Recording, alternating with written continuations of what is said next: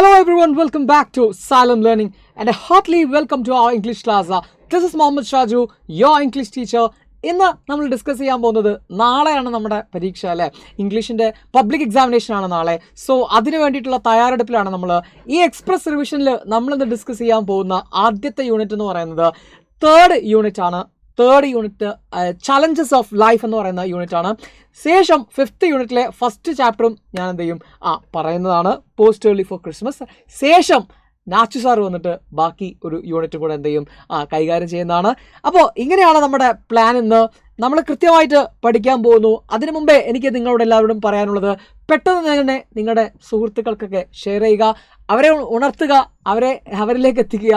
Okay, ഉറങ്ങിപ്പോയിട്ടുണ്ടാവും ചിലപ്പോൾ രാത്രി live ഒരുപാട് പഠിച്ച് വായിച്ചിട്ടൊക്കെ ഇരുന്നിട്ട് ചിലപ്പോൾ ഉറങ്ങിപ്പോയിട്ടായിരിക്കും, നോമ്പിൻ്റെയൊക്കെ ക്ഷീണമുള്ള ആളുകളുണ്ടാവും. ഏതായാലും അവരെ വിളിച്ചുണർത്തുക, നമുക്ക് പെട്ടെന്ന് ക്ലാസ്സിലേക്ക് വരാം. ഓക്കെ, അപ്പോൾ എല്ലാവരും സെറ്റായിട്ടിരിക്കുക. Good morning, good morning, good morning. അപ്പോൾ കൊമേഴ്സിലെ ആളുകളൊക്കെ യെസ്, ഷാജു സാർ തന്നെയാണ്. Good morning Merin Francis. അപ്പോൾ കൊമേഴ്സിലെ ആളുകളും ഹ്യൂമാനിറ്റീസിലെ ആളുകളും സയൻസിലെ ആളുകളും ഒക്കെ എല്ലാവരും വന്നു എന്ന് വിചാരിക്കുന്നു. ഇന്ന് ഈവനിങ്ങിൽ നമുക്ക് എന്തുണ്ട്, ഒരു മാരത്തോൺ ഉണ്ട്. ഓക്കെ, ഇന്ന് ഈവനിങ്ങിൽ ജെ ഡി സാർ ഉണ്ടാവും, അതുപോലെ തന്നെ നാസിർ സാർ ഉണ്ടാവും, ഞാനുണ്ടാവും, അതുപോലെ അൻവറ മാം ഉണ്ടാവും. ഓക്കെ, അപ്പോൾ ഈവനിങ്ങിൽ നമ്മളൊരു മെഗാ മാരത്തോണാണ്. കാര്യങ്ങളും കംപ്ലീറ്റ് ഒന്ന് പറഞ്ഞു പോകുന്നൊരു രീതിയായിരിക്കും. ചാപ്റ്റേഴ്സ് ആണെങ്കിലും അതുപോലെ തന്നെ ഡിസ്കോഴ്സസിനായിരിക്കും മെയിൻ പ്രാധാന്യം ഉണ്ടാവുക. ഡിസ്കോഴ്സസ്, ഗ്രാമറും അതിനകത്ത് എന്ത് ചെയ്യും, ഡിസ്കസ് ചെയ്യും. ഓക്കെ, അപ്പോൾ വൈകുന്നേരത്തെ 5 മണിയുടെ ലൈവ് ആരും എന്ത് ചെയ്യരുത്, മിസ് ചെയ്യരുത്. കളറാക്കണം, നാളത്തെ പരീക്ഷ നമുക്ക് സെറ്റാക്കണം. ഓക്കെ, രാവിലത്തെ ബൂസ്റ്ററും ഉണ്ടാവും. അപ്പോൾ ഇതെല്ലാം കൂടെ കഴിഞ്ഞിട്ടാണ് നമ്മൾ പരീക്ഷയ്ക്ക് പോകുന്നത്. ഇന്നലെ തുടങ്ങിയതാണ് അല്ലേ. അപ്പോൾ NOOO എന്ന് കാണുന്ന ആള് നൂ എന്നാണ് കാണുന്നത്. Okay, love you too. ഇനി ഓക്കെ, നമ്മൾ ക്രിസ്ത്യാനോ റൊണാൾഡോ ഒരു ചുവപ്പ് കാർഡ് കടിച്ചിട്ടുണ്ട്, എന്താണെന്ന് എനിക്ക് മനസ്സിലാവുന്നില്ല. നേരെ ഞാൻ ക്ലാസ്സിലേക്ക് കടക്കാണ്. നിങ്ങൾ ആദ്യം മനസ്സിലാക്കേണ്ടത്, ഓരോ യൂണിറ്റിനകത്തും ഓരോ ഇമ്പോർട്ടൻ്റ് ആയിട്ടുള്ള ചാപ്റ്റേഴ്സ് ഉണ്ടാവും. നമ്മൾ അത് വിട്ടു പോകരുത്. കാരണം അത് ഒരു ഏറ്റവും കൂടുതൽ ചോദ്യങ്ങൾ ചോദിക്കുക ഒരു യൂണിറ്റിനകത്തും ആ ചാപ്റ്ററിൽ നിന്നായിരിക്കും ചോദിക്കുക. അപ്പോൾ അങ്ങനെ നോക്കുകയാണെങ്കിൽ നമുക്ക് ഇപ്പോൾ ഓരോ ചാപ്റ്റർ, ഫോർ എക്സാമ്പിൾ ഫസ്റ്റ് യൂണിറ്റിൽ നിന്നും ഒരു ഇമ്പോർട്ടൻ്റ് ആയിട്ടുള്ള ചാപ്റ്ററാണ് ഏത്, ഈ മാച്ച് ബോക്സ് എന്ന് പറയുന്നത്. എല്ലാ ക്വസ്റ്റ്യൻ പേപ്പറിലും നമുക്ക് ഈ നോമിറ്റയുമായി ബന്ധപ്പെട്ട ഒരു ക്വസ്റ്റ്യൻ അതിനകത്ത് കാണാൻ പറ്റും അല്ലേ. പിന്നെ അതിൻ്റെ അകത്തൊരു ജനറൽ തീമായിട്ട് വിമൻ എംപവർമെൻറ്റ് എന്ന് പറയുന്ന തീമുമായിട്ട് ഒരു ചോദ്യം ചോദിക്കാറുണ്ട്. ഓക്കെ, ഇതുപോലെ അപ്പോൾ സെക്കൻഡ് യൂണിറ്റിലാണെങ്കിലും ഉണ്ട്, തേർഡ് യൂണിറ്റിലാണെങ്കിലും ഉണ്ട്. തേർഡ് യൂണിറ്റിൽ നമുക്ക് ഏറ്റവും ഇമ്പോർട്ടൻ്റ് ആയിട്ടുള്ള ഒരു ചാപ്റ്റർ ആണ് ഏത്, നമുക്ക് പറയാം 3 വീൽഡ് റെവല്യൂഷൻ എന്ന് പറയുന്ന ചാപ്റ്റർ. 3 wheeled revolution. ഇതുപോലെ ഓരോ ചാപ്റ്ററിൽ ഓരോ യൂണിറ്റിൻ്റെ അകത്തും ഓരോ പോം നമുക്ക് പഠിക്കാനുണ്ട്. അങ്ങനെ ടോട്ടൽ 5 പോമാണ് നമുക്ക് പഠിക്കാനുള്ളത് അല്ലേ. ആ പോം വെച്ച് നോക്കുകയാണെങ്കിലും ഏറ്റവും ഇമ്പോർട്ടൻ്റ് എന്ന് പറയാൻ പറ്റുന്ന ഒരു പോമാണ് ഏത്, എനി വുമൺ എന്ന് പറയുന്ന പോം. എനി വുമൺ എന്ന് പറയുന്ന പോം ഒരുപാട് തവണ ചോദിച്ചിട്ടുണ്ട്. അതുപോലെ ചോദിച്ചിട്ടുള്ള ഒരു പോമാണ് റൈസ് എന്ന് പറയുന്ന പോയം, വളരെ ഇമ്പോർട്ടൻ്റ് ആണ്. Next Starmer is also important. Mending ബോളും എന്താണ് പിന്നെ നമുക്ക് കാറ്റഗറൈസ് ചെയ്യാം.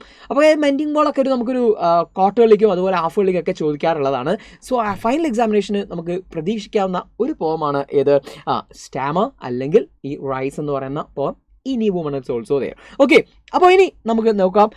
ഏറ്റവും ഇമ്പോർട്ടൻ്റ് ആയിട്ട് നമ്മൾ പഠിക്കേണ്ടത് ഈ 5 പോയം ആദ്യം പഠിച്ചെടുക്കുക എന്നുള്ളതാണ്. ഓക്കെ, അപ്പോൾ നിങ്ങൾ ഒരുപാട് പോയംസ് ഒക്കെ ഇപ്പോൾ കുറേ പരീക്ഷയ്ക്കൊക്കെ പഠിച്ചു കഴിഞ്ഞിട്ടുണ്ടാകും, മോഡൽ എക്സാം വരെ പഠിച്ചിട്ടുണ്ട്. അപ്പോൾ ഇനി പഠിക്കാത്ത പോം എന്ന് പറയുമ്പോൾ നിങ്ങൾ ലാസ്റ്റിലേക്കുള്ള പോംസ് ആയിരിക്കും കൃത്യമായിട്ട് നോക്കാതെ വെക്കുന്നുണ്ടാവുക. അത് എന്ത് ചെയ്യണം, പച്ചവെള്ളം പോലെ പഠിച്ചു വെക്കണം. എന്ന് വെച്ചാൽ പോയത്തിൻ്റെ അകത്ത് നമുക്ക് ഒരു ഡൗട്ടും ഉണ്ടാകാൻ പാടില്ല. ഞാൻ ആദ്യം നിങ്ങൾക്ക് ക്ലാസ് തുടങ്ങാൻ പോകുന്നത് പോമായിട്ടാണ്. യൂണിറ്റ് 5 ഒരു ചാപ്റ്റർ എടുക്കുന്നുണ്ട്, പോസ്റ്റ് ഏർലി ഫോർ ക്രിസ്മസ്. എനിക്ക് തോന്നുന്നു നിങ്ങൾക്ക് കാണാം, സ്ക്രീനിലൊന്നും കുഴപ്പമില്ല, ശബ്ദമൊന്നും കുഴപ്പമില്ല, പ്രശ്നമൊന്നും ഇല്ലെങ്കിൽ നമുക്ക് മുമ്പോട്ടേക്ക് പോകാം. എന്താണ് സ്ഥിതി, എത്ര മണിക്ക് തീരുന്നു ആദ്യമേ ചോദിക്കുന്നു. ധീതൻ bus sir, yes, last unit നമ്മളൊന്ന് ജസ്റ്റ് മനസ്സിലാക്കി വെച്ചാൽ മതി. അതിൻ്റെ കാര്യങ്ങളൊക്കെ ഇമ്പോർട്ടൻ്റ് എന്ന് പറഞ്ഞിട്ടുണ്ടെങ്കിൽ മാർക്ക് വളരെ കുറവാണ് ചോദിക്കാറ്. ഓക്കെ, ചെറിയ മാർക്കിനാണ് ഈ ലാസ്റ്റ് യൂണിറ്റ് ഒന്നും വരിക. പക്ഷേ ചോദ്യങ്ങളുണ്ടാവും. നമുക്ക് ഓപ്ഷൻസ് ഒക്കെ ഉണ്ടാകുമ്പോൾ ഓപ്ഷൻസ് ഒക്കെ ജിസാൽ CS ഞാൻ പറഞ്ഞിരുന്നത്. അപ്പോൾ നമുക്ക് ഓപ്ഷൻസ് ഒക്കെ ഉണ്ടാകുമ്പോൾ ഓപ്ഷൻസ് ഒക്കെ കറക്റ്റായിട്ട് നമുക്കിപ്പോൾ ഫോളോ ചെയ്യണമെങ്കിൽ അത് ഉപയോഗിക്കണം. ഓക്കെ, റെഡിയല്ലേ? പെട്ടെന്ന് കഴിയും, ക്ലാസ് പെട്ടെന്ന് കഴിയും കേട്ടോ. ഒരുപാട് സമയമൊന്നും നമ്മൾ വേണ്ടി വരില്ല. ഈ 3 യൂണിറ്റ് ചാപ്റ്റേഴ്സ് 4 യൂണിറ്റ് ചാപ്റ്റേഴ്സ് മാത്രമേ നമുക്ക് ചെയ്യാനുള്ളൂ. ഓക്കെ, ശബ്ദമൊക്കെ ക്ലിയർ ആണെന്ന് വിചാരിക്കുന്നു. ഓക്കെ, സെറ്റാണ്. ഓക്കെ, അഫ്സിന പറയുന്നു സെറ്റാണ്. യെസ്, നമ്മൾ ബ്ലാക്ക് ബാക്ക്ഗ്രൗണ്ട് ആക്കുമോ സ്ക്രീന്? അത് പറ്റൂല. ബ്ലാക്ക് ബാക്ക്ഗ്രൗണ്ട് ചില ആൾക്കാർക്കൊക്കെ ബുദ്ധിമുട്ടുണ്ട്, അതുകൊണ്ടാണ് നമ്മൾ കോമൺ ആയിട്ട് വൈറ്റ് ആക്കിയത്. ഓക്കെ, ഇനി നമ്മൾ നേരെ ക്ലാസ്സിലേക്ക് വരുന്നു. സ്റ്റാമർ എന്ന് പറയുന്ന പോയമാണ് ഞാൻ ആദ്യം ഇമ്പോർട്ടൻ്റ് ആയിട്ടുള്ള ഞാൻ പറഞ്ഞു. ഇത് വളരെ ഡീറ്റെയിൽ ആയിട്ട് നമ്മൾ എന്ത് ചെയ്യാൻ പോവാണ്, പഠിക്കാൻ പോവാണ്. അത് നമുക്കൊരു സമ്മറി പഠിച്ചിട്ടൊന്നുമല്ല ഇത് ചെയ്യേണ്ടത്. സ്റ്റാമർ എന്ന് പറയുന്ന പോയം ഒരു ചോദ്യം ചോദിച്ചാലും നമുക്ക് വിട്ടുപോകാത്ത രീതിയിൽ അടിപൊളിയായിട്ട് പഠിക്കാൻ പോകുന്നു. സോ അതിനാണ് ഞാൻ ആദ്യം തന്നെ അത് സെലക്ട് ചെയ്തത്. സമയമെടുത്ത് നമുക്ക് പതുക്കെ പഠിക്കാം. സച്ചിദാനന്ദൻ, ഇതിൻ്റെ ഓതർ പേരെന്താണ്? സച്ചിദാനന്ദൻ എന്നാണ്. ആ പേര് ഓർത്ത് വെക്കാനാണ് ഞാനിങ്ങനെ വീണ്ടും റിപ്പീറ്റ് ചെയ്യുന്നത്. സച്ചിദാനന്ദൻ. ഓക്കെ, ഇനി അദ്ദേഹത്തിൻ്റെ മലയാളത്തിലെ ഒരു വിക്ക് എന്ന് പറയുന്ന കവിതയിൽ നിന്നും എടുത്തിട്ടുള്ള അതിൻ്റെ ഒരു ട്രാൻസ്ലേഷൻ, മൂപ്പര് തന്നെ നടത്തിയിട്ടുള്ള ട്രാൻസ്ലേഷൻ. അപ്പോൾ ഇതൊരു പോയിന്റ് ആട്ടോ. ഫസ്റ്റ് സച്ചിദാനന്ദൻ്റെ അല്ലെ, renowned poet, Malayalam poet Sachidanandan. Okay, അദ്ദേഹത്തിൻ്റെ മലയാളം പോയത്തിൻ്റെ പേര് വിക്ക് എന്നാണ്. അതിൽ നിന്നും എടുത്തിട്ടുള്ള ഒരു പോയമാണ്. അതിനെ ഒരു ട്രാൻസ്ലേറ്റ് ചെയ്തു അദ്ദേഹം തന്നെ. ഏത്? സ്റ്റാമർ എന്നാക്കി. ഇദ്ദേഹത്തിൻ്റെ മറ്റൊരു പോയം നിങ്ങൾക്ക് ഇന്ന് പരിചയപ്പെടുത്തില്ല. ഇതൊക്കെ സാധനങ്ങളൊക്കെ എക്സ്ട്രാ സാധനങ്ങളൊക്കെ നമ്മുടെ പേപ്പറിൽ ഉണ്ടെങ്കിൽ ഒരു പ്ലസ് പോയിന്റ് ആണ്. ഇത് ആദ്യം തന്നെ എഴുതി വെക്കണം നമ്മൾ. ഓക്കെ, ഇയാൾ പേപ്പർ നോക്കുമ്പോൾ നിങ്ങൾക്ക് കാണണം, കുട്ടികളെ കുറിച്ചൊരു ഇമ്പ്രഷൻ ഉണ്ടാവും. പിന്നെ നമുക്ക് മാർക്ക് ഇങ്ങനെ വന്നോളും. ഓക്കെ, ഇനി ശ്രദ്ധിക്കാം. ഈ വാല്യുവേഷൻ ക്യാമ്പൊക്കെ ഭയങ്കര രസമാണ്. നമ്മളെ മാക്സിമം മാർക്ക് തരാനാണ് ഒരു നോക്കുക. ഓക്കെ, അപ്പോൾ നമുക്ക് ഒരു കയ്യിലുണ്ടാവുന്ന ഒരു കീ പോയിന്റ്സ് ഉണ്ടാവും. അപ്പോൾ ആ കീ പോയിന്റ്സിൽ ഇപ്പോൾ കഴിഞ്ഞ തവണ ഇപ്പോൾ നമ്മൾ വാല്യുവേഷൻ ക്യാമ്പിന് പോകുമ്പോൾ കീ പോയിന്റ്സ് ഉണ്ടാവും. ആ കീ പോയിന്റ്സിൽ ഇങ്ങനെ ഇന്ന 4 പോയിന്റ് ഉണ്ടെങ്കിൽ കുട്ടിക്ക് എന്തായാലും മാർക്ക് കൊടുക്കണം, അല്ലെങ്കിൽ എനി റെലവൻറ്റ് പോയിന്റ് എന്നുണ്ടാവും. അപ്പോൾ ഈ എനി റെലവൻറ്റ് പോയിന്റ് ഉണ്ടെങ്കിലും കുട്ടിക്ക് മാർക്ക് കൊടുത്തോളണം. അപ്പോൾ ഒരു ടീച്ചർക്ക് തോന്നി മാർക്ക് കൊടുക്കേണ്ട തോന്നുകയാണ്. ഇപ്പോൾ നമ്മളെ സ്കൂളിലൊക്കെ പരീക്ഷയ്ക്ക് നമ്മളിപ്പോൾ പേപ്പർ വാല്യൂ ചെയ്യുമ്പോൾ കൃത്യമായി നമ്മളിങ്ങനെ നോക്കിയിട്ട് അരിച്ച് പറക്കിയിട്ടൊക്കെ ആയിരിക്കും മാർക്ക് ഇടുക. അല്ലാതെ പബ്ലിക് എക്സാമിന് വേണ്ടി ഒന്നും ഒരുക്കാണ്. പക്ഷേ പബ്ലിക് എക്സാം വാല്യുവേഷൻ അങ്ങനെയൊന്നുമില്ല, വളരെ ലിബറൽ ആയിരിക്കും. നമുക്ക് മാർക്ക് കിട്ടാൻ സാധ്യത കൂടുതലാണ്. സോ നമ്മൾ കൃത്യമായിട്ട് എന്ത് ചെയ്യുക, മനസ്സറിഞ്ഞൊന്ന് അറ്റൻഡ് ചെയ്താൽ മതി. ഓക്കെ, മാർക്കൊക്കെ വഴിക്ക് വന്നോളും. ചില ആളുകൾക്ക് ഒരു ധാരണയൊക്കെ ഉണ്ട്, ഇംഗ്ലീഷ് ഒന്നും ഫുൾ മാർക്ക് കിട്ടൂല, അതൊക്കെ വെറുതെ പറയാണ്. അങ്ങനെയൊന്നുമില്ല. ഓക്കെ, കിട്ടാനുള്ളതൊക്കെ കിട്ടും. ഓക്കെ, അപ്പം നമ്മൾ ആ ഒരു ഡെഡിക്കേഷനോട് കൂടിയിട്ട് പോയിട്ട് എന്ത് ചെയ്യുക. ഇനി ശ്രദ്ധിക്കേണ്ട ഒരു കാര്യം ഞാൻ പറഞ്ഞു. ഈ പോയത്തിൻ്റെ പോലെ മറ്റൊരു പോയമാണ് ഇദ്ദേഹത്തിൻ്റെ തന്നെ കാക്ടസ് എന്ന് പറയുന്ന ഒരു പോയമുണ്ട്. കാക്ടസ്, അതിൻ്റെയും മലയാളം കള്ളിമുൾച്ചെടി, മുൾച്ചെടി എന്നോ മറ്റാണോ പേര്, മുൾച്ചെടി എന്നിട്ടായിരുന്നു പേര്. അതിനെ ട്രാൻസ്ലേറ്റ് ചെയ്താണ് കാക്ടസ് എന്ന് പറയുന്നത്. ഇതുപോലത്തെ ഒരു പോയമാണ് ഇവിടെയുള്ളത്. ഓക്കെ, അതും ഭയങ്കര സിംബോളിക് ആയിട്ടുള്ള പോയമാണ്. ഓക്കെ, കള്ളിമുൾച്ചെടി എന്ന് പറയുന്നത് പാവപ്പെട്ട അടിച്ചമർത്തപ്പെട്ട ആളുകളെയാണ് അതിൽ പ്രതിനിധാനം ചെയ്യുന്നത്. ഓക്കെ, കള്ളിമുൾച്ചെടി എന്നതിലൂടെ കള്ളിമുൾച്ചെടി അതിൻ്റെ കഥ പറയാണ്. ഇവിടെ വിക്ക് എന്ന് പറയുന്നതാണ് കവിതയുടെ പേര്. Starmer is the poem. Okay, നമുക്ക് നേരെ പോത്തിലേക്ക് കിടക്കാം. എന്താണ് സ്റ്റാമർ? ഓരോ ലൈൻസും നമുക്ക് പതുക്കെ പഠിക്കാം. അതിന് മുമ്പേ ഞാനൊന്ന് ജസ്റ്റ് ഒരു ഇൻട്രൊഡക്ഷൻ പറയുന്നു. The poem Stammer was originally written in Malayalam by K. Sachidanandan with the title Vikku and was translated by the poet himself into English. പോയിട്ട് തന്നെയാണ് ട്രാൻസ്ലേറ്റ് ചെയ്തത് ഇംഗ്ലീഷിലേക്ക്. The poem appreciates stammering and also enlightens its importance in the world and human history. ഈ പോയത്തിൽ എന്താ ചെയ്യുന്നത്? അതിതാണ്. എന്താ ചെയ്യുന്നത്? ഈ ഭാഗമാണ് ആ പറയുന്ന കാര്യം കേട്ടോ. ഏത് നോക്കുക. The poem appreciates stammering. ഈ പോയത്തിൽ ചെയ്യുന്നത് സ്റ്റാമറിങ്ങിനെ ഒന്ന് അപ്രീഷിയേറ്റ് ചെയ്യുകയാണ് ചെയ്യുന്നത്. ഓക്കെ, ഇനിയോ and also enlightens its importance in the world and human history. ഈ ലോകത്തിലും അതുപോലെ മാനുഷിക ചരിത്രത്തിലും മനുഷ്യൻ്റെ ചരിത്രത്തിലും ഈ വിക്കിനുള്ള പ്രാധാന്യത്തെക്കുറിച്ചൊന്ന് പറയുകയാണ് എന്ത് ചെയ്യുന്നത്, ഈ പോയം ചെയ്യുന്നത്. ഓക്കെ, ഇനി കുറച്ചുകൂടെ ഒരു അടിപൊളി എസ്സേ എഴുതണം തോന്നുകയാണെങ്കിൽ, അല്ലെങ്കിൽ കുറച്ചുകൂടെ ഇൻ്റലക്ച്വൽ ആയിട്ടുള്ള സാധനമാണ് നിങ്ങൾ ഉദ്ദേശിക്കുന്നതെങ്കിൽ, ഇത് സിമ്പിൾ ആയിട്ടുള്ള കേട്ടോ. ഇതിൻ്റെ അകത്തുള്ള ആന്തരിക അർത്ഥമാണ് നിങ്ങൾ പറയാൻ ഉദ്ദേശിക്കുന്നതെങ്കിൽ ഇത്ര മാത്രം പറഞ്ഞാൽ മതി. Starmer means silence. സ്റ്റാമർ എന്ന് പറഞ്ഞാൽ സൈലൻസ് ആണ്. ഓർത്ത് വെച്ചോ, എഴുതി വെച്ചോ, മനസ്സിൽ എഴുതി വെച്ചോ. എന്താണ് നിങ്ങൾ എഴുതേണ്ട ആദ്യ സെന്റൻസ് ഇതാണ്. ഇവിടെ സ്റ്റാമർ എന്ന് പറയുന്നത് സൈലൻസ് ആണ്, നിശബ്ദതയാണ്. എന്തിനോടുള്ള? Against the burning social issues. Against the burning social issues എന്ന് വെച്ചാൽ നമുക്ക് ചുറ്റിലുമുള്ള ഈ പ്രശ്നങ്ങളോട് എന്ന് വെച്ചാൽ ബേണിംഗ് സോഷ്യൽ ഇഷ്യൂസ് എന്ന് പറഞ്ഞാൽ സാമൂഹികമായിട്ടുള്ള നമുക്ക് ചുറ്റിലുമുള്ള പ്രശ്നങ്ങളില്ലേ, ഓക്കെ, ബേണിംഗ് ടോപ്പിക്സ് ഇല്ലേ, ആ ബേണിംഗ് ഇഷ്യൂസിനോടുള്ള നമ്മുടെ ഒരു നിസ്സംഗഭാവം അല്ലെങ്കിൽ മിണ്ടാതിരിക്കലിനെയാണ് നമ്മളിവിടെ എന്തെന്ന് പറയുന്നത്, സ്റ്റാമർ എന്ന് പറയുന്നത്. Okay, and we are afraid to open our mouth and speak our thoughts freely. നമുക്ക് പേടിയാണ് നമ്മുടെ തോട്ട്സിനെ എന്താ പറയുക ഫ്രീ ആയിട്ട് സംസാരിക്കാൻ, നമ്മുടെ ചിന്തകളെ ഫ്രീ ആയിട്ട് സംസാരിക്കാൻ നമുക്ക് പേടിയാണ്. ഭരണകൂടത്തെ പേടിയാണ്, നിയമ സംവിധാനങ്ങളെ പേടിയാണ്. മനസ്സിലായില്ലേ? അത് പറഞ്ഞിട്ടുണ്ടെങ്കിൽ, എൻ്റെ അഭിപ്രായം ഞാൻ തുറന്നു പറഞ്ഞിട്ടുണ്ടെങ്കിൽ കോടതി എന്നെ ശിക്ഷിക്കുമോ, അല്ലെങ്കിൽ പോലീസ് എന്നെ കൊണ്ടുപോകുമോ, ഭരണകൂടം എന്നെ തടങ്കലിലാക്കുമോ എന്നൊക്കെ ഉള്ളൊരു ഭയമാണ് ഇവിടെ വിക്ക് എന്ന് പറയുന്നത്. അപ്പോൾ എന്താണ് ഇവിടെ വിക്ക് എന്ന് നിങ്ങൾക്ക് കുറച്ചുകൂടെ ഹയർ ആയിട്ട് എഴുതണമെങ്കിൽ ഞാൻ പറഞ്ഞ ആ സെന്റൻസ് ആലോചിക്കുക. സ്റ്റാമർ ഹിയർ മീൻസ്, സ്റ്റാമർ എന്ന് പറയുന്നത് ഇവിടെ ഉദ്ദേശിക്കുന്നത് സൈലൻസ് ആണ്. എന്തിനെതിരെയുള്ള? Against the burning social issues.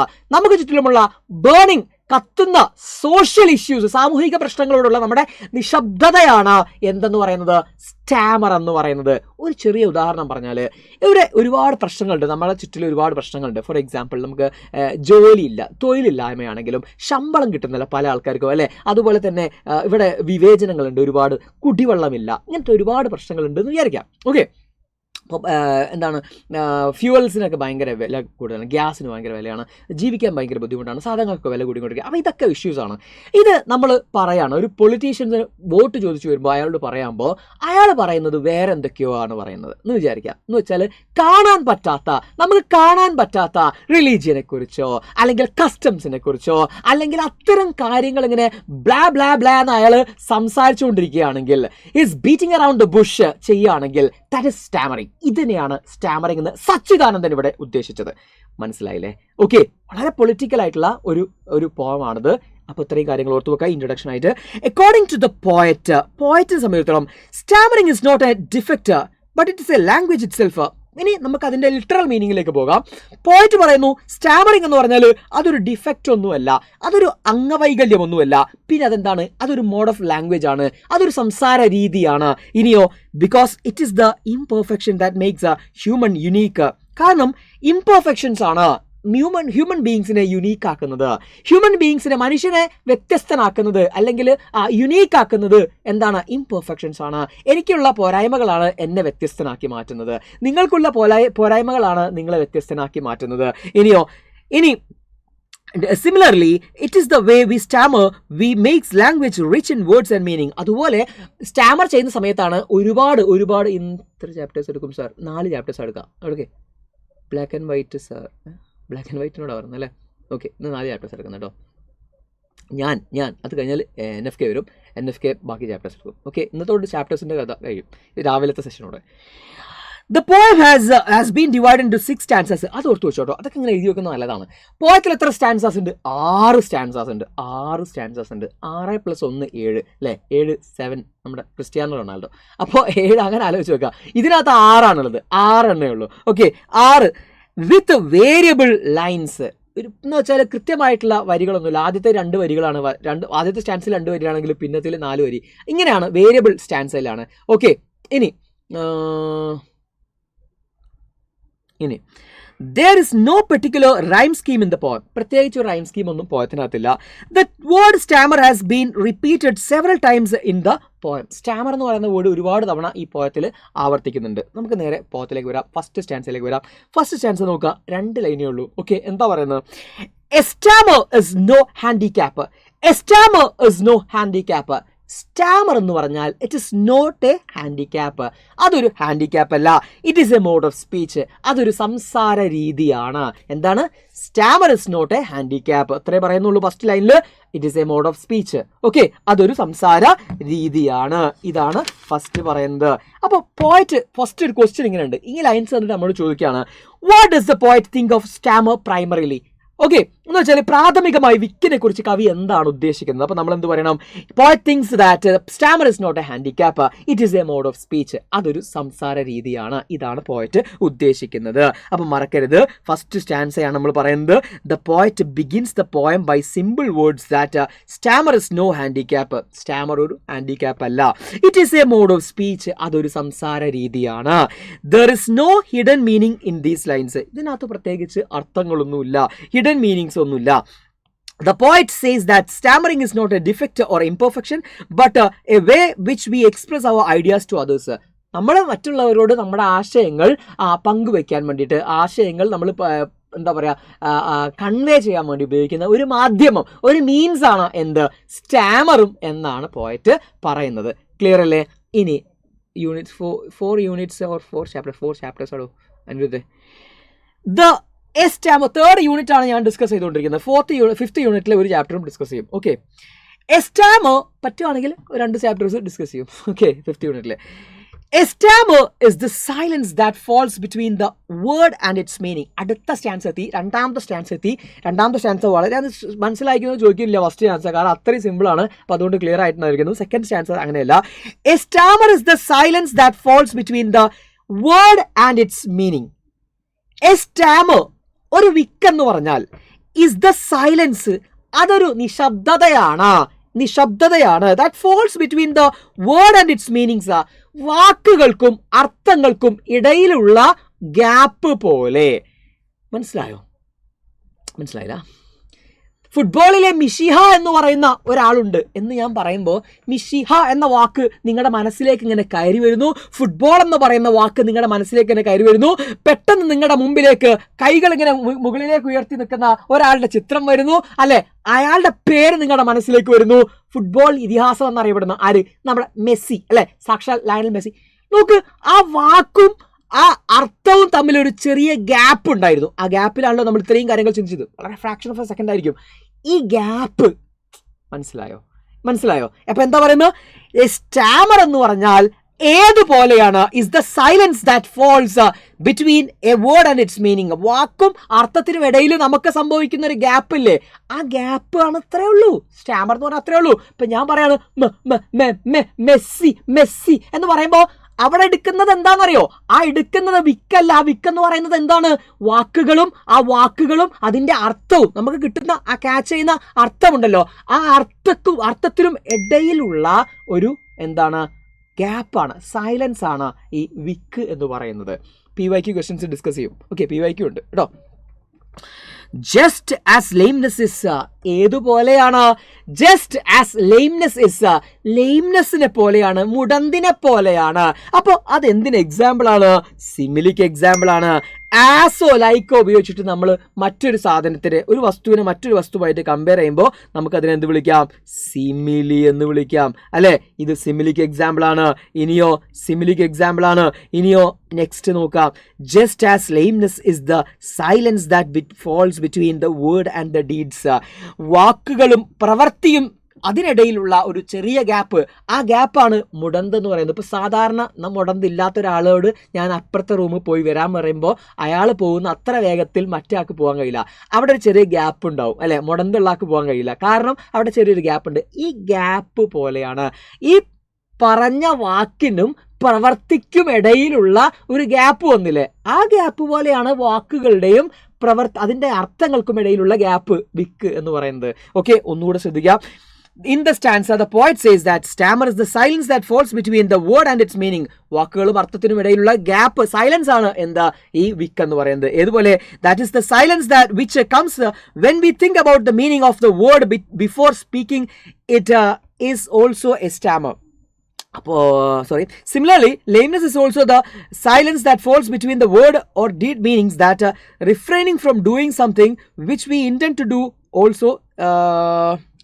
do is also stammer. നമ്മൾ ഉദ്ദേശിക്കുന്ന കാര്യത്തിലേക്ക് നമുക്ക് എത്താൻ പറ്റുന്നില്ല, അല്ലെങ്കിൽ നിങ്ങൾക്ക് ഒരുപാട് പഠിക്കണം എന്നൊക്കെ ഉണ്ട്, പക്ഷെ അവിടേക്ക് എത്തുന്നില്ല എന്നതിന് ഒരു ഗ്യാപ്പ്, നിങ്ങളുടെ ഉദ്ദേശവും അല്ലെങ്കിൽ നിങ്ങളുടെ വാക്കുകളും പ്രവർത്തികൾക്കും ഇടയിൽ ഒരു ചെറിയ ഗ്യാപ്പ് വരുന്നുണ്ട്. ഈ ഗ്യാപ്പ് തന്നെയാണ് ലെയിംനെസ് എന്ന് പറയുന്നത്. ആ ലെയിംനെസ് പോലെയാണ് സ്റ്റാമർ എന്ന് പറയുന്നതും. ഓക്കെ, സെറ്റ് അല്ലേ? ഇനി എല്ലാത്തിനും ഫോർമാറ്റ് ഒക്കെ പറയൂ കേട്ടോ. ഇനി പ്രത്യേകം നമ്മൾ ഫോർമാറ്റുകൾ ഡിസ്കസ് ചെയ്യുക എപ്പോഴായിരിക്കും? ഈവനിങ്ങിലായിരിക്കും. നെക്സ്റ്റ് സ്റ്റാൻസ, തേർഡ് സ്റ്റാൻസയിലേക്ക് വരാം. Did stammer precede language? എന്നിട്ട് ഓതർ ചോദിക്കാണ് ഒരു ചോദ്യം, റിട്ടോറിക്കൽ ക്വസ്റ്റ്യൻ ചോദിക്കുകയാണ്. Rhetorical question open and questions, ഉത്തരവൊന്നും ആവശ്യമില്ല, അദ്ദേഹം തന്നെ പറയും. എന്താ പറയുന്നത്? Did stammer precede language? Language ആണോ ആദ്യം ഉണ്ടായത്, അല്ലെങ്കിൽ സ്റ്റാമർ ആണോ ആദ്യം ഉണ്ടായത്? ഇതാണ് ചോദ്യം. ഓർ സക്സീഡ് ഇറ്റ് എന്ന് വെച്ചാൽ ആദ്യം ഉണ്ടായത് ആരാണെന്നാണ് ചോദിക്കുന്നത്. ഓക്കെ, ഇനി എന്താണ്? Is it only dialect or language itself? അതൊരു ഡയലക്റ്റ് ആണോ, ഒരു പ്രാദേശിക ഭാഷയാണോ, or a language itself, അതൊരു ഭാഷ തന്നെയാണോ? സ്റ്റാമർ എന്ന് പറയുന്നത്, വിക്ക് എന്ന് പറയുന്നത് അതൊരു ഡയലക്റ്റ് ആണോ, അതുപോലെ തന്നെ അതൊരു പ്രാദേശിക ഭാഷയാണോ എന്ന് ചോദിക്കുകയാണ്. അതൊരു ഭാഷ തന്നെയാണോ എന്ന് ചോദിക്കുകയാണ്. These questions make the linguist Starmer. ഇത്തരം ചോദ്യങ്ങൾ ശരിക്കും പറഞ്ഞാൽ ലിംഗ്വിസ്റ്റുകൾക്ക് വരെ, ഭാഷാ പണ്ഡിതന്മാർക്ക് വരെ എന്തുണ്ടാക്കും? വിക്ക് ഉണ്ടാക്കും. ബബേൻ ഒരു പറയും. ഓക്കെ, എന്ത് ഈ പറയുന്ന ചോദ്യങ്ങൾ എന്താണ്? ആ ചോദ്യങ്ങൾ സ്റ്റാമർ ആണോ ആദ്യം ഉണ്ടായത്, ഭാഷയാണോ ആദ്യം ഉണ്ടായത്, അതോ സ്റ്റാമർ ഇനിയൊരു ഭാഷ തന്നെയാണോ, അതോ ഒരു ഡയലക്റ്റ് ആണോ എന്നൊക്കെയുള്ള ചോദ്യങ്ങൾ ഈ പറയുന്ന ഭാഷാ പണ്ഡിതന്മാർക്ക് വരെ വിക്ക് ഉണ്ടാക്കും എന്നാണ് അവിടെ പറഞ്ഞു വെക്കുന്നത്.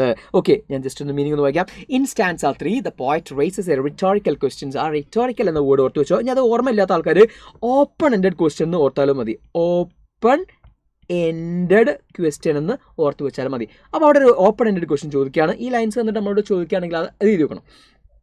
He wonders whether the stammer preceded language or succeeded it. അദ്ദേഹം അത്ഭുതപ്പെടുകയാണ്, സ്റ്റാമർ ആണോ ആദ്യം വന്നത് അല്ലെങ്കിൽ അതിനുശേഷമാണോ വന്നത്, അല്ലെ ലാംഗ്വേജ് ആണോ അതിനുശേഷം വന്നത്. Did stammer originate before the language come into existence or after that.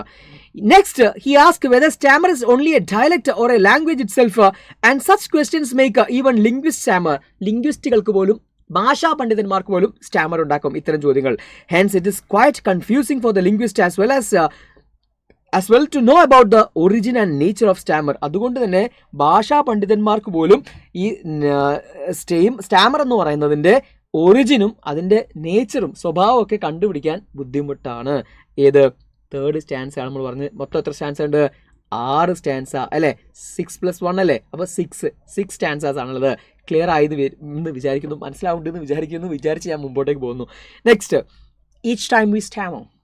അടുത്ത ലൈൻ പറയാണ്, each time we open ended means yes or no questions അല്ല ഓപ്പൺ എൻഡഡ് ക്വസ്റ്റ്യൻസ് എന്ന് പറഞ്ഞാൽ യെസ് ഓർ നോ ക്വസ്റ്റ്യൻസ് അല്ല കേട്ടോ.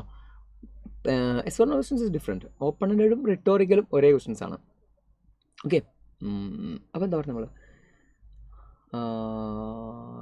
Okay, each time we stammer we are offering a sacrifice to the god of meanings. അവിടെ കുറച്ച് tough, ഒരു confusing ഉണ്ടാവുക, ശ്രദ്ധിച്ച് കേൾക്കുക. ഓരോ തവണ നമ്മൾ വിൽക്കുന്ന സമയത്തും, ഓദർ പറയാണ്, ഓരോ തവണ നമ്മൾ വിൽക്കുന്ന സമയത്തും എന്താ സംഭവിക്കുന്നത്? യെസ്, ശ്രദ്ധിച്ച് കേട്ടോ. എന്താണ്? We are offering a sacrifice to the god of meanings. നമ്മൾ ഗോഡ് ഓഫ് മീനിങ്സിന് ഒരു സാക്രിഫൈസ് കൊടുക്കുകയാണ്. ഒരു ഗോഡ് ഓഫ് മീനിങ്സ് എന്നുള്ള അർത്ഥത്തിൻ്റെ ദേവതയ്ക്ക് ഓരോ തവണ നമ്മൾ വിൽക്കുന്ന സമയത്ത്, ഓരോ പ്രാവശ്യം നമ്മൾ വിൽക്കുമ്പോഴും അർത്ഥത്തിൻ്റെ ദേവതയ്ക്ക് നമ്മൾ എന്താ ചെയ്യുന്നത്? ഒരു ബലി അർപ്പിക്കുകയാണ് എന്നാണ് പോയറ്റ് പറയുന്നത്. ഓക്കെ, മനസ്സിലായോ? ഇനി അടുത്ത വരി നോക്കാം. ഓക്കെ, ആ ലൈൻസിന്റെ മീനിങ് നോക്കാം. In the stanza the poet tells about the importance of stammering. According to him, each time we stammer we are offering a sacrifice to the god of meanings. ഇപ്പോൾ പറഞ്ഞു, god of meanings here refers to, ഒരു അർത്ഥത്തിൽ നമ്മൾ ഇതിനെ എങ്ങനെ മനസ്സിലാക്കാം? God of meanings എന്ന് പറഞ്ഞു, അർത്ഥത്തിൻ്റെ ദേവത അല്ലെങ്കിൽ അർത്ഥത്തിൻ്റെ ദേവൻ എന്ന് പറയുന്ന എന്താണെന്ന് വെച്ചാൽ റെഫേഴ്സ് ടു ലാംഗ്വേജ്, അത് ഭാഷ തന്നെയാണെന്നാണ് പറയുന്നത്. Okay, which is A collection of words. ഭാഷ എന്ന് പറഞ്ഞാൽ എന്താ? Which is A collection of words, വാക്കുകളുടെ ഒരു കൂട്ടമാണ് അല്ലേ? ഭാഷ എന്ന് പറഞ്ഞാൽ വാക്കുകളുടെ ഒരു കൂട്ടമാണ്. The poet says that stammering is quite important because, poet പറയുന്നു സ്റ്റാമറിംഗ് അത്യാവശ്യമാണ് നമുക്ക്, കാരണം it is by stammering that we add new words and meanings to the language, and this is a kind of sacrifice given by us. പോയിട്ട് പറയാണ്, it is by stammering, നമ്മളിങ്ങനെ വിക്കിയിട്ടാണ് എന്തുണ്ടാവുന്നത്? നമ്മൾ പുതിയ പുതിയ വാക്കുകൾ, അതിൻ്റെ അർത്ഥങ്ങളൊക്കെ ഭാഷയിലേക്ക് സംഭാവന ചെയ്യുന്നത്. മനസ്സിലായോ? And this kind of sacrifice is given by us. ഇതാണ് നമ്മൾ ചെയ്യുന്ന ത്യാഗം എന്ന് പറയുന്നത്. മനസ്സിലായോ? ഓരോ തവണ വിൽക്കുന്ന സമയത്ത് നമ്മൾ ഓരോ വാക്കുകൾക്കും പല പല അർത്ഥങ്ങൾ കൊടുക്കുകയാണ്. അങ്ങനെ ഭാഷയെ നമ്മൾ സമ്പുഷ്ടമാക്കുകയാണ് ചെയ്യുന്നത്. ഓക്കെ, ഇനി next, hence language is made up of imperfections like humans. അങ്ങനെ നോക്കുകയാണെങ്കിൽ ഭാഷ എന്ന് പറയുന്നത് എന്താണ്? ഒരുപാട് language is made up of imperfections അല്ലേ? ഒരുപാട് ഇംപെർഫെക്ഷൻസ് ഉണ്ട്. എന്ന് വെച്ചാൽ ഒരേ സാധനത്തിന് പല അർത്ഥങ്ങൾ. ഇപ്പോൾ ഞാനിവിടെ ഇങ്ങനെ ഒരു ചിത്രം വരയ്ക്കാം, ഒരു എക്സാമ്പിൾ ഞാൻ പറഞ്ഞുതരാം. ഇവിടെ ഇങ്ങനെ ഒരു ചിത്രം വരയ്ക്കുന്നു. ഇത് എന്തിനാണ് സൂചിപ്പിക്കുന്നത്?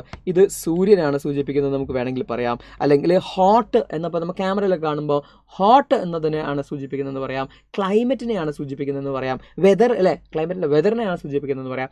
ഇപ്പോൾ ഇങ്ങനെ സാധനത്തിന് ഒരേ വസ്തുവിന് ഒരുപാട് അർത്ഥങ്ങൾ എവിടെ കിട്ടുന്നു? വാക്കുകൾ. ഇപ്പോൾ ഉദാഹരണം പറഞ്ഞാണ് അവിടെ. അപ്പോൾ ഒരേ വാക്കിന് പല അർത്ഥങ്ങളും കിട്ടുന്നു. സോ നമുക്ക് പറയാം ലാംഗ്വേജ് ഇംപെർഫെക്റ്റ് ആണ്. ഏതുപോലെ? ഹ്യൂമൻ ബീയിങ്സിനെ പോലെ. ഓക്കെ, ഹ്യൂമൻ ബീയിങ്സിനെ പോലെ. The imperfection is in speaking the words, ഇന്റർപ്രിറ്റിംഗ് and using dum what enriches the language. ഈ ഇംപെർഫെക്ഷൻസ് ഇൻ സ്പീക്കിംഗ് വേർഡ്സ്, വാക്കുകൾ ഉപയോഗിക്കുന്നതിലുള്ള ഈ ഇംപെർഫെക്ഷൻസ് അതിനെ ഇന്റർപ്രറ്റ് ചെയ്യുന്ന സമയത്ത്, അതിൻ്റെ മീനിങ് മനസ്സിലാക്കിയെടുക്കുന്ന സമയത്ത്, അതുപോലെ തന്നെ അത് മറ്റു സ്ഥലങ്ങളിൽ നമ്മൾ യൂസ് ചെയ്യുന്ന സമയത്ത് ഒക്കെ ഭാഷയെ എന്ത് ചെയ്യും? പരിപോഷിപ്പിച്ചുകൊണ്ടേ ഇരിക്കും. ഇപ്പം നമ്മൾ തന്നെ ആലോചിച്ചാൽ മതി, മലയാളത്തിലുള്ള വാക്കുകൾ തന്നെ ചില ജില്ലകളിൽ പോയി പറഞ്ഞിട്ടുണ്ടെങ്കിൽ ചിലപ്പോൾ അടി കിട്ടും, അല്ലെങ്കിൽ ചിലപ്പോൾ പ്രശ്നമാവും, ചിലപ്പോൾ അതിന് വേറെ മീനിങ് ആയിരിക്കും ഉണ്ടാവുക അല്ലേ? അപ്പോൾ നിങ്ങൾ കേട്ടില്ലേ എന്താണ് ആ വേസ്റ്റൊക്കെ ഞാൻ അപ്പുറത്തേക്ക് ചാടുക. അതെന്താ? അത് നമ്മുടെ നാട്ടിലുള്ള കേരളത്തിലുള്ള ഒരു ജില്ലയിൽ ആളുകൾ ചാടുക എന്നാണ് പറയുക. കളഞ്ഞു എന്നാണ് ഉദ്ദേശിക്കുന്നത്, പക്ഷെ അവർ ചാടിച്ചു എന്നാണ് പറയുന്നത്. മനസ്സിലായോ? വേറെ സ്ഥലത്തേക്ക് പോയി ചാടിച്ചു എന്ന് പറയുമ്പോൾ വേറെ മീനിങ് ആണ്. അപ്പോൾ അത് അവിടെ പോയി ചാടിച്ചു എന്നോ? ആരെ ചാടിച്ചു? മനസ്സിലായില്ലേ? അപ്പോൾ ഒരേ വാക്കിന് തന്നെ പല അർത്ഥങ്ങളാണ് ഏത് ഇൻ്റർപ്രറ്റ് ചെയ്യുന്ന സമയത്ത് ഉണ്ടാവുന്നത്. അപ്പോൾ അത് ഭാഷയുടെ ഒരു ഇംപെർഫെക്ഷൻ ആണ്. ഈ ഇംപെർഫെക്ഷൻ എന്താ ചെയ്യുന്നത്? ശരിക്കും ഈ ഭാഷയെ സമ്പുഷ്ടമാക്കുകയാണ്, ഒരുപാട് അർത്ഥങ്ങളുള്ളതാക്കിയിട്ട് മാറ്റാണ് ചെയ്യുന്നത്. ക്ലിയർ അല്ലേ? ഇനി ഒന്ന്, അപ്പോൾ ഇതൊക്കെ ഒരു മീനിങ് ആട്ടോ, പോയത്തിൻ്റെ ഒരു മീനിങ് ആണ്. ഇനി വേറൊരു പൊളിറ്റിക്കൽ മീനിങ് ഉണ്ട്, അത് നമുക്ക് ലാസ്റ്റിലേക്ക് പറയാം. ഓക്കെ, കണ്ണൂർ എന്നൊന്നും ഞാൻ പറഞ്ഞിട്ടില്ലേ. ഇനി ഓക്കെ, ഇനി അടുത്ത ഭാഗത്തേക്ക് നോക്കാം. സ്റ്റാൻസ 5 കഴിയാറായിട്ടോ. ലാസ്റ്റ് ഒരൊറ്റ സ്റ്റാൻസയും കൂടെ ഉള്ളൂ നമുക്ക്. ഈ 2 സ്റ്റാൻസയാണ്. ഇനി ഡിസ്കോഴ്സസ് ചെയ്യുമോ? ഓക്കെ, തീർച്ചയായിട്ടും. ഈവനിങ് ഗ്രാമർ ചാപ്റ്ററിൻ്റെ ചെറിയ സമ്മറി, ഡിസ്കോഴ്സ്, ആ സമയത്ത് അതായിരിക്കും നമ്മൾ ചെയ്യുക കേട്ടോ. When a whole people stammer. ഇനി മൊത്തം ആളുകളും സ്റ്റാമർ ചെയ്യാമെന്ന് വിചാരിക്കാം, മൊത്തം ജനങ്ങളും സ്റ്റാമർ ചെയ്യാമെന്ന് വിചാരിക്കാം. Starmer becomes their mother tongue. Starmer പിന്നെ അവരുടെ എന്തായി മാറി? അവരുടെ മദർ ടങ് ആയിട്ട് മാറി. ഒളിച്ചോടി എന്ന മീനിങ് ഉണ്ട്. യെസ്, അതാണ് ഞാൻ പറഞ്ഞത്, ചാടിച്ചു എന്നൊക്കെ പറയുമ്പോൾ ശ്രദ്ധിക്കാമെന്നുള്ള. വെൻ എ എൻലോപ്മെന്റ് എന്നാണ് ഇംഗ്ലീഷിൽ പറയാം കേട്ടോ, ഒളിച്ചോട്ടത്തിന്. When a whole people stammer, മൊത്തം ജനങ്ങളും സ്റ്റാമർ ചെയ്യുകയാണെങ്കിൽ, വിൽക്കുകയാണെങ്കിൽ, stammer becomes their mother tongue. Stammer അവരുടെ എന്തായിട്ട് മാറും? അവരുടെ മാതൃഭാഷയായിട്ട് മാറും. Okay, as it is with us now. വളരെ ഇമ്പോർട്ടൻ്റ് ആയിട്ടുള്ള ഒരു വരിയാണത്. പോയിറ്റ് പറയാണ് as it is with us now എന്ന് പറയുന്ന ആ ഒരു വരി, അതിൻ്റെ ഒരു എന്താ പറയുക, ആ ഒരു ഭാഗത്തിന് മുമ്പ് ജസ്റ്റ് ചെറിയൊരു കാര്യം വിട്ടുപോയിട്ട് അത് ഞാൻ പറയാം. ഈച്ച് ടൈം വി സ്റ്റാമർ എന്ന് പറഞ്ഞില്ലേ, we are offering a sacrifice to god എന്ന് പറയുന്ന ആ കാണിക്ക കൊടുക്കുകയാണ്, ദൈവത്തിൻ്റെ കാണിക്ക കൊടുക്കുക എന്ന് പറഞ്ഞില്ല, അർത്ഥങ്ങളുടെ ദൈവത്തിൻ്റെ കാണിക്ക കൊടുക്കുക എന്ന് പറഞ്ഞാൽ ഈ ലൈൻസ് എന്തിന് എക്സാമ്പിൾ ആണെന്നറിയോ? ഇത് സെറ്റയറാണ് കേട്ടോ, സെറ്റയറാണ്, ആക്ഷേപഹാസ്യം എന്ന് പറയും, സെറ്റയറാണ്. ഓക്കെ, അതിൻ്റെ ബാക്കിയാണ് നമ്മളിവിടെ പറയുന്നത്. When a whole people stammer, ഒരു മൊത്തം ജനങ്ങളും എന്ത് ചെയ്യുക? സ്റ്റാമർ ചെയ്യുമ്പോൾ നമ്മൾ അത് അവരുടെ എന്തായിട്ട് മാറുന്നു? അവരുടെ മാതൃഭാഷയായിട്ട് മാറുന്നു, മദർ ടങ് ആയിട്ട് മാറുന്നു. As it is with us now, ഇത് ഇന്ന് നമ്മളുടെ ഉള്ളിലുള്ളത് പോലെ എന്ന് പറയുമ്പോൾ അതിനെ നമ്മുടെ ബേണിംഗ് സോഷ്യൽ ഇഷ്യൂസുമായിട്ട് ബോയിട്ട് എന്ത് ചെയ്യുന്നുണ്ട്? ഒന്ന് കണക്ട് ചെയ്യുന്നുണ്ട്. ഓക്കെ, ഇപ്പോൾ ഒരു എക്സാമ്പിൾ ഞാൻ പറയാം. ഇപ്പോൾ ഇവിടെ ഒരു യുദ്ധം നടന്നുകൊണ്ടിരിക്കുകയാണെന്ന് വിചാരിക്കാം. ഓക്കെ, അപ്പോൾ ആ യുദ്ധം എന്തൊക്കെ പറഞ്ഞാലും യുദ്ധം എന്ന് പറയുന്നത് എന്ത് തന്നെയാണ് അല്ലേ? അത് ഒരു നെഗറ്റീവ് ഇമ്പാക്റ്റ് ഉണ്ടാക്കുന്നത് തന്നെയാണ്. നമ്മൾ അത്തരം സാഹചര്യം ഭയങ്കര ബുദ്ധിമുട്ടുണ്ടാക്കുന്നതാണ്. പക്ഷേ അതിനെ ഗ്ലോറിഫൈ ചെയ്യാണ് ഒരു വിഭാഗം എന്ന് വിചാരിക്കുക, അല്ലെങ്കിൽ മെജോറിറ്റി അതിനെ ഗ്ലോറിഫൈ ചെയ്യാമെന്ന് വിചാരിക്കുക. അപ്പോൾ അതിങ്ങനെ പറഞ്ഞ് എന്തായി? ഗ്ലോറിഫൈഡ് ആയിട്ട് മാറുകയാണ് ചെയ്യുന്നതെന്ന് വിചാരിക്കുക. ഓക്കെ, മനസ്സിലായോ? അപ്പോൾ ഒരാൾ പറഞ്ഞു, അത് ആ നാട്ടിലെ മൊത്തം ആളുകളും പറയുമ്പോൾ സത്യമാവണമെന്നില്ല, പക്ഷെ അത് അവരുടെ എന്തായി മാറി? മാതൃഭാഷയായിട്ട് മാറുകയാണ്. വിക്കെന്ന് പറയുന്നത് അവരുടെ മാതൃഭാഷയായിട്ട് മാറുകയാണ്. ഓക്കെ, അവിടെ ന്യൂസ് പേപ്പേഴ്സ് അതിനെക്കുറിച്ച് ചർച്ച ചെയ്യില്ല, അവിടെ സോഷ്യൽ മീഡിയയിൽ അതിനെക്കുറിച്ച് ചർച്ച ചെയ്യില്ല, ആളുകളുടെ ചിന്തയിൽ പോലും ഈ പറയുന്ന ഈ പ്രയാസങ്ങളെക്കുറിച്ച്, പ്രതിസന്ധികളെക്കുറിച്ച്, ഈ പട്ടിണിയെക്കുറിച്ച്, അവിടെ ഉണ്ടാകുന്ന എന്താ പറയുക, ഷെൽട്ടർ ഇല്ലാത്തതിനെ കുറിച്ചിട്ട്, എന്തൊക്കെ പ്രശ്നങ്ങളുണ്ട്, ആളുകളെ കൊല്ലുന്നതിനെ കുറിച്ചൊന്നും ആളുകൾ ചർച്ച ചെയ്യില്ല. അവിടെ എന്ത് മാത്രമേ ഉള്ളൂ? അവരുടെ ഭാഷ സ്റ്റാമറാണ്, അവരത് വിക്കിക്കളയും. ഓക്കെ, അത് എന്തായിട്ട് മാറും? അവരുടെ മദർ ടങ് ആയിട്ട് മാറി, മൊത്തം ആളുകളുടെയും അഭിപ്രായമായിട്ട് അത് മാറും. ഓക്കെ, ഇതുപോലെ as it is with us now എന്ന് പോയിട്ട് പറയാണ്, ഇത് നമ്മുടെ ഇടയിൽ നിന്നുള്ളത് പോലെയാണ്. അതിൻ്റെ വേറൊരു വ്യൂ ആണ് ഞാൻ പറഞ്ഞത്. ഇനി നമുക്കതിൻ്റെ നമ്മുടെ ലിറ്ററൽ മീനിങ്ങിലേക്ക് വരാം. The poet says that, poet ഇവിടെ പറയുന്നു, എന്താ പറയുന്നതെന്നറിയോ? The poet says that when a whole people stammer, stammer becomes their mother tongue as it is with us now. The phrase simply means that the whole humanity on the earth stammers, ഈ ഭൂമിയിലുള്ള മൊത്തം ആളുകളും എന്ത് ചെയ്യുന്നുണ്ട്? Stammer ചെയ്യുന്നുണ്ട്. Using the words interpreting their meanings in their own ways. എന്ന് വെച്ചാൽ ഓരോരുത്തരും അവരുടേതായ രീതിയിൽ വാക്കുകളെ എന്താ പറയുക എടുത്തിട്ട് മനസ്സിലാക്കിയിട്ട് അവർ എന്ത് ചെയ്തുകൊണ്ടിരിക്കുകയാണ്? സ്റ്റാമർ ചെയ്തുകൊണ്ടിരിക്കുകയാണ് പോയിട്ട് പറയുന്നത്. മനസ്സിലായോ? അപ്പോൾ ഞാൻ നേരത്തെ ചാടി എന്ന് പറഞ്ഞ ഒറ്റ വീട് കണ്ണൂരുകാർക്ക് അത് പെട്ടെന്ന് കത്തിക്കാരും അല്ലേ? അതുപോലെ തന്നെ മറ്റുള്ള ആളുകൾക്ക് ഇപ്പോൾ എൻലോപ്മെൻ്റ് എന്ന് പറഞ്ഞ ഒരാൾ, എൻലോപ്മെൻറ്റ് അയാളുടെ മനസ്സിലുള്ളത് അതാണ്.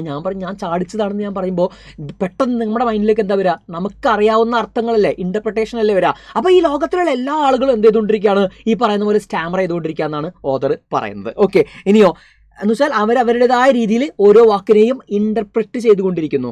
Okay, text 15th stanza. What 5 സ്റ്റാൻസോ? 1 2 3 4 5. ഓ അങ്ങനെ ഞാനതിനെ ഒന്ന് ചെറുതായിട്ട് ഡിവൈഡ് ചെയ്താണ് കേട്ടോ, പഠിക്കാൻ എളുപ്പത്തിന് വേണ്ടിയിട്ട്. ഇപ്പോൾ ഞാൻ വായിച്ചുകൊണ്ടിരിക്കുന്ന സ്റ്റാൻസിനെ ഞാനൊന്ന് കീറി മുറിച്ചിട്ടുണ്ട്, ഒന്ന് ചെറുതാക്കിയിട്ടുണ്ട്. ഓക്കെ, അതിന് വേണ്ടിയിട്ടാണ്. ഓക്കെ, പക്ഷേ പോയട്രിയിൽ എത്ര ഉണ്ട്? 6 സ്റ്റാൻസസ് ഉണ്ട് ഒറിജിനൽ പോയത്തിൽ. ഓക്കെ, ഇനി ശ്രദ്ധിച്ചോ, ഒറിജിനൽ പോയതാണ് ഞാൻ എടുത്തത് കേട്ടോ. അതുകൊണ്ട് നെറ്റിലൊക്കെ നോക്കിയാൽ നിങ്ങൾക്ക് കാണാം. The phrase simply means the whole humanity. Okay, അതൊക്കെ പറഞ്ഞു. And hence stammering is not an imperfection but the language or the mother tongue. And hence stammering is not an imperfection. Stammering എന്ന് പറഞ്ഞാൽ എന്തല്ല? ഒരു ഇംപെർഫെക്ഷൻ അല്ല. എന്ന് വെച്ചാൽ ലോകത്തിലെ മൊത്തം ആളുകൾ ഇത് ചെയ്തുകൊണ്ടിരിക്കുകയാണ്. അപ്പോൾ അത് എന്തല്ല? ഒരു ഇംപെർഫെക്ഷൻ അല്ല. Okay, he gives examples of how people use the words today to justify arguments. ഏതുപോലെ നമ്മുടെ ആശയങ്ങളെ, നിങ്ങൾ ഈ രാഷ്ട്രീയം പത്രം ഇപ്പം ന്യൂസൊക്കെ കണ്ടാൽ നമുക്ക് അറിയാൻ പറ്റും. ഓരോരുത്തരും അവരവരുടെ ആവശ്യത്തിന് വേണ്ടിയിട്ട് വാക്കുകളെയും ഒക്കെ വളച്ചൊടിച്ചിട്ട് ഇങ്ങനെ കൊണ്ടുപോകുന്നത് നമുക്ക് ഭയങ്കര ചിരിയൊക്കെ വരാറുണ്ട് ചിലപ്പോൾ അല്ലേ? അപ്പോൾ ഇങ്ങനെ ആളുകൾ അവരവരുടെ ഒപ്പീനിയന് വേണ്ടിയിട്ട്, ആർഗ്യുമെൻറ്റിന് വേണ്ടിയിട്ട് വാക്കുകളെ വളച്ചൊടിക്കുന്നത് ഓക്കെ എന്താണ്? ഓക്കെ, എന്താ ഞാൻ പറഞ്ഞത്?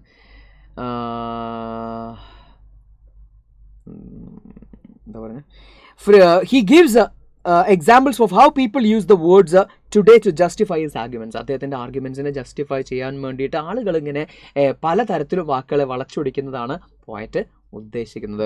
ഓക്കെ, അപ്പോൾ അത്രയും കാര്യങ്ങൾ നമ്മൾ ക്ലിയർ ആയി കഴിഞ്ഞു. 5th സ്റ്റാൻസ് നമ്മൾ പറഞ്ഞു കഴിഞ്ഞു. ടെക്സ്റ്റിൽ 5th സ്റ്റാൻസ് അല്ലേ, 4th സ്റ്റാൻസ് നമ്മൾ കംപ്ലീറ്റ് ചെയ്തു. ഇനി ലാസ്റ്റ് സ്റ്റാൻസിലേക്ക് വരികയാണ്, 6th സ്റ്റാൻസിലേക്ക് വരികയാണ്. God too must have stammered. പോയിട്ട് പറയാണ് God too must have stammered. എന്ത്? ദൈവം പോലും എന്ത് ചെയ്തിട്ടുണ്ടായിരിക്കും?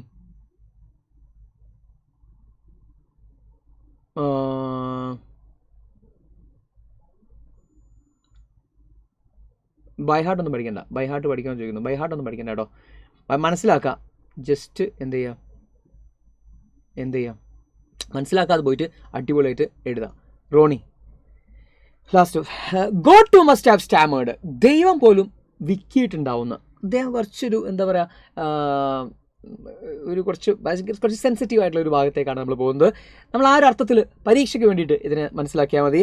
God must have stammered. God too must have stammered. അദ്ദേഹം പറയുന്നത് ദൈവം പോലും എന്ത് ചെയ്തിട്ടുണ്ടായിരിക്കും? സ്റ്റാമർ ചെയ്തിട്ടുണ്ടായിരിക്കും, വിക്കിയിട്ടുണ്ടാവും. എപ്പോൾ? when he created man, മനുഷ്യരെ സൃഷ്ടിക്കുന്ന സമയത്ത്. ഓക്കെ, അങ്ങനെയായ that is why all the words man carry different meanings. അതുകൊണ്ടാണ് മനുഷ്യൻ പറയുന്ന എല്ലാ വാക്കുകൾക്കും പല പല അർത്ഥങ്ങളായി പോകുന്നത്. ഓക്കെ, മനുഷ്യൻ പറയുന്ന ഒരു വാക്കിന് പല പല അർത്ഥങ്ങളായി പോകുന്നത് എന്തുകൊണ്ടായിരിക്കാം? മനുഷ്യനെ സൃഷ്ടിക്കുന്ന സമയത്ത് ദൈവവും വിക്കികൊണ്ട് കൊണ്ടായിരിക്കാം. ഓക്കെ, ഇനി that is why everything he utters from prayer to his comments stammers like poetry. അതുകൊണ്ടായിരിക്കാം അവൻ ഉച്ചരിക്കുന്ന എല്ലാ വാക്കുകൾക്കും ഓക്കെ അവൻ്റെ പ്രാർത്ഥന മുതൽ അവൻ്റെ എല്ലാ കാര്യങ്ങളിലും അവനത് കമാൻഡുകൾ വരെ അല്ലേ, അവൻ്റെ കമാൻഡുകൾ വരെ എന്തായിരുന്നു? സ്റ്റാമർ ചെയ്തുകൊണ്ടേയിരിക്കുന്നു. ഏതുപോലെ? പോയട്രി പോലെ. പോയട്രി പോലെ എന്ന് പറയുമ്പോൾ പോയട്രിക്കും നമ്മളിപ്പോൾ വായിച്ച പോയട്രിക്ക് ഞാൻ 2 മീനിങ്ങുകൾ ഇങ്ങനെ ഒരേ സമയം പറഞ്ഞുകൊണ്ടിരിക്കുന്നുണ്ടായിരുന്നു അല്ലേ. ഇതിന് ലിറ്ററൽ മീനിങ്ങും പറയുന്നുണ്ടായിരുന്നു, അതുപോലെ തന്നെ ഇതിനൊരു പൊളിറ്റിക്കൽ മീനിങ് ഉണ്ടെന്ന് പറഞ്ഞിട്ട് രാഷ്ട്രീയക്കാരുടെ ആ കാര്യം ഞാൻ പറയുന്നില്ലേ. അപ്പോൾ ഓരോരുത്തർക്കും എന്ത് ചെയ്യാൻ പറ്റും, പോയട്രിയിൽ പല പല മീനിങ്ങുകൾ കാണാൻ പറ്റും. ഓക്കെ, അത് അവരുടെ വായന അനുസരിച്ചിട്ട്, ഓദറിനെ മനസ്സിലാക്കിയതനുസരിച്ചിട്ട്, ഓക്കെ, ആ ഒരു കാര്യങ്ങൾ വെച്ചിട്ട് അയാളുടെ രീതിയിൽ അതിനെ ഇൻ്റർപ്രറ്റ് ചെയ്യാൻ പറ്റും പോയട്രി. അതാണ് പോയട്രിയുടെ ഒരു ഗുണം എന്ന് പറയുന്നത്, ഇമാജിനേഷനാണ് പോയട്രി എന്ന് പറയുന്നത്. അപ്പോൾ ഈ പോയട്രി എന്താണ്, സ്റ്റാമർ ചെയ്തുകൊണ്ടിരിക്കുകയാണ്. ഓക്കെ, ഏതുപോലെ പ്രാർത്ഥന എന്ത് ചെയ്തുകൊണ്ടിരിക്കുന്നുണ്ട്, സ്റ്റാമർ ചെയ്യുന്നുണ്ട്. ഓക്കെ, പറയുന്നതാവണമെന്നില്ല നമ്മൾ എന്ത് ചെയ്തുകൊണ്ടിരിക്കുന്നത്. ഇന്ന് ഞാൻ തെറ്റ് ചെയ്യില്ല, എന്നെ തെറ്റ് ചെയ്യരുത് അല്ലേ, എനിക്ക് പരീക്ഷ നന്നാവണം എന്ന് പറഞ്ഞിട്ട് ദൈവത്തിന് മുമ്പിൽ കൈകൂപ്പി നിന്നിട്ട് പ്രാർത്ഥിച്ച ആളെ എന്ത് ചെയ്യുന്നു, പിന്നെയും തെറ്റ് ചെയ്യുന്നു, അടുത്ത പരീക്ഷയ്ക്ക് പിന്നെയും എന്ത് ചെയ്യുന്നുകൊണ്ടിരിക്കുന്നു, ഇതേപോലെ പ്രാർത്ഥിച്ചുകൊണ്ടിരിക്കുന്നു. കമാൻഡുകളിൽ എന്തുണ്ട്, വിക്കുകൾ ഉണ്ടാവുന്നുണ്ട്. അപ്പോൾ ഇനി ഒരൊറ്റ കാര്യം കൂടി ശ്രദ്ധിക്കുക. അതിന് വേറെ രീതിയിൽ ഞാൻ പറഞ്ഞുതരാം. വേറെ രീതിയിൽ പറയുകയാണെങ്കിൽ പ്രാർത്ഥനകളിൽ നമ്മൾ ഒന്നിൽ കൂടുതൽ തവണ വിൽക്കുന്നത് പോലെ ഒന്നിൽ കൂടുതൽ തവണ നമ്മൾ എന്ത് ചെയ്തുകൊണ്ടിരിക്കും, ഈ പറയുന്ന കാര്യങ്ങൾ പറഞ്ഞുകൊണ്ടേയിരിക്കാറുണ്ട്. ഓക്കെ, അതുപോലെ തന്നെ കമാൻഡിലും നമ്മൾ എന്ത് ചെയ്യാറുണ്ട്, ഒന്നിൽ കൂടുതൽ തവണ കമാൻഡ് ചെയ്യുന്ന സമയത്തും നമ്മുടെ ഒന്നിൽ കൂടുതൽ തവണ ഈ പറഞ്ഞ കാര്യങ്ങൾ തന്നെ എന്ത് ചെയ്യാറുണ്ട്, ആവർത്തിച്ച് പറയാറുണ്ട്. അപ്പോൾ അതും നമ്മൾ നോക്കുക. ഏതുപോലെ പോയട്രിയും ഇതുപോലെ തന്നെയാണ്, ആവർത്തനങ്ങൾ ഉണ്ടാവാറുണ്ട്. അതുപോലെ തന്നെ ആവർത്തനങ്ങൾക്കാൾ അപ്പുറത്ത് അതിന് പലതരത്തിലുള്ള ഇൻ്റർപ്രിട്ടേഷൻസ് ഉണ്ടാവാറുണ്ട്. എന്തിനകത്ത്, പോയട്രിക്കകത്ത്. In the final stanza the poet questions the perfection of God. അവസാനത്തെ സ്റ്റാൻസയിൽ പോയറ്റ് ഗോഡിൻ്റെ പെർഫെക്ഷനെ കുറിച്ചിട്ടാണ് പറയുന്നത്. According to him God too must have stammered when he created man, and this is why all the words of man carry different meanings. That is, every word means different to different people, and each person interprets the uses and words on their own ways. ഓരോരുത്തരും അവരവരുടെ ആവശ്യത്തിനനുസരിച്ചിട്ട് വാക്കുകൾ എങ്ങനെ എന്ത് ചെയ്യാണ്, വളച്ചൊടിക്കുകയാണ് ആളുകൾ ചെയ്തുകൊണ്ടിരിക്കുന്നത്. Okay, even his utterance of the prayers is full of stammering like poetry. അവൻ്റെ പ്രാർത്ഥനയിൽ പോലും ഒരുപാട് സ്റ്റാമറിംഗ് ഉണ്ട്. ഏതുപോലെ, കവിത പോലെ. Here the poet conveys 3 important messages. First, God stammers and hence imperfect. This is why humans are imperfect. ആദ്യത്തെ അദ്ദേഹം പറയുന്നത് എന്താണെന്ന് വെച്ചാൽ, ദൈവം മനുഷ്യനെ സൃഷ്ടിക്കുന്ന സമയത്ത് സ്റ്റാമർ ചെയ്തിട്ടുണ്ട്. അതുകൊണ്ട് ദൈവം എന്താണ്, ഇംപെർഫെക്റ്റ് ആണ്. അതുകൊണ്ടാണ് ദൈവം ഇംപെർഫെക്റ്റ് ആയതുകൊണ്ടാണ് മനുഷ്യൻ ഇംപെർഫെക്റ്റ് എന്ന് അദ്ദേഹം പറയുന്നു, അല്ലെങ്കിൽ അതിൻ്റെ ഒരു ഇൻ്റർപ്രിട്ടേഷൻ ആണ്. Second, humans stammer in prayers, and thus prayers are full of imperfections. Human beings Starmer ചെയ്യുന്നു, അതുകൊണ്ട് പ്രാർത്ഥനകളിലും അയാൾ ചെയ്യുന്നു, സ്റ്റാമർ ചെയ്യുന്നു. അതുകൊണ്ട് പ്രാർത്ഥനകളും എന്താണ്, ഇംപെർഫെക്റ്റ് ആണ്. Finally poetry is also full of imperfections. അവസാനം നോക്കുകയാണെങ്കിൽ പോയട്രിയിലും എന്താണ്, ഒരുപാട് ഇംപെർഫെക്ഷൻസ് ആണുള്ളത്. കാരണം this is why it has different meanings to different people. പല ആളുകൾക്കും പല അർത്ഥങ്ങളാവുന്നത് അതുകൊണ്ടാണ്. ഇഫ് പോയട്രി വേർ പെർഫെക്റ്റ്, ഇനി പോയറ്റ് പറയാണ് പോയട്രി പെർഫെക്റ്റ് ആയിരുന്നു എന്ന് വിചാരിക്കുക. എന്ന് വെച്ചാൽ ഒരു പോയം വായിച്ചിട്ട് നമുക്ക് ഒരൊറ്റ മീനിങ് മാത്രമേ കിട്ടുന്നുള്ളൂ എന്ന് വിചാരിക്കുക. It would not have the charm and beauty that it currently has. പക്ഷെ അതിന് ആ പറയുന്ന ഭംഗിയൊന്നും ഉണ്ടാവില്ല അല്ലേ. ടിങ്കിൾ ടിങ്കിൾ ലിറ്റിൽ സ്റ്റാർ എന്ന് പറയുന്ന പോയാണെങ്കിൽ പോലും അതിനൊക്കെ ഒരുപാട് മീനിങ്ങുകൾ നമുക്ക് കണ്ടെത്താൻ പറ്റും. ഇതുപോലെ ഒരു മീനിങ്ങും ഇല്ലാത്ത ഒരൊറ്റ പ്ലെയിൻ മീനിങ് ആയിട്ടുള്ള ഒരു പോയമാണെങ്കിൽ നമുക്ക് അതിന് പറയുന്ന പോലെയുള്ള ഭംഗികൾ ഉണ്ടാവില്ല. Hence the whole universe is imperfect and imperfection is the very basis of existence. അപ്പോൾ അങ്ങനെ നോക്കുകയാണെങ്കിൽ ഈ മൊത്തം യൂണിവേഴ്സിൽ എന്തുണ്ട്, ഇംപെർഫെക്ഷൻസ് ഉണ്ട്. അപ്പോൾ ഈ ഏത് പോയട്രിയൊക്കെ ഉള്ള ഇംപെർഫെക്ഷൻസ് പോലെ എല്ലാ യൂണിവേഴ്സിലെ എല്ലാ സാധനങ്ങൾക്കും ഇംപെർഫെക്ഷൻ ഉണ്ട്. ആ ഇംപെർഫെക്ഷൻസ് ഒക്കെ ശരിക്കും എന്താ ചെയ്യുന്നത്, it is adding beauty to the creations. ഈ ക്രിയേഷൻസിന് ഭംഗി കൂട്ടുകയാണ് ചെയ്യുന്നത്. കവിത ചെയ്യുന്നത് പോലെ എല്ലാവർക്കും ഭംഗി കൂട്ടുകയാണ് ചെയ്യുന്നത്. എൻ്റെ പോരായ്മയാണ് എൻ്റെ നിലനിൽപ്പ്, അല്ലെങ്കിൽ എൻ്റെ ഐഡൻറ്റിറ്റി എന്ന് പറയുന്നത്, എന്നെ യുണീക്ക് ആക്കുന്നത് ഇതാണ്. ഓക്കെ, ഇനിയോ Thus, we should not consider stammer as an imperfection. അങ്ങനെയാണെങ്കിൽ നമ്മൾ ഈ സ്റ്റാമറിനെ എന്തായിട്ട് കണക്കാക്കരുത്, ഒരു ഇംപെർഫെക്ഷൻ ആയിട്ട് കണക്കാക്കരുത്. വിൽക്കുന്നത് ഒരു ഇംപെർഫെക്ഷൻ അല്ല. ഓക്കെ, ഇനിയോ but an integral part of our life. നമ്മുടെ ഒരു ജീവിതത്തിൻ്റെ ഇൻ്റഗ്രൽ പാർട്ടാണ്, ഒഴിച്ചുകൂടാൻ പറ്റാത്ത പാർട്ടാണ്, ആ ഭാഗമാണ്. Without which we cannot exist. അതില്ലാതെ നമുക്ക് ജീവിക്കാൻ സാധ്യമല്ല എന്ന് പറഞ്ഞ പോയട്രി നമ്മൾ അവിടെ എന്ത് ചെയ്യാണ്, അവസാനിപ്പിക്കുകയാണ്. എനിക്ക് തോന്നുന്നു so if you stammering now you hiding real meaning real meaning ഇത് ഒരു പ്ലെയിൻ മീനിങ് ആണ്. ഓക്കെ, ഞാൻ പറഞ്ഞു ഇതിന് ഒരുപാട് മീനിങ്ങുകൾ നമുക്ക് ഇൻ്റർപ്രറ്റ് ചെയ്യാൻ പറ്റും. നമുക്ക് എന്ത് ചെയ്യാൻ പറ്റും, ഞാൻ നേരത്തെ പറഞ്ഞ പൊളിറ്റിക്കൽ മീനിങ് നമുക്ക് പറയാം. അതെല്ലാവർക്കും പെട്ടെന്ന് എന്ത് ചെയ്യിക്കൊള്ളണമെന്നില്ല, കത്തിക്കൊള്ളണമെന്നില്ല. എന്നാലും ഞാൻ അത് എന്ത് ചെയ്ത് വെച്ചിട്ടുണ്ട്, പറഞ്ഞു വെച്ചിട്ടുണ്ട്. ശേഷം ഇത് അതിൻ്റെ പ്ലെയിൻ മീനിങ് ആണ്. ഈ പ്ലെയിൻ മീനിങ്ങിൽ നിങ്ങൾ എഴുതിയാലും മാർക്ക് കിട്ടും. ഹയർ ലെവലിലേക്ക് നിങ്ങൾക്ക് എഴുതണമെങ്കിൽ ആ നേരത്തെ പറഞ്ഞ ആ ഒരു കാര്യം നിങ്ങൾക്ക് എന്ത് ചെയ്യാം, ഫോളോ ചെയ്യാം. ഓക്കെ, എന്താ പറയുക, ആ നേരത്തെ പറഞ്ഞില്ലേ പൊളിറ്റിക്കൽ വ്യൂസിലും ആളുകൾ എങ്ങനെ എന്ത് ചെയ്തുകൊണ്ടിരിക്കുകയാണ്, ഹൈഡ് ചെയ്തുകൊണ്ടിരിക്കുകയാണ്, അല്ലെങ്കിൽ അവരുടെ ആവശ്യങ്ങൾക്ക് വേണ്ടിയിട്ട് ഇങ്ങനെ മാറ്റിക്കൊണ്ടിരിക്കുകയാണ് അർത്ഥങ്ങളും വാക്കുകളും ഒക്കെ. ഓക്കെ, അപ്പോൾ ആ ഒരു പെർസ്പെക്റ്റീവിൽ നമുക്ക് എന്ത് ചെയ്യാം, ഇഷ്ടംപോലെ എന്ന് എന്താ പറയുക, പ്രത്യേകിച്ച് ഇലക്ഷനൊക്കെ ആകുമ്പോൾ നമുക്ക് ഇഷ്ടംപോലെ കാര്യങ്ങൾ അതിനെ പറ്റിയിട്ട് പറയാനുണ്ട്. ഏതായാലും നമ്മൾ പരീക്ഷയുടെ തലേ ദിവസം അതൊന്നും നമ്മൾ എന്ത് ചെയ്യേണ്ട ആവശ്യമില്ല, ഡിസ്കസ് ചെയ്യേണ്ട ആവശ്യമില്ല. ഏതായാലും നിങ്ങൾക്ക് ഇത് കാര്യങ്ങളൊക്കെ കൃത്യമായിട്ട് മനസ്സിലായെന്ന് വിചാരിക്കുന്നു. നെക്സ്റ്റ് അതിനുള്ള ലിറ്റററി ഡിവൈസസ് നമുക്ക് നോക്കാം. സിമിലി ഉണ്ട്, ഇതിനകത്ത് ഏറ്റവും പ്രധാനപ്പെട്ടത് സിമിലിയാണ്. ആസോ നമ്മൾ just as lameness in silence എന്ന് പറയുന്നത് ഒരു എക്സാമ്പിളാണ്. Then whole people stammer becomes their mother tongue എന്ന് പറയുന്നത് അല്ലേ, ആ ലൈനിൽ as it is with us now, ഏതുപോലെ നമ്മളിൽ അതൊന്ന് ഉള്ളതുപോലെ അത് പറയുന്നത് ഇമ്പോർട്ടൻ്റ് ആയിട്ടുള്ള ലൈനാണ് കേട്ടോ. അത് നമുക്ക് ഒരു എക്സാമ്പിളാണ്. ഓക്കെ, ഇനി he utters from the prayer he utters from his prayer to the commands like poetry. പോയട്രിയെ പോലെ എന്ന് പറഞ്ഞതും അവിടെ എന്തിന് എക്സാമ്പിളാണ്, സിമിലിക്ക് എക്സാമ്പിളാണ്. സോ സിമിലി ഈസ് ഒരു ഇമ്പോർട്ടൻ്റ് ആയിട്ടുള്ള സാധനമാണ് അതിനകത്ത്. നെക്സ്റ്റ് റിപ്പീറ്റേഷൻ എന്ന് പറയുന്ന സംഭവമുണ്ട്. റിപ്പീറ്റേഷൻ എന്ന് പറയുന്നത് വേർഡ് സ്റ്റാമർ, ഒരു വാക്ക് ഇങ്ങനെ എന്ത് ചെയ്യുക, എന്തോ ഒരു അർത്ഥത്തെ ഉദ്ദേശിച്ചുകൊണ്ട് ഒന്നിൽ കൂടുതൽ തവണ ഇങ്ങനെ ആവർത്തിച്ച് വരുന്നതിനാണ് നമ്മളെന്ത് പറയുക. ഓക്കെ, ഈ നമ്മൾ എന്താ പറയുക, എന്തെന്ന് പറയുക, റിപ്പീറ്റേഷൻ എന്ന് പറയാം, ആവർത്തിച്ച് വരിക. അത് ഓർത്ത് വെക്കാൻ വലിയ ബുദ്ധിമുട്ടൊന്നും വേണ്ട അല്ലേ. റിപ്പീറ്റേഷൻ ആവർത്തിച്ച് വരിക, സ്റ്റാമറാണ് ഇതിനകത്ത് ആവർത്തിച്ച് വരുന്നത്. നെക്സ്റ്റ് മെറ്റഫർ ഉണ്ട്. മെറ്റഫർ എന്ന് പറഞ്ഞാൽ ലൈക്കോ ആസോ ഉപയോഗിക്കാതെ നേരിട്ടുള്ള കമ്പാരിസൺ ആണ് metaphor. The word stammer in the is a metaphor that refers to the imperfection we have on earth and it is the imperfection that make us exist. ഒന്നെങ്കിൽ അങ്ങനെ പറയാം, ഞാൻ നേരത്തെ എന്നോട് ചോദിച്ച പോലെ ഞാൻ എന്തോ ഹൈഡ് ചെയ്തെന്ന് പറഞ്ഞ പോലെ നമ്മൾ ആ ഒരു കാര്യം പറയാം. ബേണിംഗ് സോഷ്യൽ ഇഷ്യൂസിനെ ആണ് ഇവിടെ സ്റ്റാമർ എന്ന് പറയുന്നത്. ഓക്കെ, സോറി, സൈലൻസിനെയാണ്. നമ്മുടെ സൈലൻസ് എന്തിനെതിരെയുള്ള, ബേണിംഗ് സോഷ്യൽ ഇഷ്യൂസിനെതിരെയുള്ള നമ്മുടെ സൈലൻസിനെയാണ് എന്തെന്ന് പറയുന്നത് ഇവിടെ സ്റ്റാമർ എന്ന വേർഡ് ഉദ്ദേശിക്കുന്നത്. അപ്പോൾ അത് മെറ്റഫറാണ്. ഓക്കെ, അപ്പോൾ ഒന്നിനെ മറ്റൊന്നുമായിട്ട് കമ്പയർ ചെയ്യാണ്. ക്ലിയർ അല്ലേ? അപ്പോൾ പോയം സെറ്റായെന്ന് വിചാരിക്കുന്നു. റെഡി ആണെങ്കിൽ ജസ്റ്റ് ഒന്ന് ഒരു ഫയർ കാണിച്ചിട്ട് 2 പെർസ്പെക്റ്റീവ്സും ഒരുമിച്ച് എഴുതി അടിപൊളിയാണ് ഫായസെ. നമുക്ക് ഒരുപാട് എഴുതാനുണ്ടാവും, 2 പെർസ്പെക്റ്റീവ് എഴുതാം. അങ്ങനെ എഴുതണം നമ്മൾ. ഞാൻ പറഞ്ഞത് സെക്കൻഡ് വൺ പറഞ്ഞത് ഈ ബുദ്ധിമുട്ടുള്ള ആളുകൾക്ക് വേണ്ടിയിട്ട് മാത്രമാണ്. ഓക്കെ, കംപ്ലീറ്റ് മാർക്ക് കിട്ടും, പക്ഷേ മറ്റേതാണ് കുറച്ചുകൂടി നല്ലത്. ഓക്കെ, റെഡി ആണോ നിങ്ങൾക്ക്? റെഡി ആണെങ്കിൽ നമുക്ക് അടുത്ത ഭാഗത്തേക്ക് പോകാം. ഇപ്പോൾ ഞാൻ സമയം എടുത്തിട്ടാണ് ചെയ്തത്, വളരെ ഇമ്പോർട്ടൻ്റ് ആയത് സാധനമാണ്, നമ്മൾ അങ്ങനെ പഠിക്കണം. റെഡിയാണ്? ഓക്കെ, റെഡിയാണ്. ബ്ലേബൊക്കെ പറയുമ്പോളെ, ബ്ലേബ് എൻ്റെ കയ്യിലുണ്ട് സാധനം കേട്ടോ. ബട്ട് ക്വസ്റ്റ്യൻ ആ ക്വസ്റ്റ്യൻസാണ് ഞാൻ ഡിസ്കസ് ചെയ്യാൻ പോകുന്നത്. ഇനി ഇതിനകത്തുനിന്ന് ചോദിക്കുന്ന ചോദ്യങ്ങളാണ് നമ്മൾ ഡിസ്കസ് ചെയ്യാൻ പോകുന്നത് നെക്സ്റ്റ്. ഓക്കെ, ഇത് റിവ്യൂ ചെയ്യും. ഫിലിം റിവ്യൂ ഒക്കെ സിമ്പിളാണോ, ഒക്കെ പറഞ്ഞുതരാം കേട്ടോ, don't worry. Okay, set. Okay, so what questions other questions ആണ് ഡിസ്കസ് ചെയ്യാൻ പോകുന്നത്. ഓക്കെ, ഇവിടെ ഒരു ക്വസ്റ്റ്യൻ പേപ്പറിൽ വന്ന ചോദ്യമാണ്, read the following lines from the poem Starmer and answer the questions that are given below എന്ന് പറയുന്ന question. And read and understand. Okay, എന്താണ് ലൈൻസ് നോക്കാം. When a whole people stammer becomes their mother tongue just as it is with us now എന്ന് പറയുന്ന lines എന്നിട്ട് നമ്മളോടൊരു ചോദ്യം ചോദിച്ചിട്ടുണ്ട്. എന്താണെന്നറിയോ?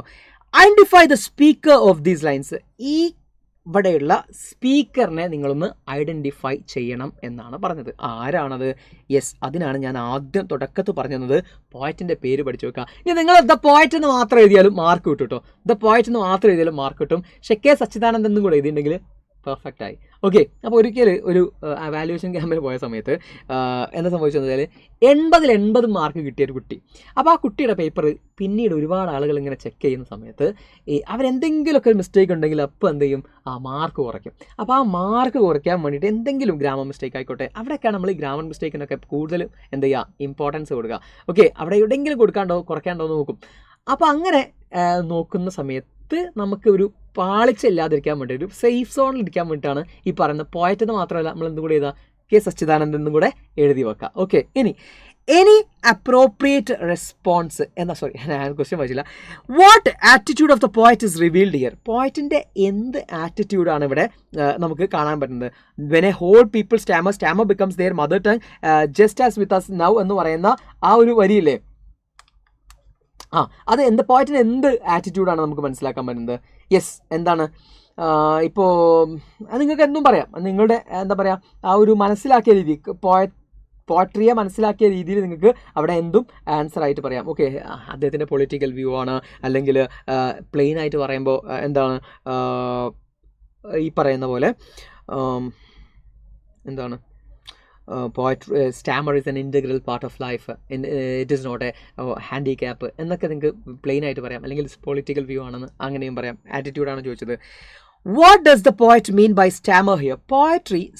പോയറ്റ് സ്റ്റാമർ എന്ന് പറയുന്നതിന് ഇവിടെ എന്താണ് ഉദ്ദേശിച്ചത്? അതാണ് ഞാൻ ഫസ്റ്റ് പറഞ്ഞ answer.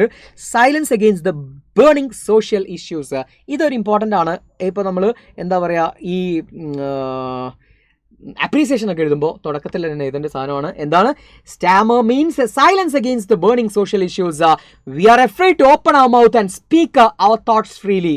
V are afraid to open our mouth and speak our thoughts freely. ഇതാണ് അതിൻ്റെ തീം എന്ന് പറയുന്നത്. നെക്സ്റ്റ് ഒരു ക്വസ്റ്റ്യൻ ആണ്. പ്രീവിയസ് ക്വസ്റ്റ്യൻ ആണ്. A counseling class has been arranged at your school as a part of health club programs. Health club programs-ന്റെ ഭാഗമായിട്ട് നിങ്ങളുടെ സ്കൂളിൽ ഒരു കൗൺസിലിംഗ് പ്രോഗ്രാം നടത്തുന്നുണ്ട്. When asked, the counselor shared his views that stammer is a handicap like any other deformalities. അപ്പോൾ അവിടെ നിങ്ങളോട് ചോദിച്ചപ്പോൾ അവിടുത്തെ കൗൺസിലർ പറഞ്ഞു നിങ്ങളോട് സ്റ്റാമർ എന്ന് പറയുന്നത് ഒരു ഹാൻഡിക്യാപ്പാണ്, ഏതുപോലെ മറ്റ് പല ഡിഫോർമാലിറ്റീസ് പോലെയും ഇത് സ്റ്റാമറും ഒരു ഹാൻഡിക്യാപ്പാണെന്ന് അദ്ദേഹം പറഞ്ഞു. What are your comments? നിങ്ങളുടെ ഒരു കമൻസ് എന്താണ് അതിനോട്? Prepare A short paragraph focusing on the poem Starmer you have studied. നിങ്ങൾ പഠിച്ച സ്റ്റാമർ എന്ന് പറയുന്ന പോയമായിട്ട് ബന്ധപ്പെടുത്തി എന്ന് വെച്ചാൽ നമ്മൾ അവിടെ പറയുകയും വെക്കേണ്ടത് stammer is not a handicap എന്നുള്ള പോയിന്റാണ്. സ്റ്റാമർ ഒരു ഹാൻഡിക്യാപ്പ് അല്ല എന്ന പോയിന്റാണ് നമ്മളവിടെ എന്ത് ചെയ്യേണ്ടത്? ഉറപ്പിച്ച് വെക്കേണ്ടത്. ഇതാണ് നമ്മുടെ ക്വസ്റ്റ്യൻ. ഓക്കെ, അപ്പോൾ അവിടെ നമ്മുടെ അപ്രീസിയേഷനിലേക്ക് വരാം. അപ്രീസിയേഷൻ ഞാൻ എന്ത് ചെയ്യുന്നില്ല, വായിക്കുന്നില്ല, കാരണം ഓൾറെഡി നമ്മളത് ചെയ്ത് കഴിഞ്ഞു. അപ്രീസിയേഷൻ്റെ ഒരു രീതി ഞാൻ പറഞ്ഞുതരാം. അതിൻ്റെ ഒരു എന്താ പറയുക, സത്ത് നമ്മൾ ഓൾറെഡി പഠിച്ചു കഴിഞ്ഞിട്ടുണ്ട്. സോ നിങ്ങൾക്ക് വേണമെങ്കിൽ എന്ത് ചെയ്യാം, സ്ക്രീൻഷോട്ട് എടുത്ത് വെക്കാം. ഓക്കെ, എന്നിട്ടൊന്ന് ജസ്റ്റ് വായിക്കണമെങ്കിൽ വായിച്ചോ. ഇനി നോക്കിക്കോ, ഫസ്റ്റ് അതിൻ്റെ ഒരു സ്റ്റാർട്ടിങ് ഞാൻ പറയാം. Starmer is thought-provoking poem written by K. Sachidanandan, a well-known poet and a critic writing in Malayalam and English. He is considered as the pioneer of modern Malayalam literature. The poem Stammer was originally written in Malayalam with the title Vikku, and later it was translated into English by the poet himself. ഇത് വേണമെന്നില്ല, നിങ്ങൾക്ക് ഞാൻ നേരത്തെ തുടങ്ങിയ introduction മതി, അതും അറിഞ്ഞാൽ മതി. പിന്നെ പോയത്തിനെ കുറിച്ച് നമ്മൾ ഡീറ്റെയിൽ ആയിട്ട് പറഞ്ഞു, അതും എഴുതുക. ശേഷം ലാസ്റ്റ് ഞാൻ പോയറ്റിക് ഡിവൈസസിനെ പറ്റി പറഞ്ഞു, അത് മാത്രം എഴുതിയാൽ മതി. ഇതാണ് അതിൻ്റെ ഒരു ഫോമാറ്റ്. ഒരു ക്യാപ്സ്യൂളൊക്കെ വേണം തോന്നുന്ന ആൾക്കാർക്ക് ഈ സാധനം എടുത്തിട്ട് വിഴുങ്ങിയാൽ മതി. ഓക്കെ, ഇത് തന്നെ നോക്കി എഴുതാം. എങ്ങനെയാണെങ്കിലും നോക്കി എഴുതാനല്ല, വായിച്ചിട്ട് മനസ്സിലാക്കിയിട്ട് പോവാം. ഓക്കെ, സെറ്റല്ലേ? അപ്പോൾ അടുത്ത ചാപ്റ്ററിലേക്ക് പോട്ടെ. അടുത്ത ചാപ്റ്റർ നമുക്ക് അത്ര എന്ത് ചെയ്യേണ്ട ആവശ്യമൊന്നുമില്ല, ഇത്രയും ഡീറ്റെയിൽ ആയിട്ട് പഠിക്കേണ്ട ആവശ്യമൊന്നുമില്ല. പക്ഷേ ഈ യൂണിറ്റിലെ ഏറ്റവും ഇമ്പോർട്ടൻ്റ് ആയിട്ടുള്ള ഒരു ചാപ്റ്ററാണ്, ഏറ്റവും കൂടുതൽ ചോദ്യങ്ങൾ വരുന്ന ഒരു ചാപ്റ്ററാണ്. 3 വീൽഡ് റെവല്യൂഷൻ എന്നാണ് ഈ ഒരു ചാപ്റ്ററിൻ്റെ പേര്. ഇർഫാൻ ആലം എന്ന് പറയുന്ന ആളുടെ പേര് നിങ്ങൾ മറന്നു പോരുത്. ഈ ചാപ്റ്റർ പഠിക്കുമ്പോൾ ആരുടെ പേരാണ്? ഇർഫാൻ ആലം എന്ന് പറയുന്ന ആളുടെ പേര് മറന്നു പോരുത്. ആരുടെ പേര്? ഇർഫാൻ ആലം. ഫസ്റ്റ് ചാപ്റ്ററിൻ്റെ പേര് ആരായിരുന്നു? സച്ചിദാനന്ദൻ. സച്ചിൻ അല്ലേ? സച്ചിദാനന്ദൻ. ഇനി ഇവിടെ നമ്മുടെ ഇവിടേക്ക് ശ്രദ്ധിക്കുക. എന്തൊക്കെയോ കമൻറ്റ് ബോക്സിൽ. അപ്പോൾ ഏതായാലും ഇവിടെ ഇർഫാൻ ആലമാണ് ഈ ചിത്രത്തിൽ നിൽക്കുന്ന വിദ്വാൻ. ഓക്കെ, ഇനി നമുക്ക് നോക്കാം. 3 വീൽഡ് റെവല്യൂഷൻ എന്ന് പറയുമ്പോൾ അത് എന്തുമായി ബന്ധപ്പെട്ടതാണ്? യെസ്, അത് റിക്ഷയുമായി ബന്ധപ്പെട്ടാണ്, സൈക്കിൾ റിക്ഷയുമായിട്ട് ബന്ധപ്പെട്ടതാണ്, ഓർക്കുക. ഓക്കെ, ഇനി നോക്കാം, അതിൻ്റെ ഒരു ഇൻട്രൊഡക്ഷൻ നോക്കാം. ഇതൊരു ഇൻ്റർവ്യൂ ആണ് കേട്ടോ, ഒരു ഇൻ്റർവ്യൂ ആണ്. ഇർഫാൻ ആലത്തെ അദ്ദേഹത്തിന് ഒരു വലിയ അംഗീകാരം കിട്ടിയതിന് ശേഷം അദ്ദേഹം ഒരു ഓണർപ്രണറാണ്. ഓക്കെ, എൻ്റർപ്രൈസസ് നടത്തുന്ന ആൾ, ഓണർപ്രണർ. ഓക്കെ, സംരംഭകനാണ്. ഈ സംരംഭകനായ അദ്ദേഹത്തിന് വലിയൊരു എന്താ പറയുക അംഗീകാരം കിട്ടി ലോകത്തുനിന്നും. അപ്പോൾ ആ അംഗീകാരം കിട്ടിയതിന് ശേഷം അദ്ദേഹത്തെ നടത്തുന്ന ഒരു ഇൻ്റർവ്യൂ ആണ് ഇവിടെ നമുക്ക് പഠിക്കാനുള്ളത്. Irfan Alam is the founder and chairman of the Sammaan foundation. പേര് മറന്നു വരുന്നത്, Irfan Alam Sammaan, S for S. Okay, Irfan ആലത്തിലൂടെ എസ് ഉള്ളതില്ലേ? എങ്ങനെയാണ് പഠിച്ചു വെക്കുക, കാരണം ഇനി വേറെ സാധനം വരാം, ആകാംക്ഷ വരാൻ പോകുന്നുണ്ട്. അത് ദീദി എന്ന് പറയുന്ന ചാപ്റ്ററിലാണ്. അപ്പോൾ ഇതാ കൺഫ്യൂഷൻ ആവരുത്. സമ്മാൻ ഏതാണ്? ഇർഫാൻ ആലമാണ്. ഓക്കെ, ഇർഫാൻ ആലം എന്ന് പറയുന്ന ആള് is A founder and chairman of the Sammaan foundation. Okay, അദ്ദേഹമാണ് ഈ പറയുന്ന സമ്മാൻ ഫൗണ്ടേഷൻ എന്ന് പറയുന്ന സംരംഭത്തിൻ്റെ ഫൗണ്ടറും അതുപോലെ തന്നെ സിഇഒയും ചെയർമാനും ഒക്കെ അയാൾ തന്നെയാണ്. A Bihar-based organization that promotes the rickshaw pulling industry. അതൊരു ബീഹാർ എന്ന് പറയുന്ന സംസ്ഥാനത്തെ ബേസ് ചെയ്തുകൊണ്ടുള്ള ഒരു ഓർഗനൈസേഷനാണ്. അത് പ്രൊമോട്ട് ചെയ്യുന്നത് എന്താണ്?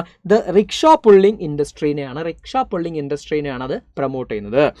അണ്ടർ ഹിസ് ലീഡർഷിപ്പ്, അദ്ദേഹത്തിൻ്റെ ലീഡർഷിപ്പിൽ Sammaan has incorporated innovations to boost operator revenue such as advertising, music, newspapers, first aid, water and juice passengers. എന്ന് വെച്ചാൽ ഒരുപാട് സാധനങ്ങൾ, അതൊക്കെ നമ്മൾ ഡീറ്റെയിൽ ആയിട്ട് കുറച്ച് പറയും.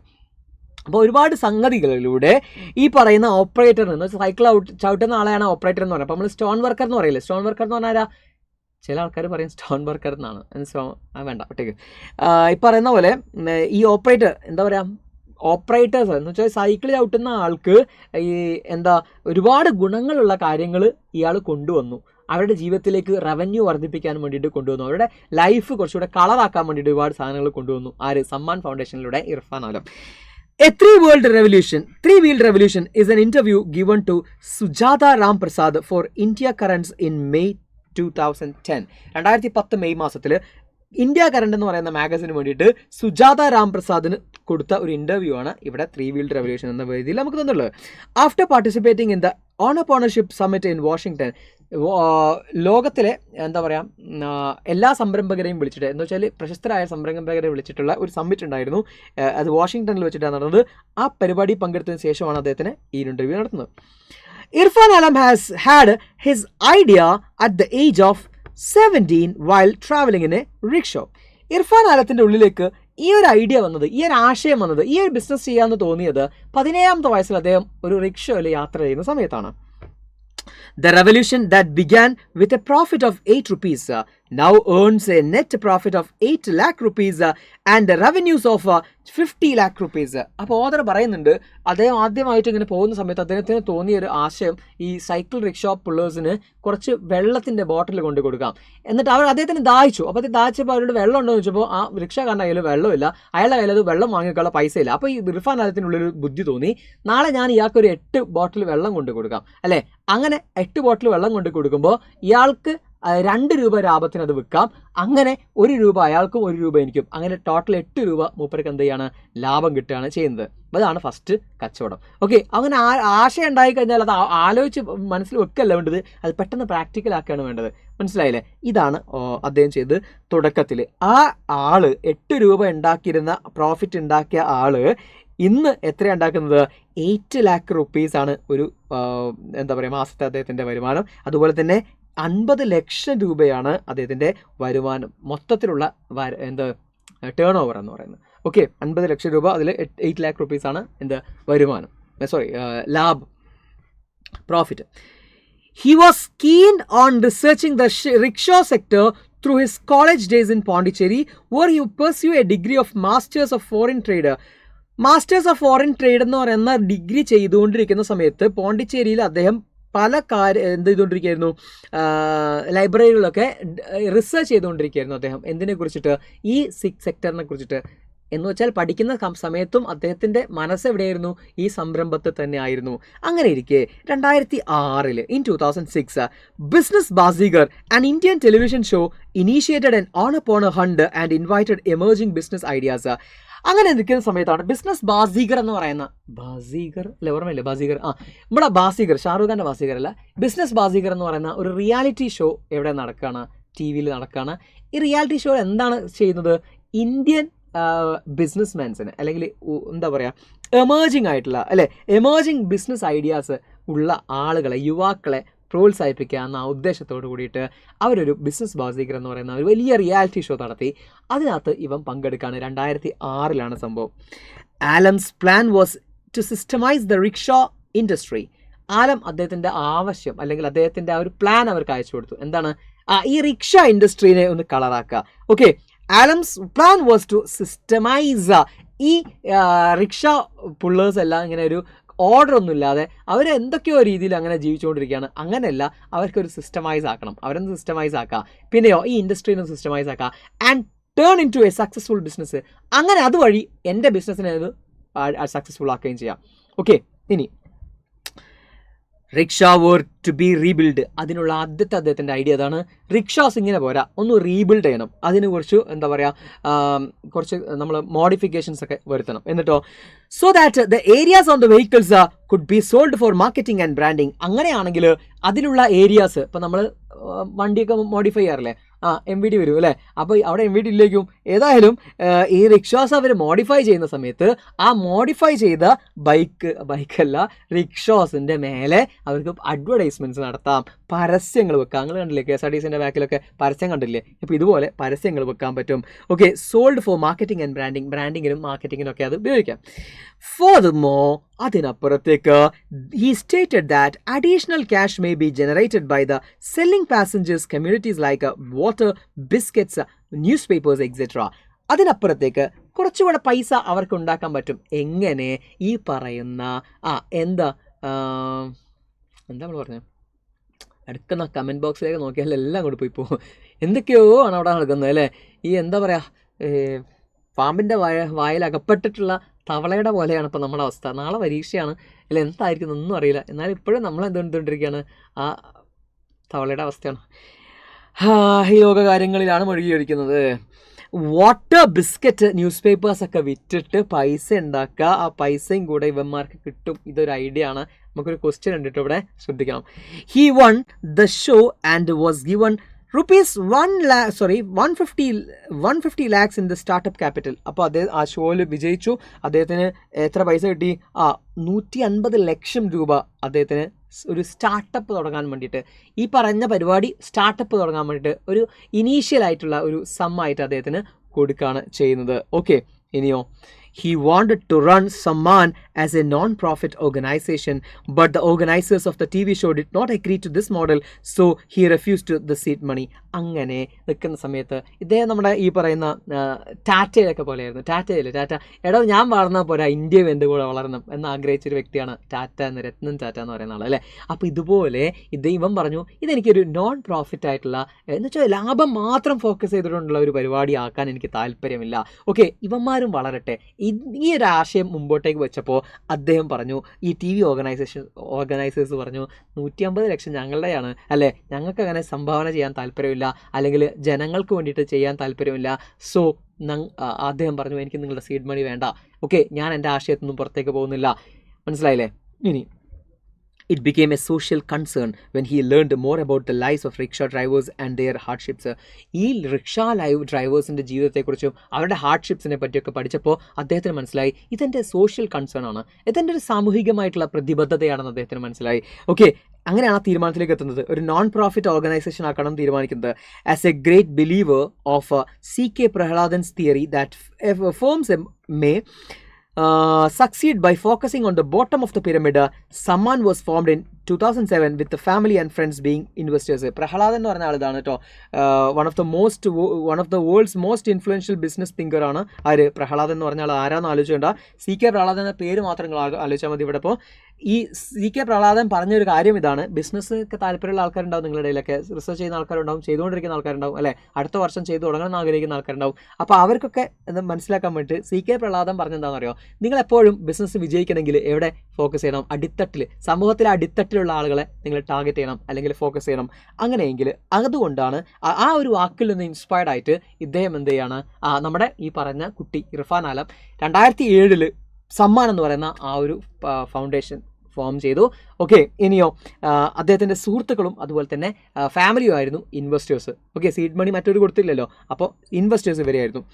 The organisation helps drivers get their own rickshaws and insurance too. Organisation സഹായിച്ചു ഡ്രൈവേഴ്സിനെ to get their own rickshaws and insurance too. കാര്യം മനസ്സിലായോ? അവർ ചെയ്ത ഒരു സമ്മാൻ കൊടുക്കുന്ന ഒരു ഫെസിലിറ്റിയാണ് അവിടെ പറഞ്ഞത്. എന്താണത്? യെസ്, ഡ്രൈവേഴ്സിന് യൂണിഫോം കൊടുക്കുന്നു, ഡ്രൈവേഴ്സിന് റിക്ഷോസ് കിട്ടാൻ അവരെ ഹെൽപ്പ് ചെയ്യുന്നു, സ്വന്തമായിട്ട് റിക്ഷോസ് വാങ്ങാൻ ബാങ്കിൽ നിന്നും ലോൺ കൊടുത്ത് ശരിയാക്കുന്നു, അതുപോലെ തന്നെ അവർക്ക് ഇൻഷുറൻസ് ശരിയാക്കി കൊടുക്കുന്നു. Along with this, they also advertise for brands and sell simple items to passengers. ഇതിൻ്റെ കൂടെ സമ്മാൻ എന്ത് കൊടുക്കും? പണം കൊടുത്ത് വാങ്ങിച്ച സാധനങ്ങൾ, ഇപ്പോൾ ബിസ്ക്കറ്റ്സ് ആണെങ്കിലും അല്ലെങ്കിൽ ന്യൂസ് പേപ്പേഴ്സ് ആണെങ്കിലും വാട്ടർ ബോട്ടിൽസ് ആണെങ്കിലും ഒക്കെ അവർ ഇവർക്ക് കൊടുക്കും. എന്തായിട്ട്? ഫ്രീ ആയിട്ട്. എന്നിട്ടോ ലാഭം തന്നാൽ മതി. മനസ്സിലായില്ലേ? ഇനിയോ, the profit from the sales is split between them and Samman. ഇതിൻ്റെ ലാഭവിഹിതം ഇവരും സമ്മാനും തമ്മിൽ എന്ത് ചെയ്യും? വേർതിരിച്ചെടുക്കും. Children of the employers, operators and their spouses attended free evening classes called Samman Gyan. ഈ കുട്ടികൾ ഓപ്പറേറ്റേഴ്സിൻ്റെ സ്കൂളിൽ, ഓപ്പറേറ്റേഴ്സിൻ്റെ കുട്ടികൾ എന്ന് വെച്ചാൽ നമ്മുടെ ഈ റിക്ഷാ പുള്ളേഴ്സിൻ്റെ കുട്ടികളും ഫാമിലിയൊക്കെ ഭയങ്കര കഷ്ടപ്പെട്ടിട്ടായിരുന്നു ജീവിച്ചിരുന്നത്. അത് അങ്ങനെ ഒരു കാലഘട്ടമാണ്. എന്ന് വെച്ചാൽ അങ്ങനെ ഒരു സമൂഹം ഇന്നുണ്ടെന്ന് പറയാം നമുക്ക്. എന്ന് വെച്ചാൽ വിദ്യാഭ്യാസം ഒന്നും അവർക്ക് എന്താ പറയുക അനുവദനീയമല്ല, അല്ലെങ്കിൽ അവർക്കതൊന്നും വിധിച്ചിട്ടില്ല എന്ന് വിചാരിക്കുന്ന ആൾക്കാർ, അല്ലെങ്കിൽ അവരെ സ്കൂളിലേക്ക് കയറ്റാത്ത ആൾക്കാർ. അപ്പോൾ ഇങ്ങനെയുള്ള ഈ കുട്ടികളെ സമ്മാൻ ഗ്യാൻ എന്ന് പറയുന്ന പദ്ധതിയിലൂടെ ഈവനിങ് ക്ലാസ്സുകൾ അറ്റൻഡ് ചെയ്യാൻ ഇവരുടെ ഭാര്യമാർക്കും ഇവരുടെ കുഞ്ഞുങ്ങൾക്കും അവസരമൊരുങ്ങി. ആലം envisions rickshaws as the vehicle of the future because they are environmental friendly. അപ്പോൾ അദ്ദേഹത്തിൻ്റെ ഒരു വിഷൻ എന്താണെന്ന് വെച്ചാൽ ഈ സൈക്കിൾ റിക്ഷോസ് ആയിരിക്കും അടുത്ത ജനറേഷൻ, അല്ലെങ്കിൽ നമ്മുടെ നെക്സ്റ്റ് ജനറേഷനിൽ ഉള്ള വെഹിക്കിൾ എന്ന് പറയുന്നത്. കാരണം അത് എൻവയൺമെൻറ്റൽ ഫ്രണ്ട്ലി ആയതുകൊണ്ട്. ഫോസിൽ ഫ്യൂൽസ് എല്ലാം ഇപ്പോൾ തീർന്നു പോകും അല്ലേ? അപ്പോൾ അതൊക്കെ കഴിഞ്ഞാലും ഇതായിരിക്കും ബാക്കി ഉണ്ടാവുക എന്നാണ് അദ്ദേഹത്തിൻ്റെ ഒരു vision. Their RD wing is working on the solar powered fiberglass rickshaws. Solar powered ആയിട്ട് ഫൈബർ ഗ്ലാസ്സിൽ റിക്ഷോസ് ഉണ്ടാക്കുന്നതിൽ കുറിച്ച് പഠിച്ചുകൊണ്ടിരിക്കുകയാണ് അവരുടെ RD wing, RD research and development wing അത് പഠിച്ചുകൊണ്ടിരിക്കുകയാണ്. നോബൽ പ്രൈസ് ലിറ്ററൻറ്റ് Muhammad Yunus invited Irfan Alam to Bangladesh to help set up similar organisation for rickshaw workers there. Nobel prize വിന്നറായിട്ടുള്ള നമ്മുടെ ഈ വാഷിങ്ടണിൽ പോയില്ല അദ്ദേഹം, ആ സമയത്ത് അവിടെ നിന്നും ഈ നോബൽ പ്രൈസ് വിന്നറായിട്ടുള്ള മുഹമ്മദ് യൂനിസിനെ അദ്ദേഹം കണ്ടിട്ടുണ്ടായിരുന്നു. അദ്ദേഹം ബംഗ്ലാദേശിലേക്ക് ഇർഫാൻ ആലത്തെ ക്ഷണിച്ചിട്ടുണ്ട്. എന്തിനു വേണ്ടിയിട്ടെന്നറിയോ? ഈ പറയുന്ന പരിപാടി അവിടെ നടപ്പിലാക്കാൻ. ഏറ്റവും കൂടുതൽ റിക്ഷാപ്പുള്ള സ്ഥലത്ത് എനിക്ക് തോന്നുന്നു ബംഗ്ലാദേശിലാണ്. ബംഗ്ലാദേശിലെ ഈ പരിപാടി അവരെ റിക്ഷ സെക്ടറിനെ ഒന്ന് യൂണിഫൈ ചെയ്യാൻ, ഒന്ന് ശക്തിപ്പെടുത്താൻ ഈ ഇർഫാൻ ആലത്തെ അങ്ങോട്ട് ക്ഷണിച്ചു. ഇനി ഇതിൻ്റെ ഒരു കൺക്ലൂഷൻ കൂടെ പറയാം നമുക്ക്. An entrepreneur ആരാണ്? ഒരു സംരംഭകൻ ആരാണ്? is someone who recognizes a business opportunity and works hard to turn it into a business. ഒരു ബിസിനസ് ഓപ്പർച്യൂണിറ്റി കണ്ടെത്തുകയും ഒരു ബിസിനസ്സിന് അവസരം കണ്ടെത്തുകയും അത് കൃത്യമായിട്ട് ഉപയോഗപ്പെടുത്തുകയും ചെയ്തിട്ട് അതിലൊരു ബിസിനസ് റൺ ചെയ്യുന്ന ആളാണ് ആര്? ഒരു സംരംഭകൻ എന്ന് പറയുന്നത്. Youth are often discouraged from taking this route. പലപ്പോഴും നമ്മുടെ യൂത്തിനെ നിരുത്സാഹപ്പെടുത്താറുണ്ട് ആൾക്കാർ ഈ റൂട്ട് തിരഞ്ഞെടുക്കുന്നത്. സംരംഭങ്ങൾ തുടങ്ങാൻ പോകുന്ന യൂത്തിനെ എപ്പോഴും നിരുത്സാഹപ്പെടുത്താറുണ്ട് ആൾക്കാർ. കാരണം വിജയിക്കുക എന്നുള്ള പേടിയാണ് ആൾക്കാർക്ക് അധികവും. However, it is the moment to consider entrepreneurship as a career option, as it may be valuable instrument to fight against the unemployment in the country. നമ്മുടെ രാജ്യത്തെ തൊഴിലില്ലായ്മ എന്ന് പറയുന്ന ആ ഒരു വലിയ വിപത്തിനെ തടയാൻ നമുക്ക് ഇന്ന് ശരിക്കും ഈ entrepreneurship എന്ന് പറയുന്ന സാധനത്തെ നമുക്ക് എന്താക്കാം, ഒരു എന്താ പറയുക, കാരിയറാക്കി മാറ്റുന്നതായിരിക്കും കുറച്ചുകൂടെ നല്ലത്. ഒരുപാട് ആൾക്കാർ ഈ ഒരു ഭാഗത്തേക്ക് വരട്ടെ. ഓക്കെ, ഇനിയോ, it is vital to dream but it is also critical to take measured risk in order to reach your goals. അത്യാവശ്യമാണ് സ്വപ്നം കാണുക എന്ന് പറയുന്നത് അല്ലേ? ക്ലാസ്സിൽ ഇരുന്നിട്ടല്ല, സ്വപ്നം കാണുക എന്ന് പറഞ്ഞാൽ അത്യാവശ്യമാണ്. പക്ഷേ ആ സ്വപ്നം കാണുക എന്ന് പറയുന്നതിൻ്റെ കൂടെ തന്നെ അതിനു വേണ്ടിയിട്ട് പ്രയത്നിക്കുക എന്ന് പറയുന്നതും അതിനേക്കാൾ അത്യാവശ്യമായ കാര്യമാണ്. അപ്പോൾ അവിടെ നമ്മുടെ ചാപ്റ്റർ കഴിയാണ്. ഇനി ഞാൻ ജസ്റ്റ് അതിൻ്റെ ഒരു പ്രീവിയസ് ഇയേഴ്സ് ക്വസ്റ്റ്യൻ പേപ്പേഴ്സിൽ ചോദിച്ച ചോദ്യങ്ങൾ നമുക്കൊന്ന് പരിചയപ്പെടാം. Personalities like Irfan influence the young generation a lot. Clear അല്ലേ?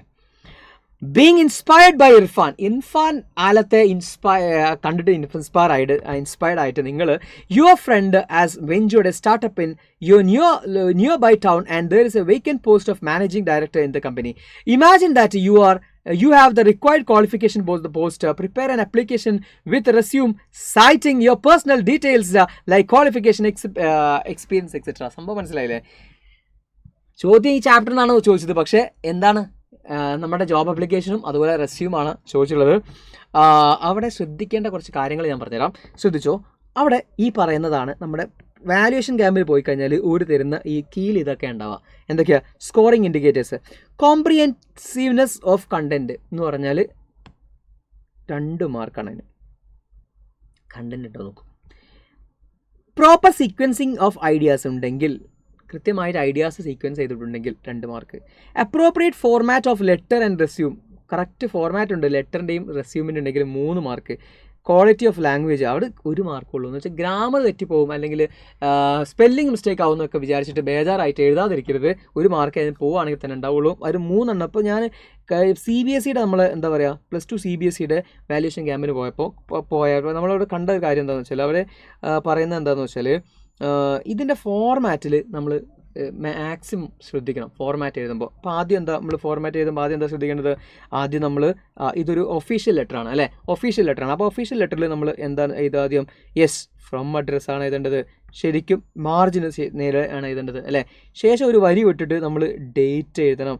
ശേഷം നമ്മൾ എന്ത് ചെയ്യണം? യെസ് ടു അഡ്രസ്സ് എഴുതണം, ടു അഡ്രസ്സ് എഴുതണം. ഫ്രം അഡ്രസ്സ് എഴുതി, ഡേറ്റ് എഴുതി, ടു അഡ്രസ്സ് എഴുതി. ശേഷം നമ്മൾ എന്താ ചെയ്യേണ്ടത്? ശേഷം നമ്മൾ താഴെ ഒന്നുകിൽ സബ്ജക്റ്റിൽ തുടങ്ങുക, അല്ലെങ്കിൽ ഇവിടെ ഡിയർ സാറെന്നോ അല്ലെങ്കിൽ സാറെന്നോ തുടങ്ങുക നമുക്ക് അല്ലേ, സാറെന്ന് തുടങ്ങാം. ഇനി സാർ എഴുതിയതിന് ശേഷം സബ്ജക്റ്റ് എഴുതിയാലും കുഴപ്പമൊന്നുമില്ല കേട്ടോ. അത് ഇങ്ങനെ എഴുതാം. സബ്ജക്റ്റ് എന്താണെന്ന് വെച്ചാൽ ആപ്ലിക്കേഷൻ ലെറ്റർ ആണ് ഇവിടെ അല്ലേ. ഇനി ഇതിൽ നമ്മൾ വിത്ത് ആദ്യത്തെ സെൻറ്റൻസ് തന്നെ നമ്മൾ പറയുന്നത് with reference to your advertisement in the newspaper എന്ന് പറഞ്ഞിട്ടായിരിക്കും നമ്മൾ തുടങ്ങണം. എന്താണ്? With reference to your advertisement in the newspaper എന്ന് പറഞ്ഞിട്ടായിരിക്കണം നമ്മൾ തുടങ്ങുന്നത്. ശേഷം നമ്മൾ അതിനുള്ള പറ്റിയ നമ്മുടെ ക്വാളിഫിക്കേഷൻ ഉണ്ട്, നമ്മുടെ കാര്യങ്ങളൊക്കെ ഡീറ്റെയിൽ ആയിട്ട് പറയാം. നമ്മൾ അതിന് വേണ്ടിയിട്ട് എന്താ ചെയ്യുക, എന്തിനു വേണ്ടിയിട്ടാണ് ഈ കത്ത് അയക്കുന്നത് ആ കാര്യങ്ങളും പറയാം. ദെൻ എൻ്റെ റെസ്യൂം ഞാൻ ഇതിൻ്റെ കൂടെ അറ്റാച്ച് ചെയ്യുന്നുണ്ട് എന്നുള്ള കാര്യം പറയാം. എന്നിട്ട് നിങ്ങൾക്ക് എന്താ പറയാം, യുവേഴ്സ് സിൻസിയർലി അല്ലേ. എന്നിട്ട് waiting for your reply soon. ശേഷം യുവേഴ്സ് സിൻസിയർലി നിങ്ങളുടെ SD സിഗ്നേച്ചർ ചെയ്താൽ അത് നിർബന്ധം. ദെൻ നെയിമും എഴുതി വെക്കുക. ഇനിയാണ് നമ്മുടെ നെക്സ്റ്റ് ഇമ്പോർട്ടൻ്റ് ആയിട്ടുള്ള കാര്യം വരുന്നത്. എന്താണത്?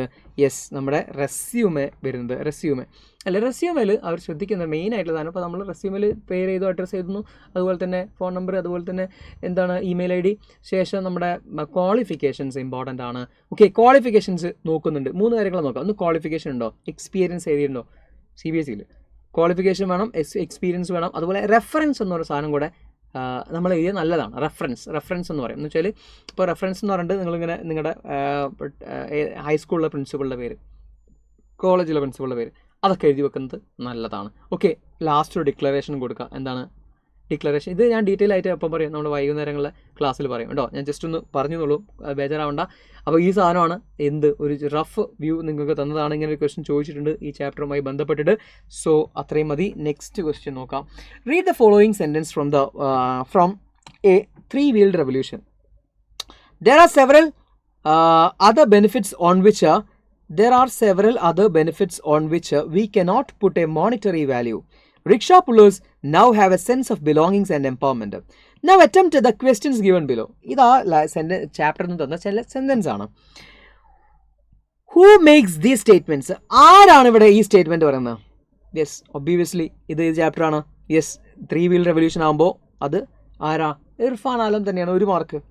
Next, what does the word monetary means in the context? എന്താണ് മോണിറ്ററി എന്ന് പറഞ്ഞാൽ? മോണിറ്ററി ഫണ്ട് അല്ലേ, പൈസയാണ് ഉദ്ദേശിക്കുന്നത്, ഫിനാൻഷ്യൽ ആണ്. List and explain some of the initiatives undertaken by speaker to empower the rickshaw pullers. നേരത്തെ നമ്മൾ പറഞ്ഞു ഒരു 3 എണ്ണം എഴുതിയാൽ 3 മാർക്കുണ്ട്. ഏതൊക്കെയാ? നമ്മൾ അവർക്ക് സമ്മാൻ ഗ്യാൻ എന്ന് പറയുന്ന നൈറ്റ് ക്ലാസ് തുടങ്ങി അല്ലെ, അവരുടെ സ്പോർട്സിനും ചിൽഡ്രനൊക്കെ വേണ്ടിയിട്ട് അവർക്ക് ഇൻഷുറൻസ് അവർ ചെയ്തു. അതുപോലെ തന്നെ യൂണിഫോം പ്രൊവൈഡ് ചെയ്തു. അവർക്ക് ബേസിക് എറ്റിക്വിറ്റീസ് കൊടുത്തു. എന്ന് വെച്ചാൽ ബേസിക് ക്ലാസ്സുകൾ കൊടുത്തു ഈ ഡ്രൈവിങ്ങിനെ കുറിച്ച്, റോഡിൽ ഉപയോഗിക്കുന്നതിനെ കുറിച്ചിട്ട്. അവരെ ബാങ്കുകളിലൂടെ ലോൺ കിട്ടാൻ വേണ്ടിയിട്ട് സഹായിച്ചു. ഇതൊക്കെ അവർ ചെയ്ത കാര്യങ്ങളാണ്. Okay, total 5 mark. പിന്നെ ഇത് ചാപ്റ്റർ ഒരു ഇൻ്റർവ്യൂ ആയതുകൊണ്ട് തന്നെ ഇൻ്റർവ്യൂ റിലേറ്റഡ് ആയിട്ടുള്ള ക്വസ്റ്റ്യൻസ് നമുക്ക് ചോദിക്കാറുണ്ട്.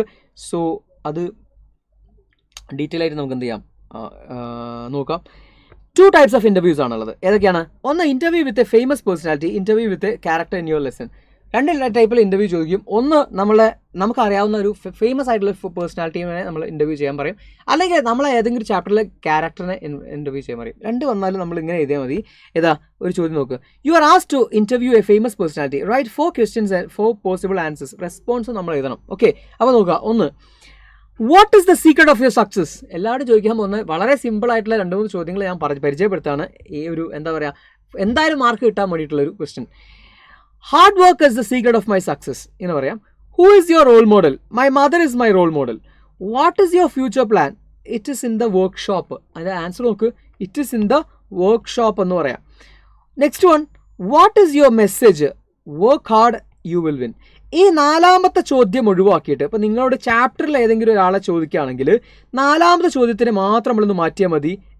അല്ലെങ്കിൽ ഈ 4ാമത്തെ ചോദ്യം നിങ്ങൾ 3ാമത്തെ ചോദ്യം ആക്കിയിട്ട് ചാപ്റ്ററുമായിട്ട് ബന്ധപ്പെട്ട ഒരു ചോദ്യം ചോദിക്കുക. How can we empower? ഇപ്പം ക്രിസ്ത്യൻ ലഗാർഡിനാണ് 3 L's of Empowerment എന്ന് പറഞ്ഞ ചാപ്റ്ററിൽ എഴുതിയ ക്രിസ്ത്യൻ ലഗാർഡിനാണ് നിങ്ങൾ ഇൻ്റർവ്യൂ ചെയ്യുന്നതെങ്കിൽ ബാക്കിയൊക്കെ തന്നെ ചോദ്യം, secret of life, role model, your message ഇതൊക്കെ ചോദിക്കാം. ഒരു ചോദ്യം ചാപ്റ്ററിൽ നിന്ന് ചോദിക്കുക, how can we empower women? അപ്പോൾ അവർ പറയും 3 L's of Empowerment, learning, labour, leadership. നമുക്കറിയാവുന്ന ആൻസർ തന്നെ ചോദിക്കാം. അതുപോലെ തന്നെ ഓക്കെ, ഇനി നിങ്ങളോട് ഈ പരീക്ഷയ്ക്ക് എന്ന് വെച്ചാൽ മോഡൽ എക്സാമിനേഷന് ചോദിച്ച ചോദ്യം ശ്രദ്ധിക്കുക.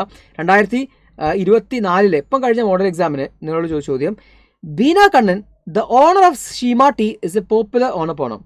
You get a chance to interview her. Prepare 6 questions and relevant responses എന്ന് പറഞ്ഞ ചോദ്യം ഉണ്ടായിരുന്നു അല്ലേ. അപ്പോൾ ഗവൺമെൻറ് ഇത്തരത്തിലുള്ള ചോദ്യങ്ങൾ എന്ത് ചെയ്യുന്നുണ്ട്? പ്രോത്സാഹിപ്പിക്കുന്നുണ്ട്. സോ നമുക്ക് എന്ത് ചെയ്യാം, ആ പരീക്ഷയ്ക്ക്, അടുത്ത പരീക്ഷയ്ക്കും അത് പ്രതീക്ഷിക്കാവുന്നതാണ്. ഈ ഒരു എന്താ പറയുക, ഫേമസ് പേഴ്സണാലിറ്റി എന്നാണ് ചോദ്യം വന്നത് അല്ലേ. അപ്പോൾ ഞാൻ നേരത്തെ ചോദിച്ച ചോദ്യങ്ങൾ തന്നെ നിങ്ങൾക്ക് എന്ത് ചെയ്യാം, ഇവിടെ ചോദിക്കാൻ പറ്റും. അല്ല, മറ്റൊരു കുറച്ച് ക്വസ്റ്റ്യൻസ് നോക്കുക. What makes you successful entrepreneur? നിങ്ങൾ എന്താണ് ഒരു സക്സസ്ഫുൾ ഓണർപ്രണർ ആക്കിയത് അല്ലേ. Do you find your job really interesting or a big responsibility? What were those hurdles എന്ന് പറഞ്ഞ പ്രശ്നങ്ങൾ, പ്രയാസങ്ങൾ you overcome in your early periods of entrepreneurship? Early periods of ഓണർപ്രണർഷിപ്പിൽ നിങ്ങൾ എന്തെല്ലാം പ്രശ്നങ്ങളാണ് എന്താ പറയുക നേരിട്ടത്? Next, can you share some of your winning secrets with me? Okay, with us. Do you find the current business world women friendly? ഈ current business world women friendly ആണോ എന്നൊരു ചോദ്യം. As a successful women entrepreneur, what is your advice to the young and budding entrepreneurs of the state? ഈ രാജ്യത്തെ മുട്ടിട്ട് വിരിയുന്ന പുതിയ ഓണർപ്രണേഴ്സിനോടും അതുപോലെ തന്നെ സ്ത്രീകളോടും ഒക്കെ നിങ്ങളുടെ അഡ്വൈസ് എന്താണെന്നൊരു ചോദ്യം. അപ്പോൾ നമുക്ക് ഇഷ്ടമുള്ള ആൻസേഴ്സ് ഒക്കെ കൊടുക്കാം. പിന്നെ ഒരു ചോദ്യം ഇതാണ്, ഇതൊരു ഇമ്പോർട്ടൻറ്റ് ക്വസ്റ്റ്യൻ കേട്ടോ. ഇർഫാൻ ആലം comes to your school to inaugurate the youth club. Prepare a script of announcement of introducing him. നിങ്ങൾ സ്കൂളിൽ ഒരു പരിപാടിക്ക് വേണ്ടിയിട്ട് ഇർഫാൻ ആലം വരികയാണ്. അപ്പോൾ അദ്ദേഹത്തെ നിങ്ങളൊന്ന് ഇൻട്രൊഡ്യൂസ് ചെയ്യണം. എങ്ങനെയാണ് ഇൻട്രൊഡ്യൂസ് ചെയ്യുക? അതിൻ്റെ ഒരു ഇൻട്രൊഡക്ഷൻ അനൗൺസ്മെൻ്റ് ആണ് നിങ്ങൾ പറയേണ്ടത്. അനൗൺസ്മെൻറ്റ് എങ്ങനെയാണ്? Respected principal, my dear teachers and my loving friends എന്ന് പറഞ്ഞ് സ്റ്റാർട്ട് ചെയ്യാം. As we all know, today we are really honored with the living presence of young and successful entrepreneur Sri Irfan Alam to inaugurate the youth club of our school. He is the founder and chairman of Samman Foundation. His efforts to empower those at the bottom of Indian society have been recognized widely. We became very much interested when we studied more about him from our English lesson titled A Three-Wheeled Revolution. He has won the Business Bazigar and the World Bank's Innovation Award. Besides, he has been recognized by the Times of India as one of the top 30 youth icons of India. Irfan Alam, the winner of Business World's Hottest Young Entrepreneur Award, and the TED Fellowship Award. TED അറിയാലോ അല്ലേ? He is really a source of inspiration to all of us. We are happy to say that we will contribute something for the betterment of the society. So I am very happy to welcome him to our school for inaugurating the youth club. എന്ന് പറഞ്ഞിട്ട് നമ്മുടെ ആ ഒരു style മനസ്സിലായില്ലേ? ഈ അയാളുടെ കാര്യങ്ങളെക്കുറിച്ച് അറിയാവുന്ന കുറച്ച് കാര്യങ്ങൾ പറയാം, അവസാനം അയാളെ ഇൻവൈറ്റ് ചെയ്യുക പ്രോഗ്രാമിലേക്ക്. ഓക്കെ, അതാണ് ഈ അനൗൺസ്മെൻറ്റ് എന്ന് പറയുന്നത് കേട്ടോ. അപ്പോൾ അത് ഓർത്ത് വെക്കുക. പിന്നെ ഒരു ഇമെയിൽ, ഇത് എപ്പോഴും ചോദിക്കുന്നൊരു ഇമെയിലാണ്. നിങ്ങൾക്ക് അറിയാവുന്ന എന്താ പറയുക, the R&D wing of Samman is planning to redesign the rickshaws with the necessary improvements. Think about some useful modification that you would make to suggest Irfan Alam. നിങ്ങളുടെ ചില സജഷൻസ് ചോദിക്കുക പറയാൻ എന്തിന് ഈ അതിലിങ്ങനെ വെച്ചാൽ മതി, അല്ലെങ്കിൽ ബിസ്ക്കറ്റിൻ്റെ പാത്രത്തിൽ വെച്ചാൽ മതി, അല്ലെങ്കിൽ വേസ്റ്റ് ബിൻ വെക്കുക, ആ വേസ്റ്റ് ബിന്നിലേക്ക് ആൾക്കാർക്ക് ഇതിൻ്റെ പഴത്തൊലിയൊക്കെ അതിനകത്ത് ഇടാലോ എന്നൊക്കെ പറഞ്ഞിട്ട് സ്വീറ്റ്സ് അല്ലെങ്കിൽ ബിസ്ക്കറ്റ്സിൻ്റെ കവറൊക്കെ ഇടാലോ, അതൊക്കെ പറഞ്ഞിട്ട് നിങ്ങൾക്ക് എന്ത് ചെയ്യാം, സജഷൻസ് പറയാൻ ഒരു ഇമെയിൽ അയക്കാനാണ്. ഇമെയിലിൻ്റെ ഫോർമാറ്റൊക്കെ നിങ്ങൾക്ക് അറിയാം. ഇമെയിൽ അതിങ്ങനെ വേണമെങ്കിൽ ഫ്രണ്ട് അഡ്രസ്സ് എഴുതണമെന്നില്ല, ഓൾറെഡി അവിടെ ഉണ്ടാവും, അതിങ്ങനെ കാണിക്കാം. പിന്നെ 2 പെട്ടി വരയ്ക്കുന്നത്, അങ്ങനെ 2 പെട്ടി വരയ്ക്കുന്നു, യെസ്, എന്നിട്ടോ ഇങ്ങനെ വരയ്ക്കുന്നു. ശേഷം നമ്മളെന്താ ചെയ്യുന്നത്, 2 എന്ന് എഴുതുന്നു, 2 അഡ്രസ്സ് എഴുതുന്നു, CC എഴുതാൻ മറക്കരുത്, CC എഴുതണം, ഇതിനിടയിൽ CC എഴുതണം. CCയോ BCCയോ എഴുതാം, BCCയും CCയും കൂടെ എഴുതാം, അല്ലെങ്കിൽ CC അത്യാവശ്യമാണ്. സബ്ജക്റ്റ് എഴുതുന്നു, താഴെ ഒരു ലെറ്ററിൻ്റെ ഫോർമാറ്റിൽ. പിന്നെ ഞാനിവിടെ ABCD ഇട്ടിട്ടുള്ളത് എൻ്റെ ആശയങ്ങളാണ്. അയാളുടെ റിക്ഷയിൽ നടപ്പിലാക്കാൻ സാധിക്കുന്ന കുറച്ച് കാര്യങ്ങൾ, എൻ്റെ ആശയത്തിൽ വന്ന കുറച്ച് കാര്യങ്ങൾ അവിടെ 1, 2, 3 എന്നിട്ടിട്ട് ഇട്ടിട്ട് നമ്മൾ എഴുതി വെക്കുക. അപ്പോൾ ഇത്രയും കാര്യങ്ങളാണ് നമ്മളവിടെ വേണ്ടത്. ഇൻ്റർവ്യൂ ക്വസ്റ്റ്യൻസ് പറയുമോ? ഇൻ്റർവ്യൂ ക്വസ്റ്റ്യൻസ് അല്ലേ മോനെ ഇത്രയും നേരം പറഞ്ഞത്. അപ്പോൾ അത്രയും കാര്യങ്ങളാണ്. ഓക്കെ, അപ്പോൾ അത്രയും കാര്യങ്ങളാണ് നമ്മൾ എന്ത് ചെയ്യാനുള്ളത്, ശ്രദ്ധിക്കാനുള്ളത്. നെക്സ്റ്റ് ഇമെയിൽ അത്രയേ ഉള്ളൂ കേട്ടോ, ഇമെയിൽ അത്രയേ ഉള്ളൂ. ഇത് കോമൺലി ചോദിച്ചിട്ടുണ്ട്, ഒരുപാട് തവണ ചോദിച്ചിട്ടുള്ള ഒരു ചോദ്യമാണ്. ഓക്കെ, ഇനി നെക്സ്റ്റ് നമ്മുടെ ചാപ്റ്ററിൻ്റെ പേര് ഓക്കെ ദീദിയാണ്. ദീദി. ഓക്കെ, ദീദിയാണ് നമ്മുടെ നെക്സ്റ്റ് ചാപ്റ്റർ. ദീദിയുടെ ഒരു ഇൻട്രൊഡക്ഷൻ നമുക്ക് നോക്കാം. ദീദി മറന്നു പോകരുത്, ഞാൻ പഠിപ്പിച്ച ചാപ്റ്റേഴ്സിൽ ഇപ്പോൾ ആദ്യത്തെ ചാപ്റ്റർ എന്ന് പറയുന്നത് ഏതാണ്, നമ്മുടെ സ്റ്റാമർ എന്ന് പറയുന്ന ചാപ്റ്ററാണ്. സച്ചിദാനന്ദൻ മറക്കരുത്. ഇർഫാൻ ആലത്തിൻ്റെ ചാപ്റ്ററാണ് 3 വീൽഡ് റെവല്യൂഷൻ. സമ്മാനാണ് ഇർഫാൻ ആലത്തിൻ്റെ ഈ പറയുന്ന foundation, Sammaan foundation. 3 wheeled revolution ഏതാണ്, 3 ചക്രമുള്ള സൈക്കിൾ റിക്ഷയാണ്. ബീഹാറാണ് അതിൻ്റെ ഒരു ഫൗണ്ടേഷൻ ഉള്ളത്, ആ കമ്പനിയുടെ ഒരു ബേസ് ഉള്ളത് ബീഹാറാണ്. ഓക്കെ, ഇനി നമ്മുടെ നെക്സ്റ്റ് ചാപ്റ്ററിലേക്ക് വരാണ്. ദീദി എന്ന് പറയുന്ന ചാപ്റ്റർ. ഓക്കെ, നമ്മുടെ ഈ സംരംഭകരെ കുറിച്ച് പറയുന്ന യൂണിറ്റിൽ 3ാമത്തെ ചാപ്റ്റർ ആയിട്ടുള്ളത് ഏതാണ്, നമ്മൾ പഠിക്കുന്ന 3ാമത്തെ ടെക്സ്റ്റിലെ 2ാമത്തെ ചാപ്റ്ററാണ്. ഏതാണ്, ദീദി എന്ന് പറയുന്ന ചാപ്റ്ററാണ്. ദീദി ഷഹീൻ മിസ്ത്രീനെയാണ് ചേച്ചി എന്ന അർത്ഥത്തിൽ ഹിന്ദിയിൽ ദീദി എന്ന് വിളിക്കുന്നത്, ചേച്ചി. ഓക്കെ, അപ്പോൾ ബഹുമാനാർത്ഥമാണ് അവരെ അങ്ങനെ വിളിച്ചത്. കുട്ടികൾ സന്തോഷത്തോട് കൂടിയിട്ട് അവരെ പഠിപ്പിച്ച അധ്യാപികയാണ് ആര്, ഈ പറയുന്ന ദീദി എന്ന് പറയുന്ന ഷഹീൻ മിസ്ത്രി. നമുക്ക് നേരെ ചാപ്റ്ററിലേക്ക് വരാം. Shaheen Mistri is an Indian social activist and educator. I am an educator. ഞാനൊരു എഡ്യൂക്കേറ്ററാണ്. എഡ്യൂക്കേറ്റർ എന്ന് പറഞ്ഞിട്ടുണ്ടെങ്കിൽ വിദ്യാഭ്യാസം പഠിപ്പിക്കുക മാത്രമല്ല, അതേക്കുറിച്ച് റിസർച്ച് ചെയ്ത് അതേക്കുറിച്ച് മനസ്സിലാക്കിക്കൊണ്ടിരിക്കുന്ന ആളെയാണ് നമ്മൾ എഡ്യൂക്കേറ്റർ എന്ന് പറയാം. ഓക്കെ, അപ്പോൾ ഷഹീൻ മിസ്ത്രി ടീച്ചർ എന്നൊന്നും പറയാതെ നിങ്ങൾ എന്ത് ചെയ്യുക, she is an social activist and educator. Set അല്ലേ? ഓക്കെ, ഇനി before launching the Akanksha foundation, ഇവരുടെ ഒരു ഫൗണ്ടേഷൻ്റെ പേരാണ് Akanksha foundation. Sammaan foundation Irfan Alam. Akanksha foundation ആണ് ദീദിയുടേത്, ഷഹീൻ മിസ്ത്രിയുടേത്. Okay, her interest in child's education led her to volunteer as a teacher in diverse organisations in Mumbai. എന്താണ് പറയുന്നത് നോക്കുക, അവളുടെ കുട്ടികളെ പഠിപ്പിക്കാനുള്ള താല്പര്യം, അല്ലെങ്കിൽ കുട്ടികൾക്ക് വിദ്യാഭ്യാസം കൊടുക്കണം എന്ന എപ്പം തീരുമെന്ന് എനിക്കറിയില്ല. ഞാനൊരു 11 മണിയൊക്കെ ആകുമ്പോൾ തീർക്കാമെന്ന് വിചാരിച്ചാണ്, ഇപ്പോൾ കഴിഞ്ഞ് തോന്നുന്നില്ല, കുറച്ചും കൂടെ ഒന്ന് എക്സ്റ്റെൻഡ് ചെയ്യും. ഓക്കെ, വിസ്കോ ബർക്ക, നല്ല പേര്. എന്താ പറഞ്ഞത്, ആ താല്പര്യമാണ് ഇങ്ങനെ ഒരു മുംബൈയിലെ പല സ്ഥലങ്ങളിലുള്ള പല രീതിയിൽ താമസിക്കുന്ന പാവപ്പെട്ട നിരാലംബരായ കുട്ടികൾക്ക് വിദ്യാഭ്യാസം കൊടുക്കുക എന്നുള്ളതാണ് അവരുടെ ആശയം. ഇനിയോ, Didi is Shaheen's story narrated by her. ഷഹീൻ്റെ കഥ അവർ തന്നെ നറേറ്റ് ചെയ്യുന്നതാണ് നമ്മുടെ ദീദി എന്ന് പറയുന്ന ഈ ഒരു ചാപ്റ്റർ. ഓക്കെ, ഇനി ഫസ്റ്റ് അതിൻ്റെ ഒരു ഭാഗത്തേക്ക് വരികയാണ്. നമ്മൾ കുറച്ച് ഭാഗങ്ങളായിട്ടാണ് ഈ ചാപ്റ്ററിന് പറയുന്നത്, നമുക്ക് വേഗം ഓർമ്മയിൽ ഉണ്ടാവാൻ വേണ്ടിയിട്ടാണ് ഈ ഒരു രീതിയിൽ കൊണ്ടുവരുന്നത്. Okay, ever missing the piece, അത് വേണ്ട, മിസ്സിംഗ് ദ പീസ് ടൈറ്റിലൊക്കെ ഞാൻ വെറുതെ കൊടുത്തുന്നുള്ളൂ, അതൊന്നും വേണ്ട നിങ്ങൾക്ക്. Ever since she was A young girl Shaheen yearned to have a greater purpose in life. Okay, മക്കളെ, എടാ നിങ്ങൾ എന്താണ് ലൈക്ക് ചെയ്യാത്തത്? ലൈക്കിൻ്റെ എണ്ണം വളരെ കുറവാണല്ലോ. ആ ഒരു സങ്കടം പെട്ടെന്ന് തീർത്തേ. ലൈക്ക് ചെയ്യാൻ മറന്നുപോയവർ, അല്ലെങ്കിൽ ലൈക്ക് ചെയ്യാൻ മടിച്ചു നിൽക്കുന്നവർ പെട്ടെന്ന് കടന്നു വരിക, പെട്ടെന്ന് ആ ലൈക്ക് ബട്ടണിലേക്ക് ഒന്ന് അമർത്തുക. ഓക്കെ, ആ ലൈക്കിൻ്റെ എണ്ണം ഒന്ന് പെട്ടെന്ന് കൂട്ടിക്കേ. നിങ്ങൾക്ക് ചെയ്തു തരാൻ പറ്റുന്ന ഏക ഒരു കാര്യം അത് മാത്രമല്ലേ? യെസ്, പെട്ടെന്നൊന്ന് ലൈക്ക് ബട്ടൺ ഒന്ന് അമർത്തിക്കേ. ഇനി നമ്മുടെ കൊമേഴ്സുകാരും നമ്മുടെ ഹ്യൂമാനിറ്റീസുകാരും അതുപോലെ തന്നെ സയൻസിലെ പുലികളും കൊമേഴ്സിലെ പുലികളും ഹ്യൂമാനിറ്റീസിലെ പുലികളും എല്ലാവരും പെട്ടെന്ന് ലൈക്ക് അങ്ങനെ കൂടിക്കൊണ്ടിരിക്കുന്നുണ്ട്. ചെയ്യാത്തവരൊന്ന് പെട്ടെന്ന് ചെയ്യണേ നിർബന്ധമായിട്ടും. ഇനി നോക്കാം. Ever since she was a young girl, Shaheen yearned a greater purpose in life. She lived a privileged life, yet she felt a piece of herself missing. അവളൊരു അടിപൊളി ജീവിതമൊക്കെ നയിച്ചുകൊണ്ടിരിക്കുകയാണ്. അച്ഛനൊരു ബാങ്കറാണ്, വലിയ വീടുണ്ട്, എല്ലാ അടിപൊളി സൗകര്യങ്ങളിലൊക്കെയാണ് അവർ ജീവിച്ചുകൊണ്ടിരിക്കുന്നത്. എന്നാലും അവൾക്ക് എന്തോ ഒരു മിസ്സിങ് ഫീൽ ചെയ്തിട്ടുണ്ട്. ജീവിതത്തിൽ എന്തോ ഒന്ന് മിസ്സിങ് അവൾക്ക് ഫീൽ ചെയ്തിട്ടുണ്ട്. ഓക്കെ, ഇനി her life in Jakarta was the supposed perfect life. ഇന്തോനേഷ്യയിലെ ജക്കാർത്തയിലുള്ള അവളുടെ ലൈഫ് എന്ന് പറയുന്നത് അടിപൊളിയായിട്ട് പോയിക്കൊണ്ടിരിക്കുകയാണ്. However, she was once taken to an orphanage. For the first time, something inside her clicked and she wanted to learn more about them. അപ്പോൾ അങ്ങനെയാണ് നമ്മുടെ ജീവിതത്തിലൊക്കെ ചിലപ്പോൾ ചില ടേണിംഗ് പോയിന്റ് ഉണ്ടാവാറുണ്ട് അല്ലേ. അങ്ങനെ ഇവളുടെ അച്ഛൻ ഒരു ദിവസം കുട്ടിയായിരിക്കുന്ന ജക്കാർത്തയിലുള്ള ഒരു ഓർഫനേജിലേക്ക് ഈ കുട്ടീനെയും വിട്ട് കൊണ്ടുപോവാണ്. അന്ന് അവളുടെ ജീവിതത്തിൽ വലിയ മാറ്റങ്ങൾ ഉണ്ടാവുകയാണ്.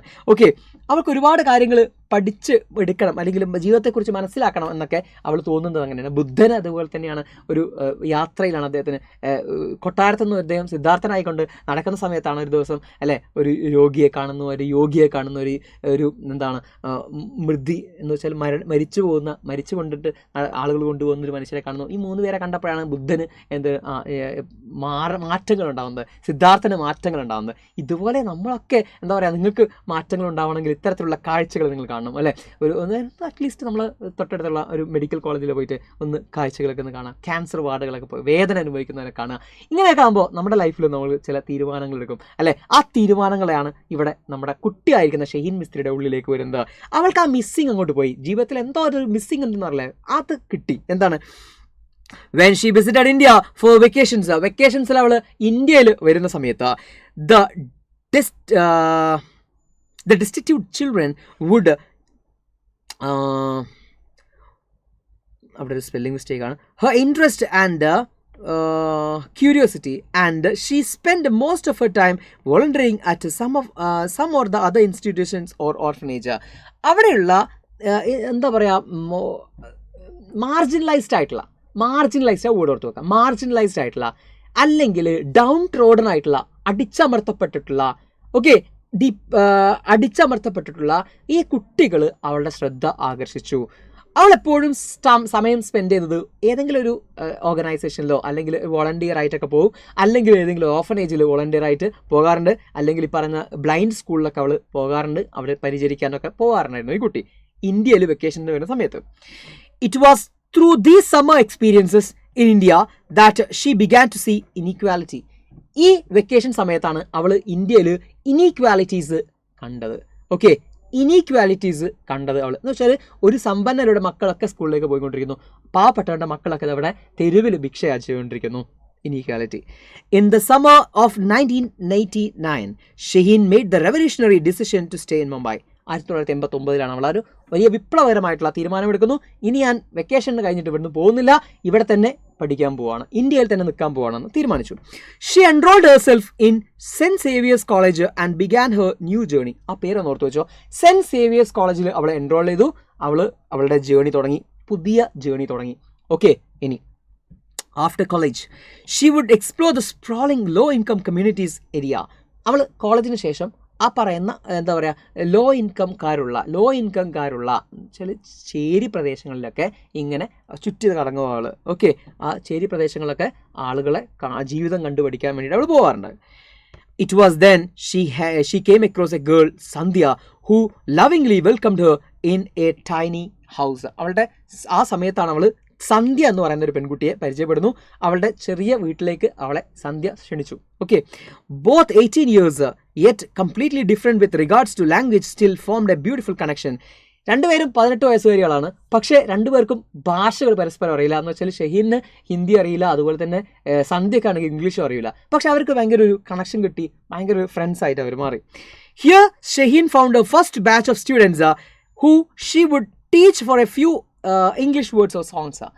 അങ്ങനെ വെച്ചിട്ടാണ്, ഈ സന്ധ്യയുടെ വീട്ടിൽ വെച്ചിട്ടാണ് അവളുടെ ആദ്യത്തെ സ്റ്റുഡൻസിനെ അവൾക്ക് കിട്ടുന്നത്.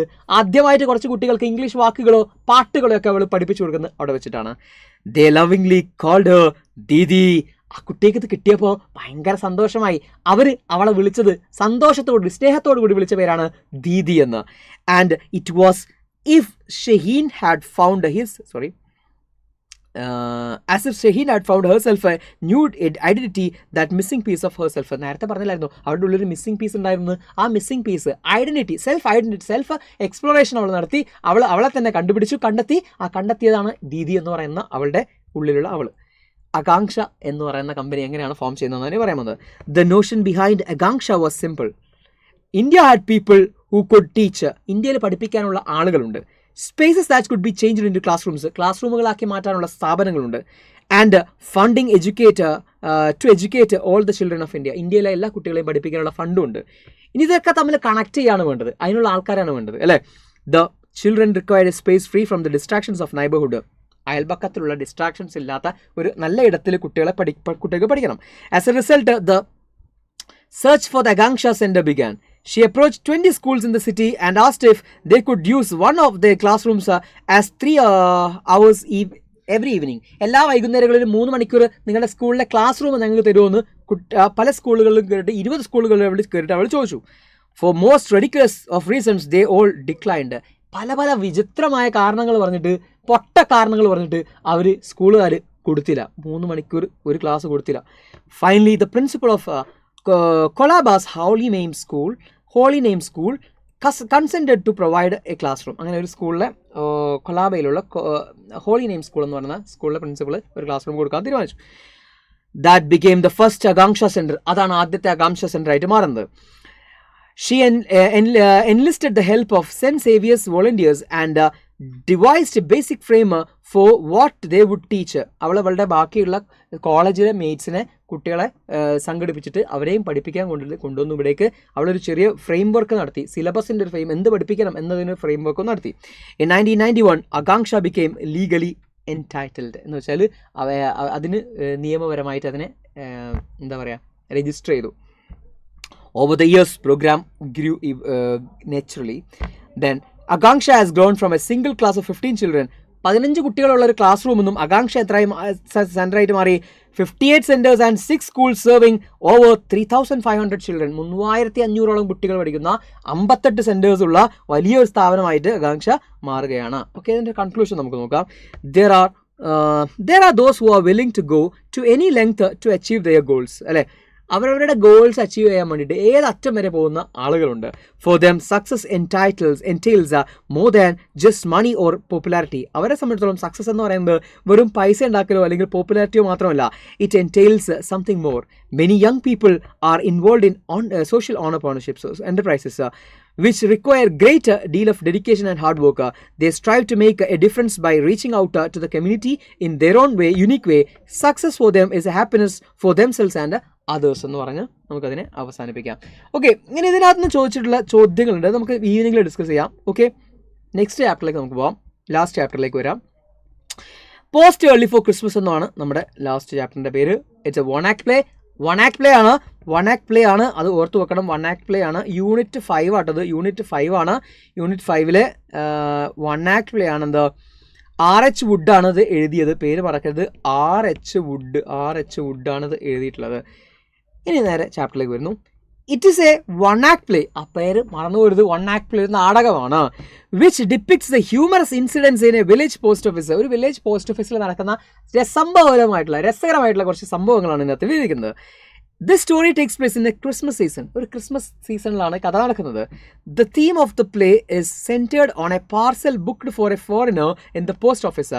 ഒരു പോസ്റ്റ് ഓഫീസിൽ ഒരു ഫോറിനർ കൊണ്ടുവരുന്ന ഒരു പാർസലുമായി ബന്ധപ്പെട്ടിട്ടാണ് ഈ കഥ റിവോൾവ് ചെയ്യുന്നത്. When the play begins we see a postal assistant recollects the previous day's incident. കഥ തുടങ്ങുന്നത് നമ്മൾ കാണുന്നത് ഒരു പോസ്റ്റൽ അസിസ്റ്റന്റ് അവൾ റീകലക്ട് ചെയ്യാണ്, ഓർത്തെടുക്കുകയാണ് ഇന്നലെ നടന്ന സംഭവങ്ങൾ കുറേ കാര്യങ്ങൾ അവൾ ഓർത്തെടുക്കും. She remembers how about her curious customers. തൻ്റെ കസ്റ്റമേഴ്സ് ഇന്നലെ വന്നിട്ട് ഓരോരുത്തർ ചെയ്ത മണ്ടത്തരങ്ങളൊക്കെ അവളിങ്ങനെ പറയുന്നുണ്ട്. തുടക്കത്തിൽ അങ്ങനെയാണ് കാണുന്നത്. But we see this postal assistant never loses a temper. പക്ഷേ ഈ പോസ്റ്റൽ അസിസ്റ്റൻറ്റിന് ഒരിക്കൽ പോലും ക്ഷമ നഷ്ടപ്പെട്ടിട്ട് നമ്മൾ കണ്ടിട്ടില്ല. She behaves very politely to the customers. തന്നോട് വളരെ മോശമായിട്ട് സംസാരിക്കുന്ന ആളുകളോട് വരെ വളരെ വിനയത്തിൻ്റെ ഭാഷയിലാണ് അവൾ സംസാരിക്കുന്നത്. The first customer is Mrs Smith, a lady. Okay, Mrs Smith എന്ന് പറയുന്ന ഒരു ലേഡിയാണ് ആദ്യത്തെ അവളുടെ customer. She has rheumatical diseases. അവൾക്ക് വാദത്തിൻ്റെ അസുഖമുണ്ട്. She comes to buy stamps and postal orders. അവൾ സ്റ്റാമ്പ് വാങ്ങിക്കാനും പോസ്റ്റൽ ഓർഡേഴ്സ് വാങ്ങിക്കാനാണ് വന്നിട്ടുള്ളത്. ക്രിസ്മസ് അല്ലേ, ഒരുപാട് ആളുകൾക്ക് ഗ്രീറ്റിംഗ്സ് ഒക്കെ അയക്കാൻ വേണ്ടിയിട്ട്. ഇനി എന്താ നമ്മൾ നോക്കുന്നത്? Next customer is Mrs Jones. She is a acquaintance of Mrs Smith. Mrs Jones ആണ് രണ്ടാമത്തെ കഥാപാത്രം. ഈ മിസ്സസ് ജോൺസ് സ്മിത്തിന് പരിചയമുള്ള ഒരു സ്ത്രീയാണ്. She comes to the post office to post a Christmas presents, but she behaves very rudely. അവൾ വന്നത് അവളുടെ ക്രിസ്മസ് പ്രസൻറ്റുകളൊക്കെ എന്ത് ചെയ്യാൻ വേണ്ടിയിട്ടാണ്, സെൻഡ് ചെയ്യാൻ വേണ്ടിയിട്ടാണ്, പാർസൽ പോസ്റ്റ് ചെയ്യാൻ വേണ്ടിയിട്ടാണ്. പക്ഷെ അവൾ വളരെ പരുഷമായിട്ടാണ് സംസാരിക്കുന്നത്. We find some other humorous characters who behaves in a strange way to the postal assistant. Postal assistant വളരെ സ്ട്രേഞ്ച് ആയിട്ട് സംസാരിക്കുന്ന കുറച്ച് നർമ്മ കഥാപാത്രങ്ങൾ പിന്നെയുമുണ്ട്. There is a old gentleman and a fussy old lady. ഒരു ഓൾഡ് ജെന്റിൽമാൻ ഉണ്ട്, പിന്നെ ഒരു ഫസി ഓൾഡ് ലേഡി ഉണ്ട്. They two are funny characters. The deaf old man gives odd responses to the questions of the assistant. Assistant ചോദിക്കുന്ന ചോദ്യങ്ങൾക്കൊക്കെ വളരെ ഓഡായിട്ടുള്ള strange ആയിട്ടുള്ള ഉത്തരങ്ങളാണ് ഈ പറയുന്ന സ്ത്രീ നൽകുന്നത്. ഓക്കെ, ഈ ഓൾഡ് മാൻ നൽകുന്നത്. ഓക്കെ, ബുക്ക് ചോദിക്കുമ്പോൾ അയാൾ കുക്കിനെ പറ്റിയാണ് പറയുന്നത് അല്ലേ, ബെഡ് എന്നൊക്കെ അയാൾ പറഞ്ഞിട്ട് ആകെ പ്രശ്നങ്ങൾ ഉണ്ടാക്കുന്നുണ്ട്. The old lady comes to the post office thinking that it is an animal clinic. ഈ ഓൾഡ് ഫസി ലേഡി എന്ന് പറയുന്ന ആൾ ഓടി വരുന്നത് ഇതൊരു ആനിമൽ മൃഗാശുപത്രിയാണെന്ന് വെച്ചിട്ടാണ് ഈ പോസ്റ്റ് ഓഫീസിലേക്ക് ഓടി വരുന്നത്. The farmer in the play reveals the news about the time bomb inside A Christmas parcel in London. Farmer എന്താ ചെയ്യുന്നു, അയാൾ ഒരു വാർത്തേനെ പറ്റി പറയാണ്. ഇങ്ങനെ ഒരു വാർത്ത കണ്ടിട്ടുണ്ടായിരുന്നു. എന്താണ് ആ വാർത്ത? പത്രത്തിലൊരു വാർത്ത കണ്ടിട്ടുണ്ടായിരുന്നു. ലണ്ടനിലെ ഒരു പോസ്റ്റ് ഓഫീസിനകത്ത് ഒരു പാർസലിനകത്ത് ടൈം ബോംബ് വെച്ചത് കണ്ടു എന്ന് പറഞ്ഞൊരു വാർത്ത അദ്ദേഹം കണ്ടു. He wants that if there is a bomb in the parcel, it will make a tick tick sound. People in the post office become fearful. അപ്പോൾ അദ്ദേഹത്തോട് ആരോ ചോദിച്ചു, അല്ല അതെങ്ങനെയാണ് നമുക്കൊരു പാർസലിൻ്റെ അകത്ത് ബോംബാണെന്ന് മനസ്സിലാകുക? അത് വളരെ ഈസിയാണ്, ടൈം ബോംബ് ആണെങ്കിൽ ടിക് ടിക് ശബ്ദം ഉണ്ടാവുമെന്ന് അയാൾ പറഞ്ഞു. അതുകൊണ്ട് കേട്ടിട്ട് ആളുകളൊക്കെ പരിഭ്രാന്തരാവുകയാണ്. It is at this time Mrs. Higgins and her son Britty comes into the post office. ഈ സമയത്താണ് മിസ്സസ് ഹിഗിൻസും അയാളുടെ മകനായിട്ടുള്ള വികൃതിക്കാരനായിട്ടുള്ള നോട്ടി ആയിട്ടുള്ള ബ്രിട്ടിയും അവിടേക്ക് വരുന്നത്. The play becomes more interesting when a foreign customer comes into the post office to send the Christmas parcel to one of his friends. ഈ സമയത്താണ് ഒരു foreign customer, ഒരു ഫോറിനർ എന്ത് ചെയ്യുന്നു, ഇവിടേക്ക് വരുന്നു കസ്റ്റമറായിട്ട്. അയാളുടെ ഫ്രണ്ടിനൊരു ക്രിസ്മസ് പാർസൽ അയക്കാൻ വേണ്ടിയിട്ട്. His repeated questions about the safety of his parcel really makes the story interesting. അയാൾ ഇങ്ങനെ പിന്നെയും ചോദിക്കുന്നുണ്ട്, ഇത് ഉറപ്പായിട്ട് അവിടെ എത്തും, എത്ര മണിക്ക് എത്തും, കാര്യം പൊളിക്കുമോ എന്നൊക്കെ അയാൾ ചോദിക്കുന്നുണ്ട്. ഇതിനൊരു എന്താ പറയുക, ഇൻട്രസ്റ്റിംഗ് ആക്കുന്ന കഥയെ. The foreigner leaves the post office without taking his gloves. Gloves അവിടെ മറന്നു വെച്ചിട്ട് അയാൾ പോകുന്നു. Britty hears a tick tick sound from the tourist parcel. ആ ടൂറിസ്റ്റിൻ്റെ പാർസലിൽ ബ്രിട്ടി എന്ന് പറയുന്ന കുരുത്തം കെട്ടാൻ എന്ത് ചെയ്യാണ്, ഒരു ടിക് ടിക് ശബ്ദം കേൾക്കുകയാണ്. When others also confirmed it everybody becomes afraid. എല്ലാവരും അത് കേട്ടപ്പോൾ പേടിയായി. The farmer affirmed the parcel is a real bomb. Farmer ഉറപ്പിച്ചു അത് റിയൽ ബോംബ് തന്നെയാണ്. Then Britty calls a policeman to the scene obeying his mother. അമ്മ പറഞ്ഞ അനുസരിച്ച് ബ്രിട്ടി ഒരു പോലീസ്മാനെ വിളിച്ചുകൊണ്ടിരുന്നു. At that time the tourist once again comes to the post office to take back his gloves. He is shocked to see the policeman. He requests the policeman not to throw the parcel into the water. Everybody in the post office becomes very much afraid and they hide to escape from explosion. At this time the tourist says that this is not a time bomb but just a clock. അപ്പോൾ അയാൾ policeman എന്ത് ചെയ്തു, അതെടുത്തിട്ട് വെള്ളത്തിലേക്ക് ഒറ്റ എറിഞ്ഞു. Time bomb ആണെങ്കിൽ പൊട്ടാതിരിക്കാൻ വേണ്ടി മണ്ടത്തര ചെയ്യുന്നത് അല്ലേ. എന്തായാലും എല്ലാവരും ഹൈഡ് ചെയ്തു. അപ്പോൾ ആണ് നമ്മുടെ ടൂറിസ്റ്റ് പറയുന്നത്, ഇത് ക്ലോക്കാണ് മനുഷ്യ, സ്വിറ്റ്സർലാൻഡിൽ നിന്ന് ഞാനത് ഇത്രയും കഷ്ടപ്പെട്ട് കൊണ്ടുവന്നതാണ് അല്ലേ എന്ന് പറഞ്ഞു. The tourist become very much angry and goes to complaint about this. ഇത് പറ്റി ഞാൻ കംപ്ലൈൻറ്റ് ചെയ്യുന്നതുകൊണ്ട് ദേഷ്യപ്പെട്ടാണ് പോകുന്നത്. The assistant leaves the post office to work in an animal dispensary. Assistant പറഞ്ഞു, മതി, എനിക്ക് മടുത്തു ഈ ജീവിതം, ഇനി ഞാനിവിടെ എന്ത് ചെയ്യുന്നില്ല, പഠിക്കുന്നില്ല എന്ന് പറഞ്ഞിട്ട്, പഠിക്കുന്നില്ല എന്നല്ല അത് നമ്മൾ പറയാം അല്ലേ, ഇനി ഞാൻ എന്ത് ചെയ്യുന്നില്ല, ഇവിടെ നിൽക്കുന്നില്ല എന്ന് പറഞ്ഞിട്ട് അവരെന്ത് ചെയ്യണം, ജോലി രാജി വെച്ചിട്ട് തൊട്ടടുത്തുള്ള ആനിമൽ ഡിസ്പെൻസറിയിലേക്ക് പോവാണ്. Okay, she is very sure that animals will never do such silly things like man. മനുഷ്യന്മാർ ചെയ്യുന്ന ഈ മണ്ടത്തരങ്ങളൊന്നും ആരും ചെയ്യില്ല, ആനിമൽസ് ചെയ്യില്ല എന്നുള്ളത് ഉറപ്പാണെന്ന് പറഞ്ഞിട്ടാണ് നമ്മൾ പോകുന്നത്. ഓക്കെ, അപ്പോൾ ഇത്രയാണ് ആ ചാപ്റ്റർ എന്ന് പറയുന്നത്. ആ ചാപ്റ്റർ അവിടെ അവസാനിക്കുകയാണ്. ഏതായാലും next, imagine that the tourist in the play post early for Christmas sends an email to the friend to whom he wanted to send a precious clock. He expresses his grief and frustration over the ഈ ഒരു email എപ്പോഴും ചോദിക്കുന്നതാണ്. ഏത് email? ഈ 2 email ചോദിക്കും. ഒന്ന്, ഈ ഫ്രണ്ടിന് ഈ കാര്യങ്ങളൊക്കെ വിവരിച്ചുകൊണ്ട് ഇയാൾ നമ്മൾ ടൂറിസ്റ്റ് അയക്കുന്ന ഇമെയിൽ. രണ്ടാമത്തത് കംപ്ലൈൻറ്റ്, നമ്മുടെ ഹെഡ് പോസ്റ്റ് ഓഫീസറിന് നമ്മുടെ ഈ ടൂറിസ്റ്റർ അയക്കുന്ന ഒരു കംപ്ലൈൻറ്റും ചോദിക്കാറുണ്ട്. ഓക്കെ, അപ്പോൾ ഇത് 2 ചോദ്യങ്ങളും വളരെ ഇമ്പോർട്ടൻ്റ് ആണ്. ഓക്കെ, കൂടുതൽ ചോദ്യങ്ങൾ നമുക്ക് ന്യൂസ് പേപ്പർ റിപ്പോർട്ടിംഗ് ഒക്കെ ആയിട്ട് നമുക്ക് എന്ത് ചെയ്യാം, ഈവനിങ്ങിലെ ക്ലാസ്സിൽ നമുക്ക് പഠിക്കേണ്ടതുണ്ട്. ഓക്കെ, അപ്പോൾ അങ്ങനെയൊക്കെയാണ് കാര്യങ്ങൾ. അപ്പോൾ എന്ത് ചെയ്യാം, വൈകുന്നേരത്തെ ക്ലാസ് എന്ത് ചെയ്യരുത്, മിസ്സാക്കരുത്. ബാക്കി കാര്യങ്ങൾ നെക്സ്റ്റ് യൂണിറ്റ്, അപ്പോൾ ഞാൻ ഈ യൂണിറ്റിൽ ഒരു ചാപ്റ്റർ പഠിച്ചു, 2 ചാപ്റ്റേഴ്സ് ഇനി എടുക്കാനുണ്ട്, പിന്നെ ഒരു ചാപ്റ്ററും കൂടെ ഉണ്ട്, ഒരു യൂണിറ്റും കൂടെ ഉണ്ടാവും. ആ യൂണിറ്റുമായിട്ട് പഠിപ്പിക്കാൻ വേണ്ടിയിട്ട് നിങ്ങൾ നാസർ സാർ ഇപ്പോൾ വരുന്നതാണ്, NFK വരും. ഓക്കെ, അപ്പോൾ ഈ പറഞ്ഞതൊക്കെ നിങ്ങൾക്ക് ബോധ്യമായിരിക്കുന്നോ, മനസ്സിലായിരിക്കുന്നോ? എന്താ നിങ്ങളുടെ ഒരു റെസ്പോൺസ് ഒന്ന് പെട്ടെന്ന് കാണിക്കേ. ക്ലിയർ ആണോ? ഇത്രയും കാര്യങ്ങൾ നമ്മൾ പറഞ്ഞ കാര്യങ്ങളൊക്കെ ഇന്ന് രാവിലെ നമ്മൾ പഠിപ്പിച്ച 4 ചാപ്റ്റേഴ്സ് എൻടൈറ്റിൽ എന്താണ്, ക്ലിയർ ആണെന്ന് വിചാരിക്കുന്നു. ഓക്കെ, അപ്പോൾ എന്താണ്, റെഡിയല്ലേ? റെഡിയാണ്. Yes, thank you. ക്ലിയർ ആണ്. അപ്പോൾ മറന്നു പോരുത്. എന്താണ്, നമ്മുടെ ഈവനിങ്ങിലെ ക്ലാസ് 5 o'clockനാണ്. 5 o'clockനുള്ള ഗംഭീര ക്ലാസ്സിൽ നിങ്ങളെല്ലാവരും എന്ത് ചെയ്യണം, പങ്കെടുക്കണം. കാരണം നമുക്കവിടെ ക്ലിയർ ആയിട്ടും സെറ്റാക്കാനുണ്ട് അല്ലേ. കംപ്ലീറ്റ് കാര്യങ്ങളും നമ്മളവിടെ റിവൈസ് ചെയ്യുന്നതാണ്. കംപ്ലീറ്റ് കാര്യങ്ങളും റിവൈസ് ചെയ്തിട്ട് നമ്മൾ എന്ത് ചെയ്യുന്നതാണ്, ഗ്രാമർ, ഡിസ്കോഴ്സസ്, അതുപോലെ തന്നെ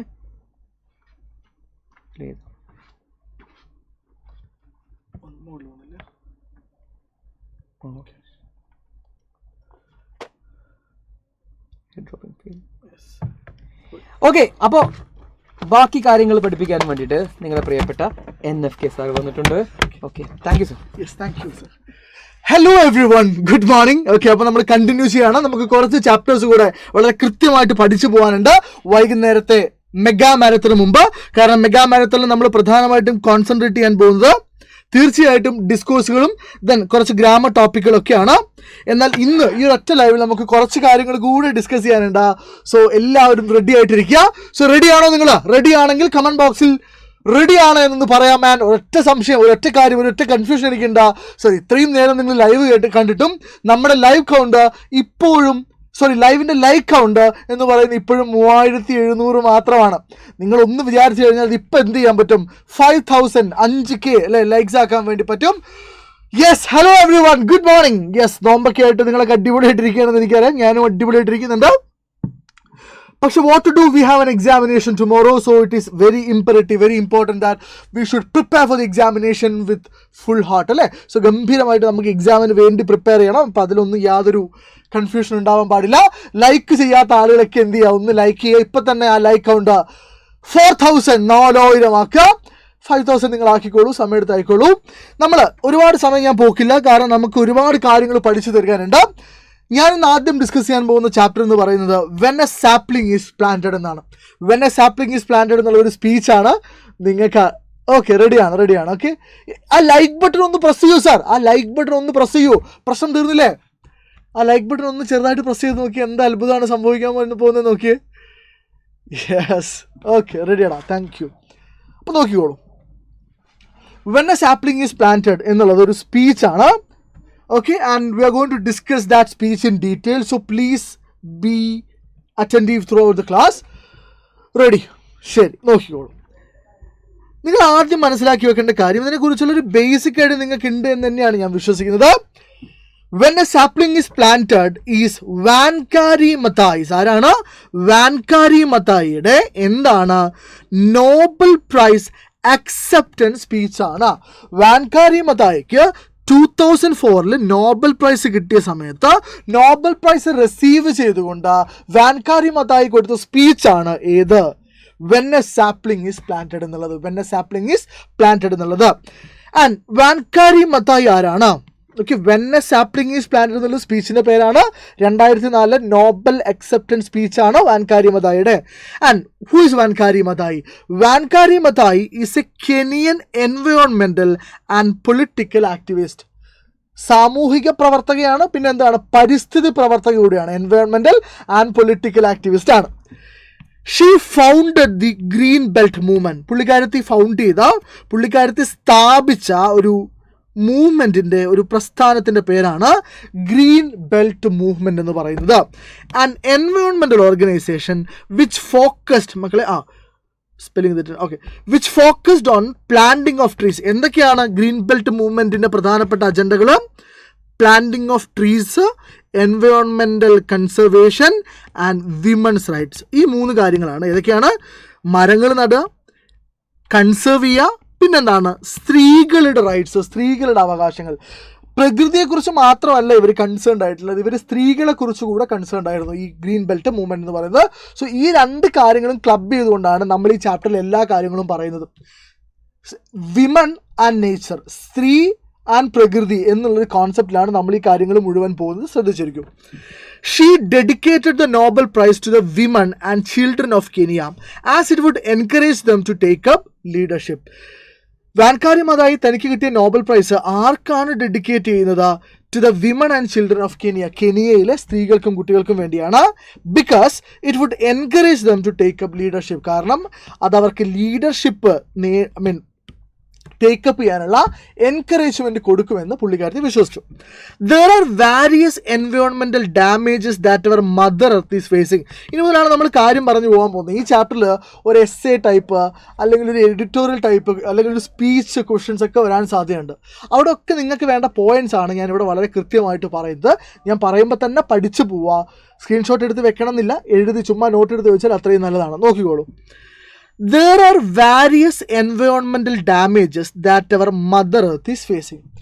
നമ്മുടെ മാതൃഭൂമി അല്ലേ, മദർ എർത്ത് ഫേസ് ചെയ്യുന്ന ഒരുപാട് എൻവയോൺമെൻറ്റൽ ഡാമേജുകളുണ്ട്, പാരിസ്ഥിതികമായ പ്രശ്നങ്ങളുണ്ട്. എന്തൊക്കെയാണ്? ആൻഡ് ഇങ്ങനെ പ്രശ്നങ്ങളുണ്ട് എന്ന് പറയുമ്പോഴും the rural people are the most affected ones. ഇങ്ങനെ എൻവയോൺമെൻറ്റൽ ഡാമേജസ് ഉണ്ടാകുന്ന സമയത്ത് അത് ഏറ്റവും കൂടുതൽ എഫക്റ്റ് ചെയ്യുന്നത്, ഏറ്റവും കൂടുതൽ ബാധിക്കുന്നത് റൂറൽ പീപ്പിളിനെയാണ്, ഗ്രാമത്തിൽ ജീവിക്കുന്ന ആളുകളെയാണ് എന്ന് വാൻകാരി മതായി പറയുന്നു. ആൻഡ് വെരി ഓഫൺ, ആൻഡ് പലപ്പോഴും ഈ റൂറൽ പീപ്പിൾ ആരെയാണ് ബാധിക്കുന്നത്? And very often women are the first to become aware of the environmental damages. ഈ എൻവയോൺമെൻറ്റൽ ഡാമേജിനെ കുറിച്ച് ആദ്യം ബോധവാന്മാരാവുന്നത് സ്ത്രീകളാണ്. എന്തുകൊണ്ടാണ് എന്ന് വളരെ കൃത്യമായിട്ട് പറയാം. സോ എൻവയോൺമെൻറ്റൽ ഡാമേജ് അല്ലെങ്കിൽ എൻവയോൺമെൻറ്റ് സ്ത്രീകളുമായിട്ട് എങ്ങനെ കണക്ട് ചെയ്ത് കിടക്കുന്നു എന്നാണ് നമ്മൾ ഈ പറഞ്ഞു വരുന്നത്. നോക്കൂ, ത്രൂ ഔട്ട് ആഫ്രിക്ക അല്ലേ, ആഫ്രിക്കയിലുടനീളം, Africa is not a country, it's a continent. And ആഫ്രിക്കയിലുടനീളം women are the primary care takers. Primary care takers ആരാണ്? വിമൺ ആണ്. എങ്ങനെയാണ് അവർ പ്രൈമറി കെയർ ടേക്കേഴ്സ് ആവുന്നത്? They till the land. അവരാണ് നിലം എന്ത് ചെയ്യുന്നത്? നിലം കിളയ്ക്കുന്നത്. And feed the families. അവരാണ് കുടുംബം എന്ത് ചെയ്യുന്നത്? കുടുംബത്തെ നോക്കുന്നത്, അവർക്ക് ഭക്ഷണം കൊടുക്കുന്നത്. പ്രൈമറി കെയർ ടേക്കേഴ്സ്, ഈ ഒരു ഫ്രേസ് ഓർമ്മിച്ച് വെക്കുക. ആഫ്രിക്കയിൽ വിമൺ ആരാണ്? Women are the primary care takers. When forests are cleared, local biodiversity is destroyed. It's a very common statement. പക്ഷേ ഇത് നമുക്ക് ആവശ്യമുണ്ട്, വാൻകാരി മതായി പറഞ്ഞതുകൊണ്ട്. എന്താണ്? വെൻ ഫോറസ്റ്റ് ആർ ക്ലിയർഡ് അല്ലേ, കാട് ഡിഫോറസ്റ്റേഷൻ നടത്തുന്ന സമയത്ത് ലോക്കൽ ബയോഡൈവേഴ്സിറ്റി എന്ത് ചെയ്യുന്നു? ഡിസ്ട്രോയ് ചെയ്യപ്പെടുന്നു. ലോക്കലായിട്ടുള്ള ബയോഡൈവേഴ്സിറ്റി, ജൈവ വൈവിധ്യം എന്ത് ചെയ്യുന്നു? നശിപ്പിക്കപ്പെടുന്നു. It causes shortage of water. ഈ ബയോഡൈവേഴ്സിറ്റിയുടെ damage, sir please call me Jivin. Hi Jivin. Okay, ബയോഡൈവേഴ്സിറ്റിയുടെ ഡാമേജ് ഷോർട്ടേജ് ഓഫ് വാട്ടർ ഉണ്ടാക്കുന്നു. അത് ഇംബാലൻസ്ഡ് ഡയറ്റിന്, അതായത് പലതരത്തിലുള്ള പിന്നെ എഡിബിൾ ആയിട്ടുള്ള കാര്യങ്ങൾ ഉണ്ടാകുന്ന ഒരു കാലത്ത് നിന്ന് വളരെ കുറച്ച് ലിമിറ്റഡ് ആയിട്ടുള്ള ഫുഡ് റിസോഴ്സസ് മാത്രം ഉണ്ടാകുന്ന സമയത്ത് അത് നിങ്ങളുടെ ഡയറ്റിന് ഇംബാലൻസ് ആക്കുന്നു, അല്ലെങ്കിൽ ഇംബാലൻസ്ഡ് ഡയറ്റിലേക്ക് നയിക്കുന്നു. ഇനിയോ and unemployment of rural people. മാത്രമല്ല അത് റൂറൽ പീപ്പിളിൻ്റെ കൃഷി, ഒരുപാട് കാർഷിക വിളകൾ പിന്നെ കൾട്ടിവേറ്റ് ചെയ്തിരുന്ന സ്ഥലത്ത് വളരെ ലിമിറ്റഡ് കൾട്ടിവേഷനിലേക്ക് പോകുന്ന സമയത്ത് അത് ലോക്കൽ റൂറൽ പീപ്പിളിൻ്റെ പിന്നെ അൺഎംപ്ലോയ്മെൻറ്റിലേക്ക് എന്ത് ചെയ്യുന്നു, ലീഡ് ചെയ്യുന്നു. ദ ഇൻട്രൊഡക്ഷൻ ഓഫ് കൊമേഴ്ഷ്യൽ, ഈ ചാപ്റ്ററിനെ കുറിച്ച് ഒന്നും അറിയില്ലെങ്കിൽ നിങ്ങൾ കൃത്യമായിട്ട് ഓർമ്മിച്ച് വെക്കാം. കൊമേഴ്ഷ്യൽ ഫാമിംഗ് എന്ന് പറഞ്ഞൊരു സാധനമുണ്ട്. കൊമേഴ്ഷ്യൽ ഫാമിംഗ് എന്ന് പറഞ്ഞു കഴിഞ്ഞാൽ നാണ്യവിളകൾ എന്നാണ്, അല്ലെങ്കിൽ വ്യാവസായികമായിട്ടുള്ള കൃഷി എന്നാണ്, കാർഷിക ഉൽപാദനം എന്നാണ്. സോ ഈ കൊമേഴ്ഷ്യൽ ഫാമിങ്ങിൻ്റെ introduction causes much damage to environment. Commercial farming എന്ന് പറയുന്നത് നമ്മൾ പ്രോഫിറ്റ് ഓറിയൻറ്റഡ് ആയിട്ട് ചെയ്യുന്നതാണ്. നമ്മളത് നേച്ചറിനെ കൺസിഡർ ചെയ്യാതെ, നേച്ചറിൻ്റെ ബാലൻസ് കൺസിഡർ ചെയ്യാതെ നമ്മൾ പ്രോഫിറ്റ് ജനറേറ്റ് ചെയ്യാൻ വേണ്ടി ആണ് നമ്മൾ എന്ത് ചെയ്യുന്നത്, കൊമേഴ്ഷ്യൽ ഫാമിംഗ് ചെയ്യുന്നത്. ഇത് പ്രശ്നമാണ് എന്നാണ് വാൻകാരി മതായി പറയുന്നത്. So Wangari Maathai was against the culture of commercial farming. Actually live and let live എന്ന് പറഞ്ഞ ഈ 4th യൂണിറ്റിലെ ചാപ്റ്റേഴ്സ് മുഴുവൻ ഈ ഒരു ടോപ്പിക്ക് തന്നെയാണ് എന്ത് ചെയ്യുന്നത്, എംഫസൈസ് ചെയ്യുന്നത്. It would replace household not to be guaranteed. In such a case, local people find it difficult to meet their basic needs. അതായത് സാധാരണക്കാരായിട്ടുള്ള ആളുകൾക്ക് എന്ത് ചെയ്യുന്നു, തൊഴിൽ നഷ്ടപ്പെടുന്നു. കൊമേഴ്ഷ്യൽ ഫാമിംഗ് വരുന്ന സമയത്ത് അവിടെ മെഷീനറി കൂടുന്നു, ആളുകളുടെ മാനുവൽ ലേബർ കുറയുന്നു, ഇത് ആളുകളുടെ ജോബ് എന്ത് ചെയ്യുന്നു, നഷ്ടപ്പെടുത്തുന്നു. In short, when the environment is destroyed, plundered and mismanaged, environment നശിപ്പിക്കപ്പെട്ട് ദൂർത്തടിക്കപ്പെട്ട് മിസ്മാനേജ് ചെയ്യപ്പെടുന്ന സമയത്ത് quality of life is undermine. ജീവിത നിലവാരം എന്തു ചെയ്യപ്പെടുന്നു, അണ്ടർമൈൻ ചെയ്യപ്പെടുന്നു, തകർക്കപ്പെടുന്നു, ഡിസ്റപ്റ്റ് ചെയ്യപ്പെടുന്നു. കാര്യം മനസ്സിലായോ? കാര്യം മനസ്സിലായ ആളുകളൊക്കെ ഒരു റെഡ് ഹാർട്ട് ഇട്ട കമൻറ്റ് ബോക്സിൽ. മക്കളെ ഇനിയും നിങ്ങൾക്ക് മാക്സിമം ആളുകളിലേക്ക് ഷെയർ ചെയ്യാം കേട്ടോ. മാക്സിമം ഒരു 12 o'clock വരെയൊക്കെ ഞാൻ എടുക്കുള്ളൂ. 12 o'clock ആകുമ്പോഴത്തേക്ക് will wind up this. Okay, അത്രയൊക്കെ കാര്യങ്ങളെ നമുക്ക് ഇന്ന് പറയാനുള്ളൂ. ബാക്കിയെല്ലാം നമുക്ക് എന്ത് ചെയ്യാനുണ്ട്, ലൈവിൽ ഇന്നത്തെ വൈകുന്നേരത്തെ മെഗാ മാരത്തിൽ പറയാനുണ്ട്. ഇത്രയും കാര്യങ്ങൾ ഓക്കെ ആണെങ്കിൽ എനിക്ക് നിങ്ങളൊരു റെഡ് ഹാർട്ട് കമൻറ്റ് ബോക്സിൽ തരണം please. This is A very good morning for both of us and thank you for being so attentive through out the class. കാരണം നമ്മുടെ ഈ ലൈവിൽ ഒരു കോൺസ്റ്റൻ്റ് ആയിട്ടൊരു നമ്പർ നിൽക്കുന്നുണ്ട്, ഞാൻ ഭയങ്കര ഹാപ്പിയാണ്. അതായത് 3000 താഴേക്ക് ഇതുവരെ നമ്മുടെ ലൈവ് കൗണ്ട് പോയിട്ടില്ല. അതായത് 3000 മുകളിൽ എപ്പോഴാണോ കയറിയത് അതിനുശേഷം അതിൻ്റെ താഴേക്ക് പോയിട്ടില്ല. നിങ്ങൾ ഭയങ്കര അറ്റൻറ്റീവായിട്ട് ക്ലാസ് കേൾക്കുന്നുണ്ട് എന്ന കാര്യത്തിൽ ഞങ്ങൾ എല്ലാവരും ഭയങ്കര ഹാപ്പിയാണ്. അത് ഇപ്പോൾ ആക്ച്വലി ലൈവ് കൗണ്ട് ഒന്നുകൂടെ കൂടിയിട്ടുണ്ട്, ഒരു 3200-ലേക്കൊക്കെ നമ്മൾ പോയിട്ടുണ്ട്. ഒരു മോർണിംഗ് ലൈവാണ്, പരീക്ഷയുടെ തലേന്ന് രാവിലെയാണ്. സോ ഇതൊരു മോശമില്ലാത്ത കൗണ്ടാണ് എന്ന് നമുക്ക് രണ്ടുപേർക്ക് പറയാം. പക്ഷെ ഇതൊന്നും ആയിരിക്കരുത് ഇന്നത്തെ ഈവനിങ് കൗണ്ട്. ഈവനിങ് കൗണ്ട് നമ്മൾ ഗംഭീരമായിട്ട് എന്ത് ചെയ്യണം? Yes, ready, thank you. അപ്പോൾ റെഡി, നോക്കിക്കോളൂ. Planting trees is the only lasting remedy to address this issue. അതായത് ഈ പ്രശ്നങ്ങൾക്കൊക്കെ പരിഹാരമായിട്ട് ഒരു സൊല്യൂഷൻ എന്നുള്ള രീതിയിൽ വാൻകാരി മതായി പറയുന്ന കാര്യം എന്താണ്? പ്ലാന്റിങ് ട്രീസ് ആണ്. It is the only lasting remedy to address this issue. ഈ ഒരു പ്രശ്നം പരിഹരിക്കാനുള്ള ഒരു ലാസ്റ്റിംഗ് റെമഡി എന്ന് പറയുന്നത് എന്താണ്? മരങ്ങൾ വെച്ചുപിടിപ്പിക്കുക എന്നാണ്. Wangari Maathai along with the members and activist of the green belt movement planted over 30 million trees. Wangari Maathai തൻ്റെ ഗ്രീൻ ബെൽറ്റ് മൂവ്മെൻറ്റിൽ പിന്നെ ആക്ടിവിസ്റ്റും ഒക്കെ ചേർന്നിട്ട് 30 million, നിങ്ങൾ നോക്കൂ, 1 million എന്ന് പറഞ്ഞാൽ 10 ലക്ഷമാണ്. 30 million എന്ന് പറഞ്ഞാൽ 30 × 10 ലക്ഷമാണ്. അത്രയും മരങ്ങളാണ് കെനിയയിൽ എന്ത് ചെയ്തത്, വെച്ച് പിടിപ്പിച്ചത് എന്നാണ് പറയുന്നത്. It's a Herculean task. It is a Herculean task.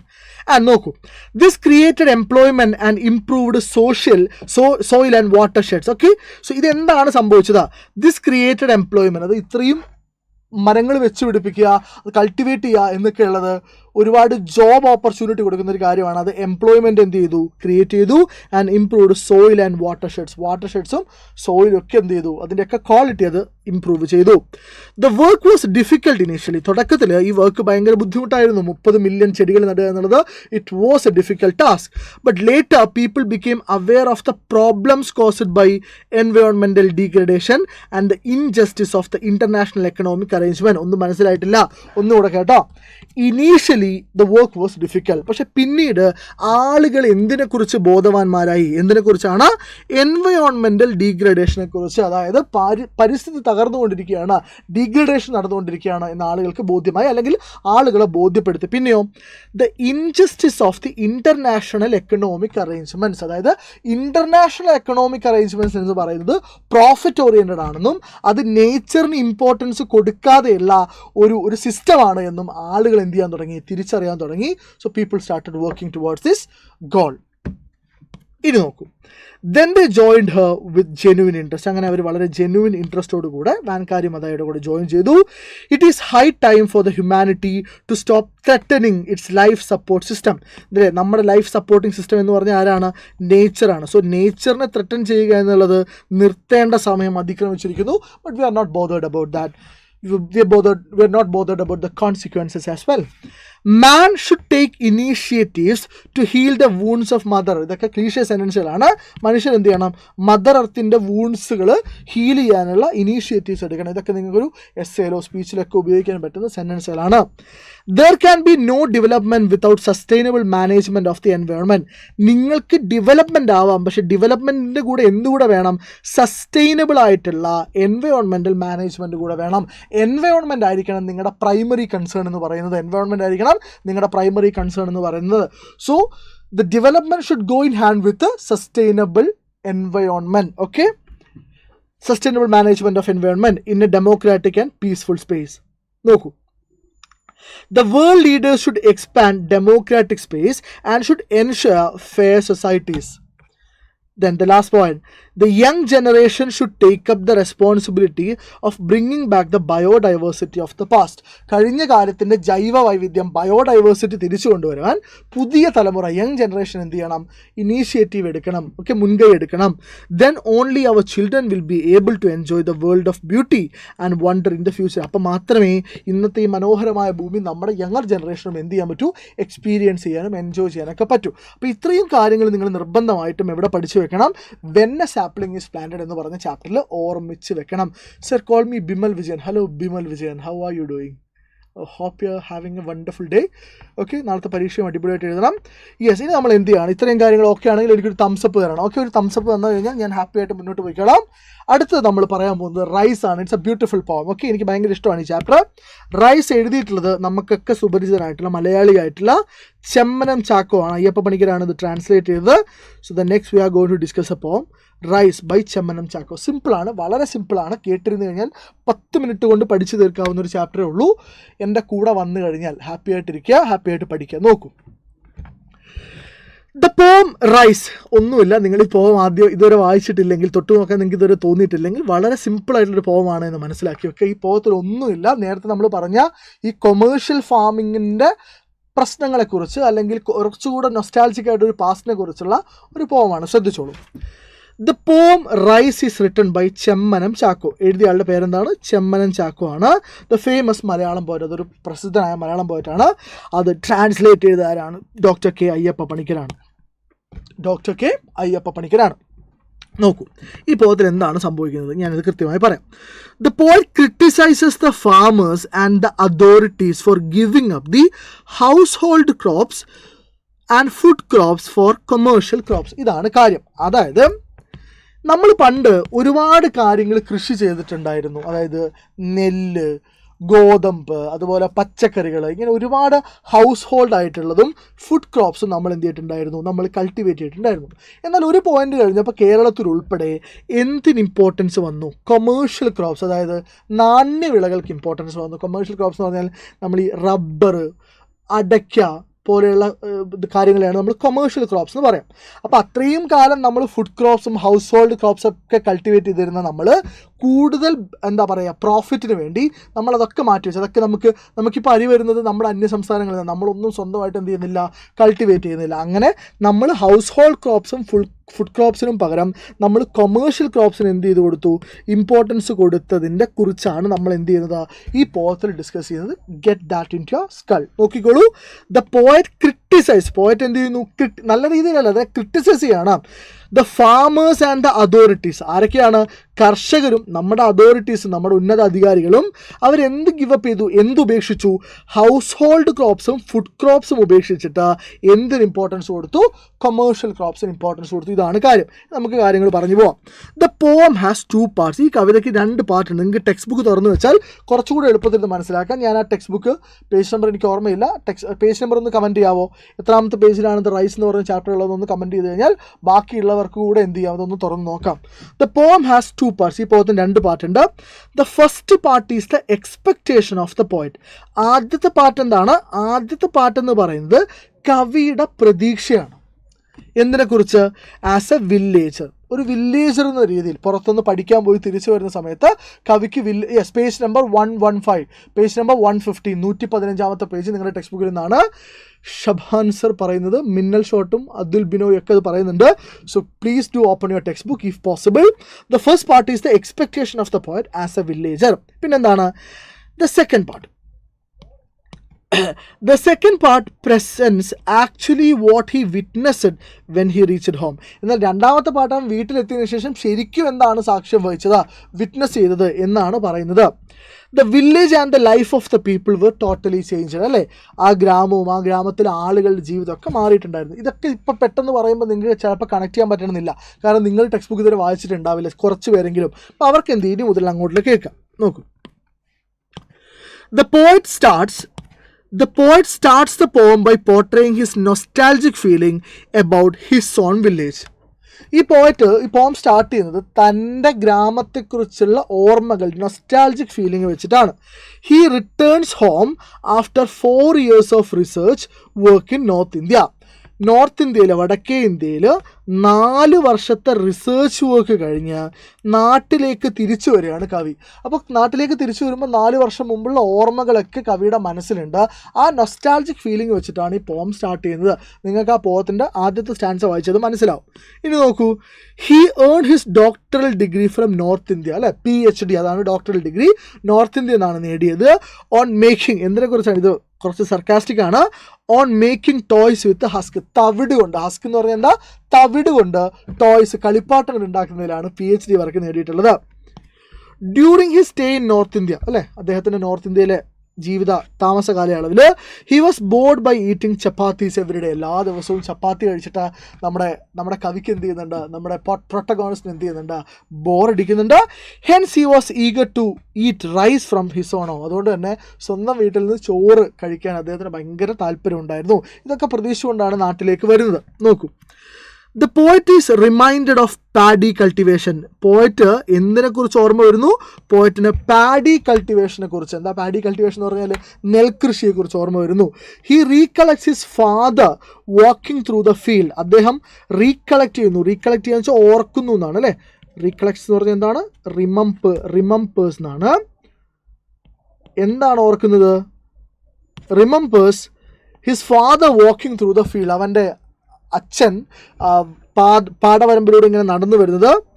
And below his house, അല്ലേ, അവൻ്റെ വീടിന് താഴെയുള്ള പാടത്തൂടെ നടന്നു വരുന്നത്. വേറിങ് എ ഹാൻഡ്ലൂം ധോത്തി, ഒരു മുണ്ടൊക്കെ ധരിച്ചുകൊണ്ട്, സ്റ്റെയിൻഡ് വിത്ത് മഡ്, അല്ലേ, പിന്നെ അതിൻ്റെ സൈഡിലൊക്കെ എന്തായിട്ടുണ്ട്, മണ്ണ് പുരണ്ടിട്ടുണ്ട്. The poet is excited to see the water of Varankanal. Varankanal എന്നുള്ളത് ആ സ്ഥലത്തുള്ളൊരു എന്താ പറയുക, ഒരു വാട്ടർ സോഴ്സിൻ്റെ പേരാണ്. He remembers that his brother was walking cautiously along the dyke. Dyke എന്ന് പറഞ്ഞാൽ ഒന്നുമില്ല, ഈ വരമ്പുണ്ടല്ലോ, ഇങ്ങനെ മണ്ണ് കൊണ്ട് കെട്ടിയ അതിർത്തി പോലത്തെ സാധനം ഉണ്ടല്ലോ, ഒരു വരമ്പ്. നമ്മൾ ഇംഗ്ലീഷിൽ മലയാളത്തിൽ വരമ്പ് എന്ന് പറയും, ഇംഗ്ലീഷിൽ ഡൈക്ക് എന്ന് പറയും. സോ അവൻ്റെ ബ്രദർ വളരെ കോഷ്യസ് ആയിട്ട് ആ ഡൈക്കിലൂടെ നടന്നു വരുന്നത്. Carrying seeds to be planted, അല്ലേ, പ്ലാന്റ് ചെയ്യാനുള്ള നെൽവിത്തുകളുമായിട്ട് അല്ലെങ്കിൽ വിത്തുകളുമായിട്ട് തൻ്റെ അനിയൻ നടന്നു വരുന്നതൊക്കെ അവന് ഓർമ്മയുണ്ട്. There was the noise of shouting as the ഓക്സൺ Drew up the plough in the field. അല്ലേ, കാളയെ വലിച്ചുകൊണ്ട്, അല്ലേ, ഹൊയ് ഹൊയ് ഹൊയ് എന്നൊക്കെ പറഞ്ഞ് കാളയെ വലിച്ചുകൊണ്ട് നിലമൊഴിയുന്ന ശബ്ദമൊക്കെ എന്ത് ചെയ്യുന്നുണ്ട്, അവൻ ഓർമ്മ വരുന്നുണ്ട്. The narrator wanted the train to move a little faster. നറേറ്ററിന് കുറച്ച് വേഗത്തിൽ ആ ട്രെയിൻ മൂവ് ചെയ്യണം എന്നുണ്ടായിരുന്നു. He wanted to reach home earlier to have well cooked rice. നേരത്തെ വീട്ടിലെത്തി വെൽ കുക്ക്ഡ് ആയിട്ടുള്ള ചോറ്, റൈസ് കഴിക്കാൻ അദ്ദേഹത്തിന് കൊതിയായിട്ട് വയ്യായിരുന്നു. The bus stopped on the road. ആ ബസ് റോഡിൽ നിർത്തി. ക്ലോസ് ടു ഹിസ് ഹൗസ്, വീടിനടുത്താണ് നിർത്തിയത്. പക്ഷേ അപ്പോഴാണ് അവൻ തിരിച്ചറിയുന്നത്, അവൻ റിയലൈസ് ചെയ്യുന്നത് എന്ത്? He realised that the place had changed a lot. ആ സ്ഥലം ഒരുപാട് മാറിപ്പോയിട്ടുണ്ട് എന്ന് അവന് തോന്നുവാണ്. There were no thatched house. ഓല മേഞ്ഞ അല്ലെങ്കിൽ മേഞ്ഞ വീടുകൾ എന്നാണ്, അല്ലേ. താച്ച്ഡ് എന്ന് പറഞ്ഞാൽ ഓലയോ അല്ലെങ്കിൽ ഓടോ എന്നുള്ള അർത്ഥത്തിൽ. മേഞ്ഞ വീടുകളൊന്നും അവിടെ ഉണ്ടായിരുന്നില്ല. Tall rubber trees had taken the place of rich paddy fields, അല്ലേ. റബ്ബർ ട്രീസ് എന്ന് പറഞ്ഞാൽ എന്താണ്?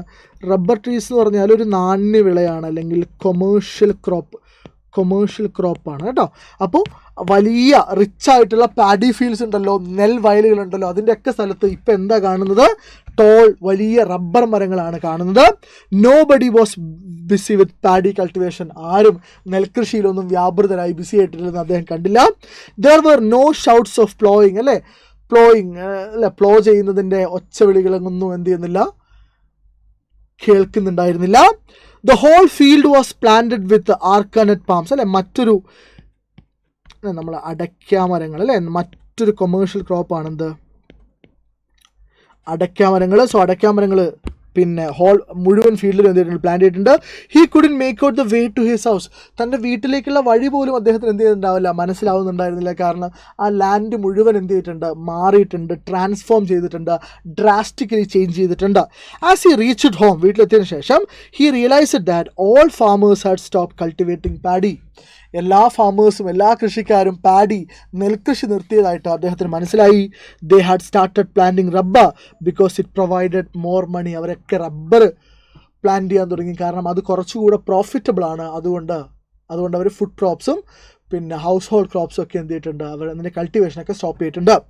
All of them were happy with the ration provided by the government. എല്ലാവരും റേഷൻ, അല്ലേ, ഗവൺമെൻറ് പ്രൊവൈഡ് ചെയ്യുന്ന റേഷനിൽ വളരെ ഹാപ്പി ആയിരുന്നു. Though the poet was eager to have Athikkira rice, Athikkira എന്ന് പറഞ്ഞാൽ അവരുടെ നാട്ടിൽ കൾട്ടിവേറ്റ് ചെയ്തിരുന്ന ഒരു വെറൈറ്റി ഓഫ് റൈസ് ആണ് അത്തിക്കിര എന്ന് പറയുന്നത്.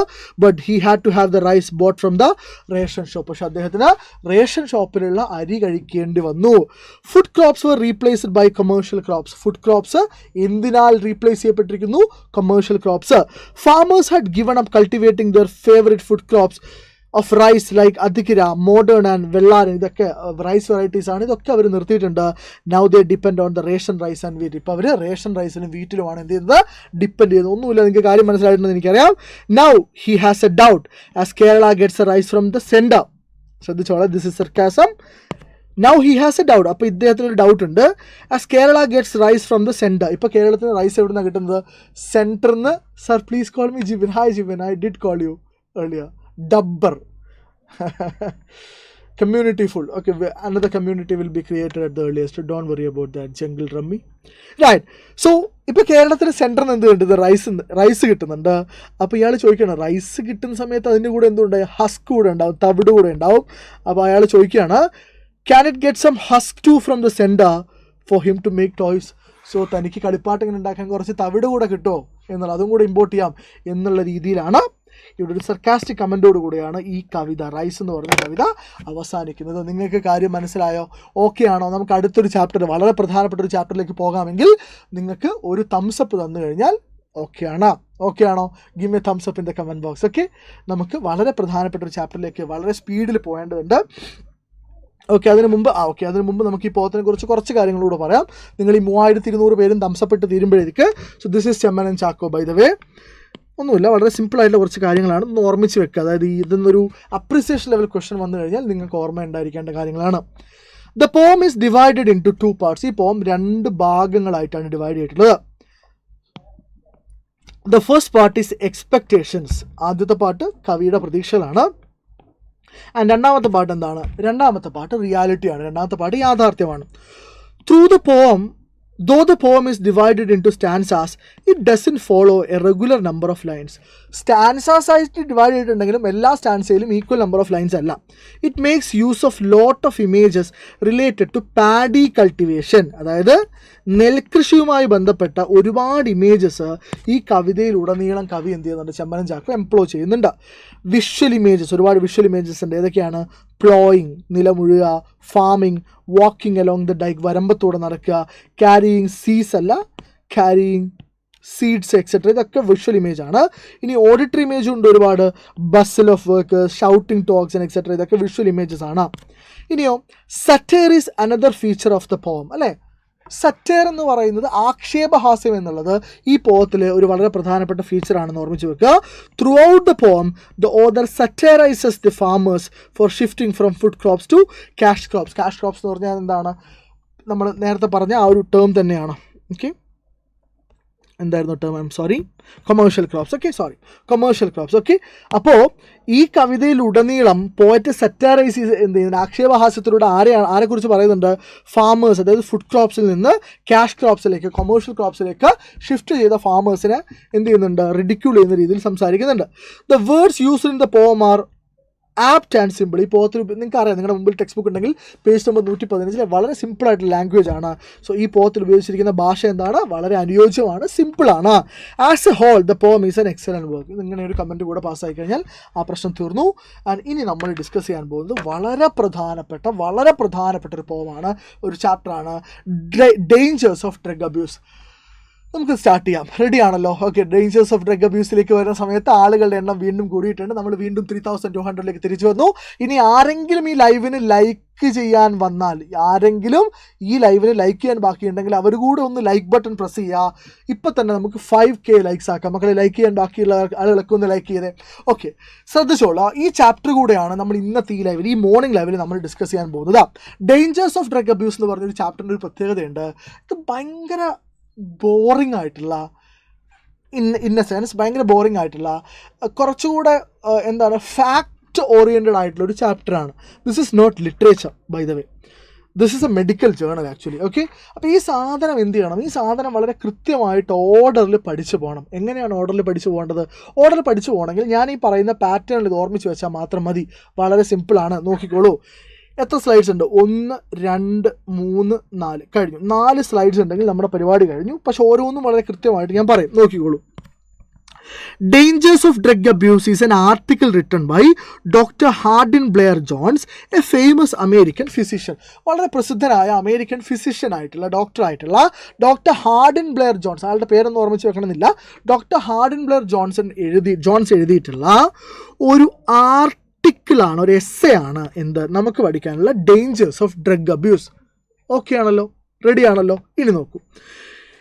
It is a timely warning to the modern society. ഇത് ആധുനിക ലോകത്തിനുള്ളൊരു വാർണിംഗ് ആണ്. നമ്മൾ ഉൾപ്പെടെയുള്ള മോഡേൺ സൊസൈറ്റിക്കുള്ള ഡ്രഗ് അബ്യൂസിനെ കുറിച്ചുള്ള മരുന്നുകളുടെ അമിത ഉപയോഗം, അനാവശ്യ ഉപയോഗത്തെക്കുറിച്ചുള്ള മരുന്നുകളുടെ അമിത അല്ലെങ്കിൽ അനാവശ്യ ഉപയോഗത്തെക്കുറിച്ച് ആധുനിക സമൂഹത്തിനുള്ള ഒരു മുന്നറിയിപ്പാണ് ഈ ആർട്ടിക്കിൾ എന്ന് പറയുന്നത്.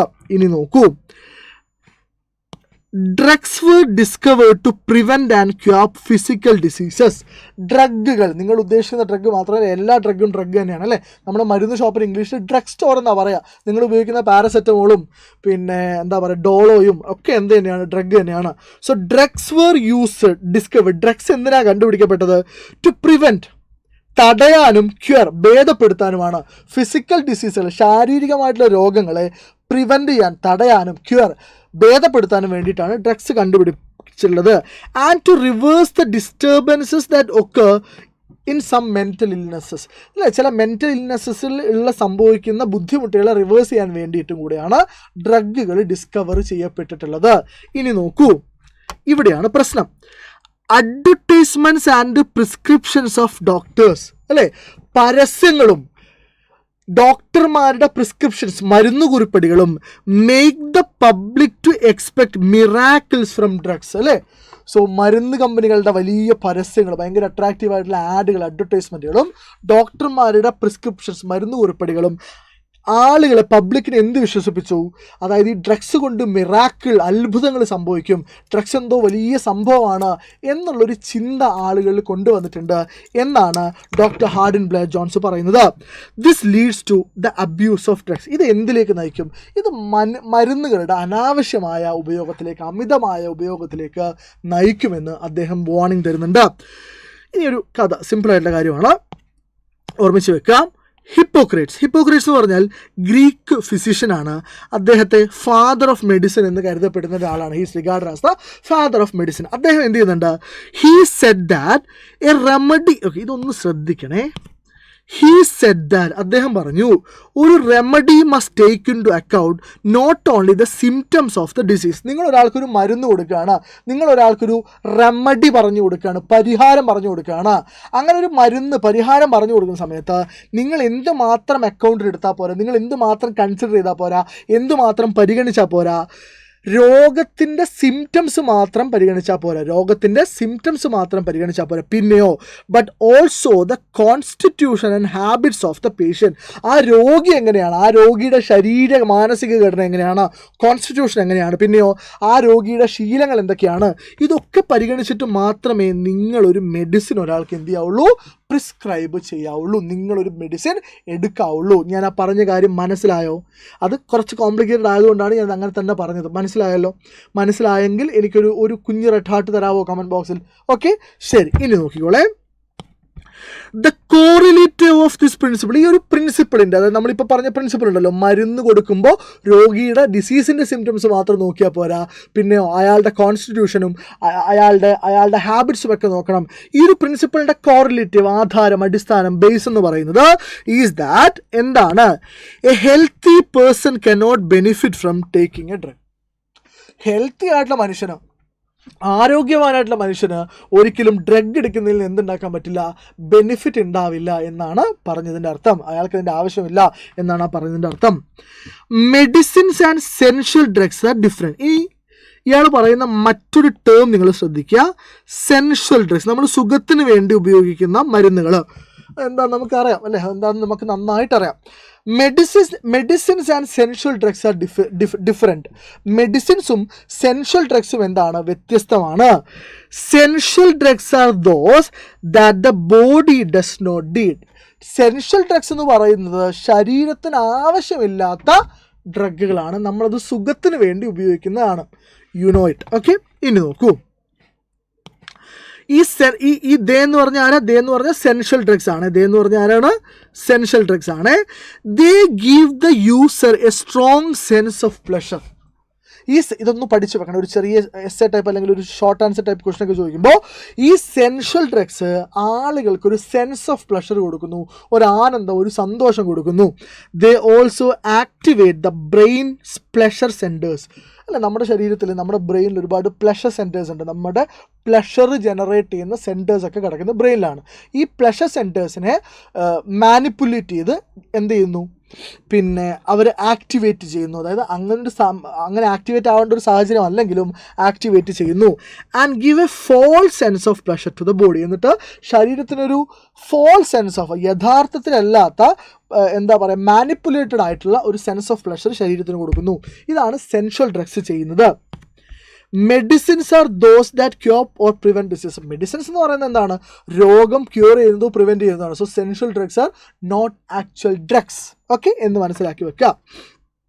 ഇനിയോ, ഇനി സിവിയർ അഡിക്ഷൻ. ഇനി നമ്മൾ എന്തിനെ കുറിച്ചാണ് പറയുന്നത്? ഇനി നമ്മൾ അഡിക്ഷനെ കുറിച്ചാണ് പറയുന്നത്. ഇനിയാണ് നിങ്ങൾ ഉദ്ദേശിച്ച കാര്യത്തിലേക്ക് നമ്മൾ വരുന്നത്. ഇത്രയും കാര്യം നമ്മൾ മെഡിസിൻസ് അല്ലെങ്കിൽ ഡ്രഗ്സ് ഇൻ ജനറൽ, സെൻഷ്യൽ ഡ്രഗ്സിനെ കുറിച്ച് പറഞ്ഞു. ഇനി നമ്മൾ അഡിക്ഷൻ എന്താ സംഭവിക്കുന്നത്, ഇതിനെക്കുറിച്ചെല്ലാം ജനറൽ ക്വസ്റ്റ്യൻസ് വരുന്നുണ്ട്. അപ്പോൾ ഇതൊക്കെ ക്ലബ് ചെയ്തിട്ട് നിങ്ങൾക്ക് എഴുതാൻ വേണ്ടി പറ്റും. In severe addiction the pleasure mechanism fails to respond to the drug stimulation. അല്ലെ, വളരെ എന്താ പറയുക, സിവിയർ ആയിട്ടുള്ള അഡിക്ഷൻ്റെ കേസിൽ ഈ പ്ലഷർ മെക്കാനിസം എന്ത് ചെയ്യുന്നു, വർക്ക് ചെയ്യുന്നില്ല. അല്ലെങ്കിൽ ആ ഡ്രഗ് സ്റ്റിമുലേഷൻ എന്ത് ചെയ്യുന്നില്ല, റെസ്പോണ്ട് ചെയ്യുന്നില്ല. Drug can only give a relative relief from misery. ഡ്രഗ്സിന് ഒരു റിലേറ്റീവ് ആയിട്ടുള്ള, കുറച്ച് താൽക്കാലികമായിട്ടുള്ള, ആപേക്ഷികമായിട്ടുള്ള ഒരു റിലീഫ് തരാൻ മാത്രമേ പറ്റുന്നുള്ളൂ. It can only suspend the illness for a short time. അത് രോഗത്തിനെ വളരെ കുറച്ച് സമയത്തേക്ക് സസ്പെൻഡ് ചെയ്യാൻ വേണ്ടി മാത്രമേ ഡ്രഗ്സിന് പറ്റുന്നുള്ളൂ. The brain receives the information from senses. Brain എന്ത് ചെയ്യുന്നു, സെൻസസിൽ നിന്ന് ഇൻഫർമേഷൻ റിസീവ് ചെയ്യുന്നു. But it is unable to evaluate the information and to interpret. അതായത് ബ്രെയിനിന് പിന്നെ എന്താ പറയുക, നെർവ്സിൻ്റെ സിഗ്നൽസ് ഇൻ്റർപ്രറ്റ് ചെയ്യാനുള്ള കഴിവ് നഷ്ടപ്പെടുന്നു. Okay, and addict wants more and more drugs to gain the earlier pressure. ഒരു അഡിക്റ്റിന് ആ ഇനീഷ്യൽ ടൈമിലുള്ള പ്രഷർ ഇങ്ങനെ എന്താ പറയുക, എൻഹാൻസ് ചെയ്യാൻ വേണ്ടി ഒരുപാട് ഡ്രഗ്സ് ആവശ്യമായിട്ട് വരുന്നു. Thus the craving persist. അല്ല, അതുകൊണ്ട് ഡ്രഗ്സ് വേണമെന്നുള്ള ആ ക്രേവിങ്, ആ ത്വര എന്ത് ചെയ്യുന്നു, നിലനിന്നുകൊണ്ടേയിരിക്കുന്നു, പേഴ്സിസ്റ്റ് ചെയ്യുന്നു. നോക്കൂ, the addict suspects everything external. അതായത് ഒരു ഡ്രഗ് അഡിക്റ്റ് ആയിട്ടുള്ള ആൾ ബാഹ്യമായിട്ടുള്ള എക്സ്റ്റേണൽ ആയിട്ടുള്ള എല്ലാ കാര്യങ്ങളും എന്ത് ചെയ്യുന്നുണ്ട്, സംശയിക്കുന്നുണ്ട്. His mental disturbance can be quite similar to paranoia. അയാളുടെ ഒരു ഡ്രഗ് അഡിക്റ്റിൻ്റെ മെൻ്റൽ ഡിസ്റ്റർബൻസ് എന്ന് പറയുന്നത് ഒരു ഭ്രാന്തനായ ഒരു പാരനോയുള്ള ആളുടെ മെൻ്റൽ ഡിസ്റ്റർബൻസിന് ഈക്വാലൻ്റ് ആണ് എന്നാണ് ജോൺസ് പറയുന്നത്. He cannot identify the source of his problems. അദ്ദേഹത്തിന് ഒരിക്കലും തൻ്റെ പ്രശ്നങ്ങളുടെ അടിസ്ഥാനം, സോഴ്സ് എന്താണ് എന്ന് മനസ്സിലാക്കാൻ പറ്റുന്നില്ല. He looks for the cause in everything but himself. എന്താണ് കാരണം എന്ന് പുറത്തുള്ള എല്ലാ കാര്യങ്ങളും നോക്കും, പക്ഷെ അദ്ദേഹത്തിലേക്ക് മാത്രം നോക്കില്ല. അദ്ദേഹമാണ് അതിന് കാരണം എന്നൊരു ഡ്രഗ് അഡിക്റ്റിന് മനസ്സിലാവില്ല. He fails to respond either to environment or to other people. തൻ്റെ ചുറ്റുപാടുകളുമായിട്ടോ തൻ്റെ ചുറ്റുമുള്ള ആളുകളുമായിട്ടോ റെസ്പോണ്ട് ചെയ്യാൻ അയാൾക്ക് പറ്റുന്നില്ല. He habitually presses his fingers deep into his bodies. അല്ലെ, പലതവണ ഹാബിച്വലി തൻ്റെ ഫിംഗേഴ്സ് ശരീരത്തിലേക്ക് ഇങ്ങനെ കുത്തിയിറക്കി നോക്കും. എന്തിനാണ്? to reassure himself his own existence. ഞാൻ ഇവിടെ ഉണ്ട്, ജീവനോടെ ഉണ്ട്, തൻ്റെ നിലനിൽപ്പുണ്ട് എന്ന് റീഅഷ്യൂർ ചെയ്യാൻ വേണ്ടിയിട്ട്. ഇതൊക്കെ നമുക്കറിയാവുന്ന, ഏരിയ കുറഞ്ഞ് നമുക്കറിയാവുന്ന കാര്യങ്ങളാണ് എന്നെനിക്ക് തോന്നുന്നു. Drug related health disorders are many and varied. ഇനി പറയാൻ പോകുന്നത് ഡ്രഗ് റിലേറ്റഡ് ആയിട്ടുള്ള ഹെൽത്ത് ഡിസോർഡേഴ്സ് ആണ്. അതെന്താണെന്നാണ് പറയുന്നത്. അത് ഒരുപാടുണ്ട്, പലതരത്തിലുള്ള. അതാണ് മെനി ആൻഡ് വാരിഡ് എന്ന് പറയുന്നത്. എന്തൊക്കെയാണ്? Dirty needles and solutions used for injecting drugs can cause abscesses in the arms and veins. അല്ലേ, കയ്യിലും വെയിൻസിലൊക്കെ ഇങ്ങനെ ഇങ്ങനെ തിണർത്ത് പൊന്തുക ഞങ്ങളുടെ നാട്ടിൽ പറയും. ഇങ്ങനെ പൊന്തി കിടക്കുക, ഇങ്ങനെ തിണർത്ത് കിടക്കുക. ഓക്കെ, അതിനാണ് നമ്മൾ എന്ത് പറയുക? ആപ്സസസ് എന്ന് പറയുക, സൊള്ളനായിട്ട് കിടക്കുക. ഓക്കെ, സോ ഡേർട്ടി നീഡിൽസും പിന്നെ ഇഞ്ചെക്ട് ചെയ്യാൻ വേണ്ടി യൂസ് ചെയ്ത സൊല്യൂഷൻസ് ഒക്കെ എന്ത് ചെയ്യുന്നുണ്ട്? ഈ ബോഡിയിൽ സൊള്ളനായിട്ടുള്ള ഏരിയാസ് ഉണ്ടാവാൻ കാരണമാകുന്നുണ്ട്. They can also cos liver diseases. എന്തൊക്കെ ഉണ്ടാക്കാം? ലിവർ ഡിസീസസ് ഉണ്ടാക്കാം. വെനറൽ ഡിസീസസ് എന്ന് പറഞ്ഞാൽ സയൻസ് പഠിക്കുന്ന കുട്ടികൾക്ക് അറിയാം. വെനറൽ ഡിസീസസ് എന്ന് പറഞ്ഞാൽ സെക്ഷൽ ഡിസീസസ് എന്നാണ്, STDs ആണ്. സോ ഈ ഡ്രഗ്സ് വെനറൽ ഡിസീസസിലേക്ക് നയിക്കാം. And infection of kidneys and ബ്രെയിൻ്റെയും കിഡ്നിയുടെ ഇൻഫെക്ഷനിലേക്ക് നയിക്കാം. ഇനിയോ, sniffing cocaine can damage the tissue of nose. നമുക്കറിയാവുന്ന കാര്യമാണ് അല്ലേ, നമുക്കറിയാവുന്ന കാര്യം മീൻസ് നമ്മൾ കേട്ട കാര്യമാണ്. പക്ഷെ നിങ്ങളൊന്ന് ആലോചിക്കാം, ഈ കൊക്കെയിൻ സ്നിഫ് ചെയ്യുന്നത് ഈ നോസിലെ ടിഷ്യൂസിനെ എന്ത് ചെയ്യുന്നുണ്ട്? ബാധിക്കുന്നുണ്ട് എന്നാണ്. Smoking can cause lung disease. നമ്മൾ കേട്ടതാണ്. Cocaine and amphetamines can cause hair loss. കൊക്കെയിനും ആംഫെറ്റമൈൻസും ഉപയോഗിക്കുന്നത് ഹെയർ ലോസിന് കാരണമാവും എന്ന് പറയുന്നു. A drug addict can easily get. ഒരു ഡ്രഗ് അഡിക്റ്റിന് വളരെ പെട്ടെന്ന് ന്യൂമോണിയയും TBയും മാൽന്യൂട്രീഷനും വെയിറ്റ് ലോസിലൊക്കെ കാരണമാവാം. Overdose of any sensual drug, ഏത് സെൻഷ്വൽ ഡ്രഗിൻ്റെയും അമിത ഉപയോഗം can lead to respiratory or cardiac failure. Respiratory ഫെയിലിയറിലേക്കും കാർഡിയാക് ഫെയിലിയറിലേക്കും മരണത്തിലേക്കൊക്കെ നയിക്കാം. Sensual drugs affect the chemistry of the brain cells. സെൻഷ്വൽ drugs നമ്മുടെ ബ്രെയിനിലെ സെല്ലുകളുടെ കെമിസ്ട്രിയെ ബാധിക്കുന്നു. അതിൻ്റെ ഒരു ഇക്വലിബ്രത്തെ എന്ത് ചെയ്യുന്നുണ്ട്? എഫക്റ്റ് ചെയ്യുന്നുണ്ട്. Cell functions is carried by thousands of enzymes acting within each cell. അല്ലേ, നമ്മൾ ഓക്കെ, ഒരു മിനിറ്റ് മക്കൾ, ഒറ്റ മിനിറ്റ്.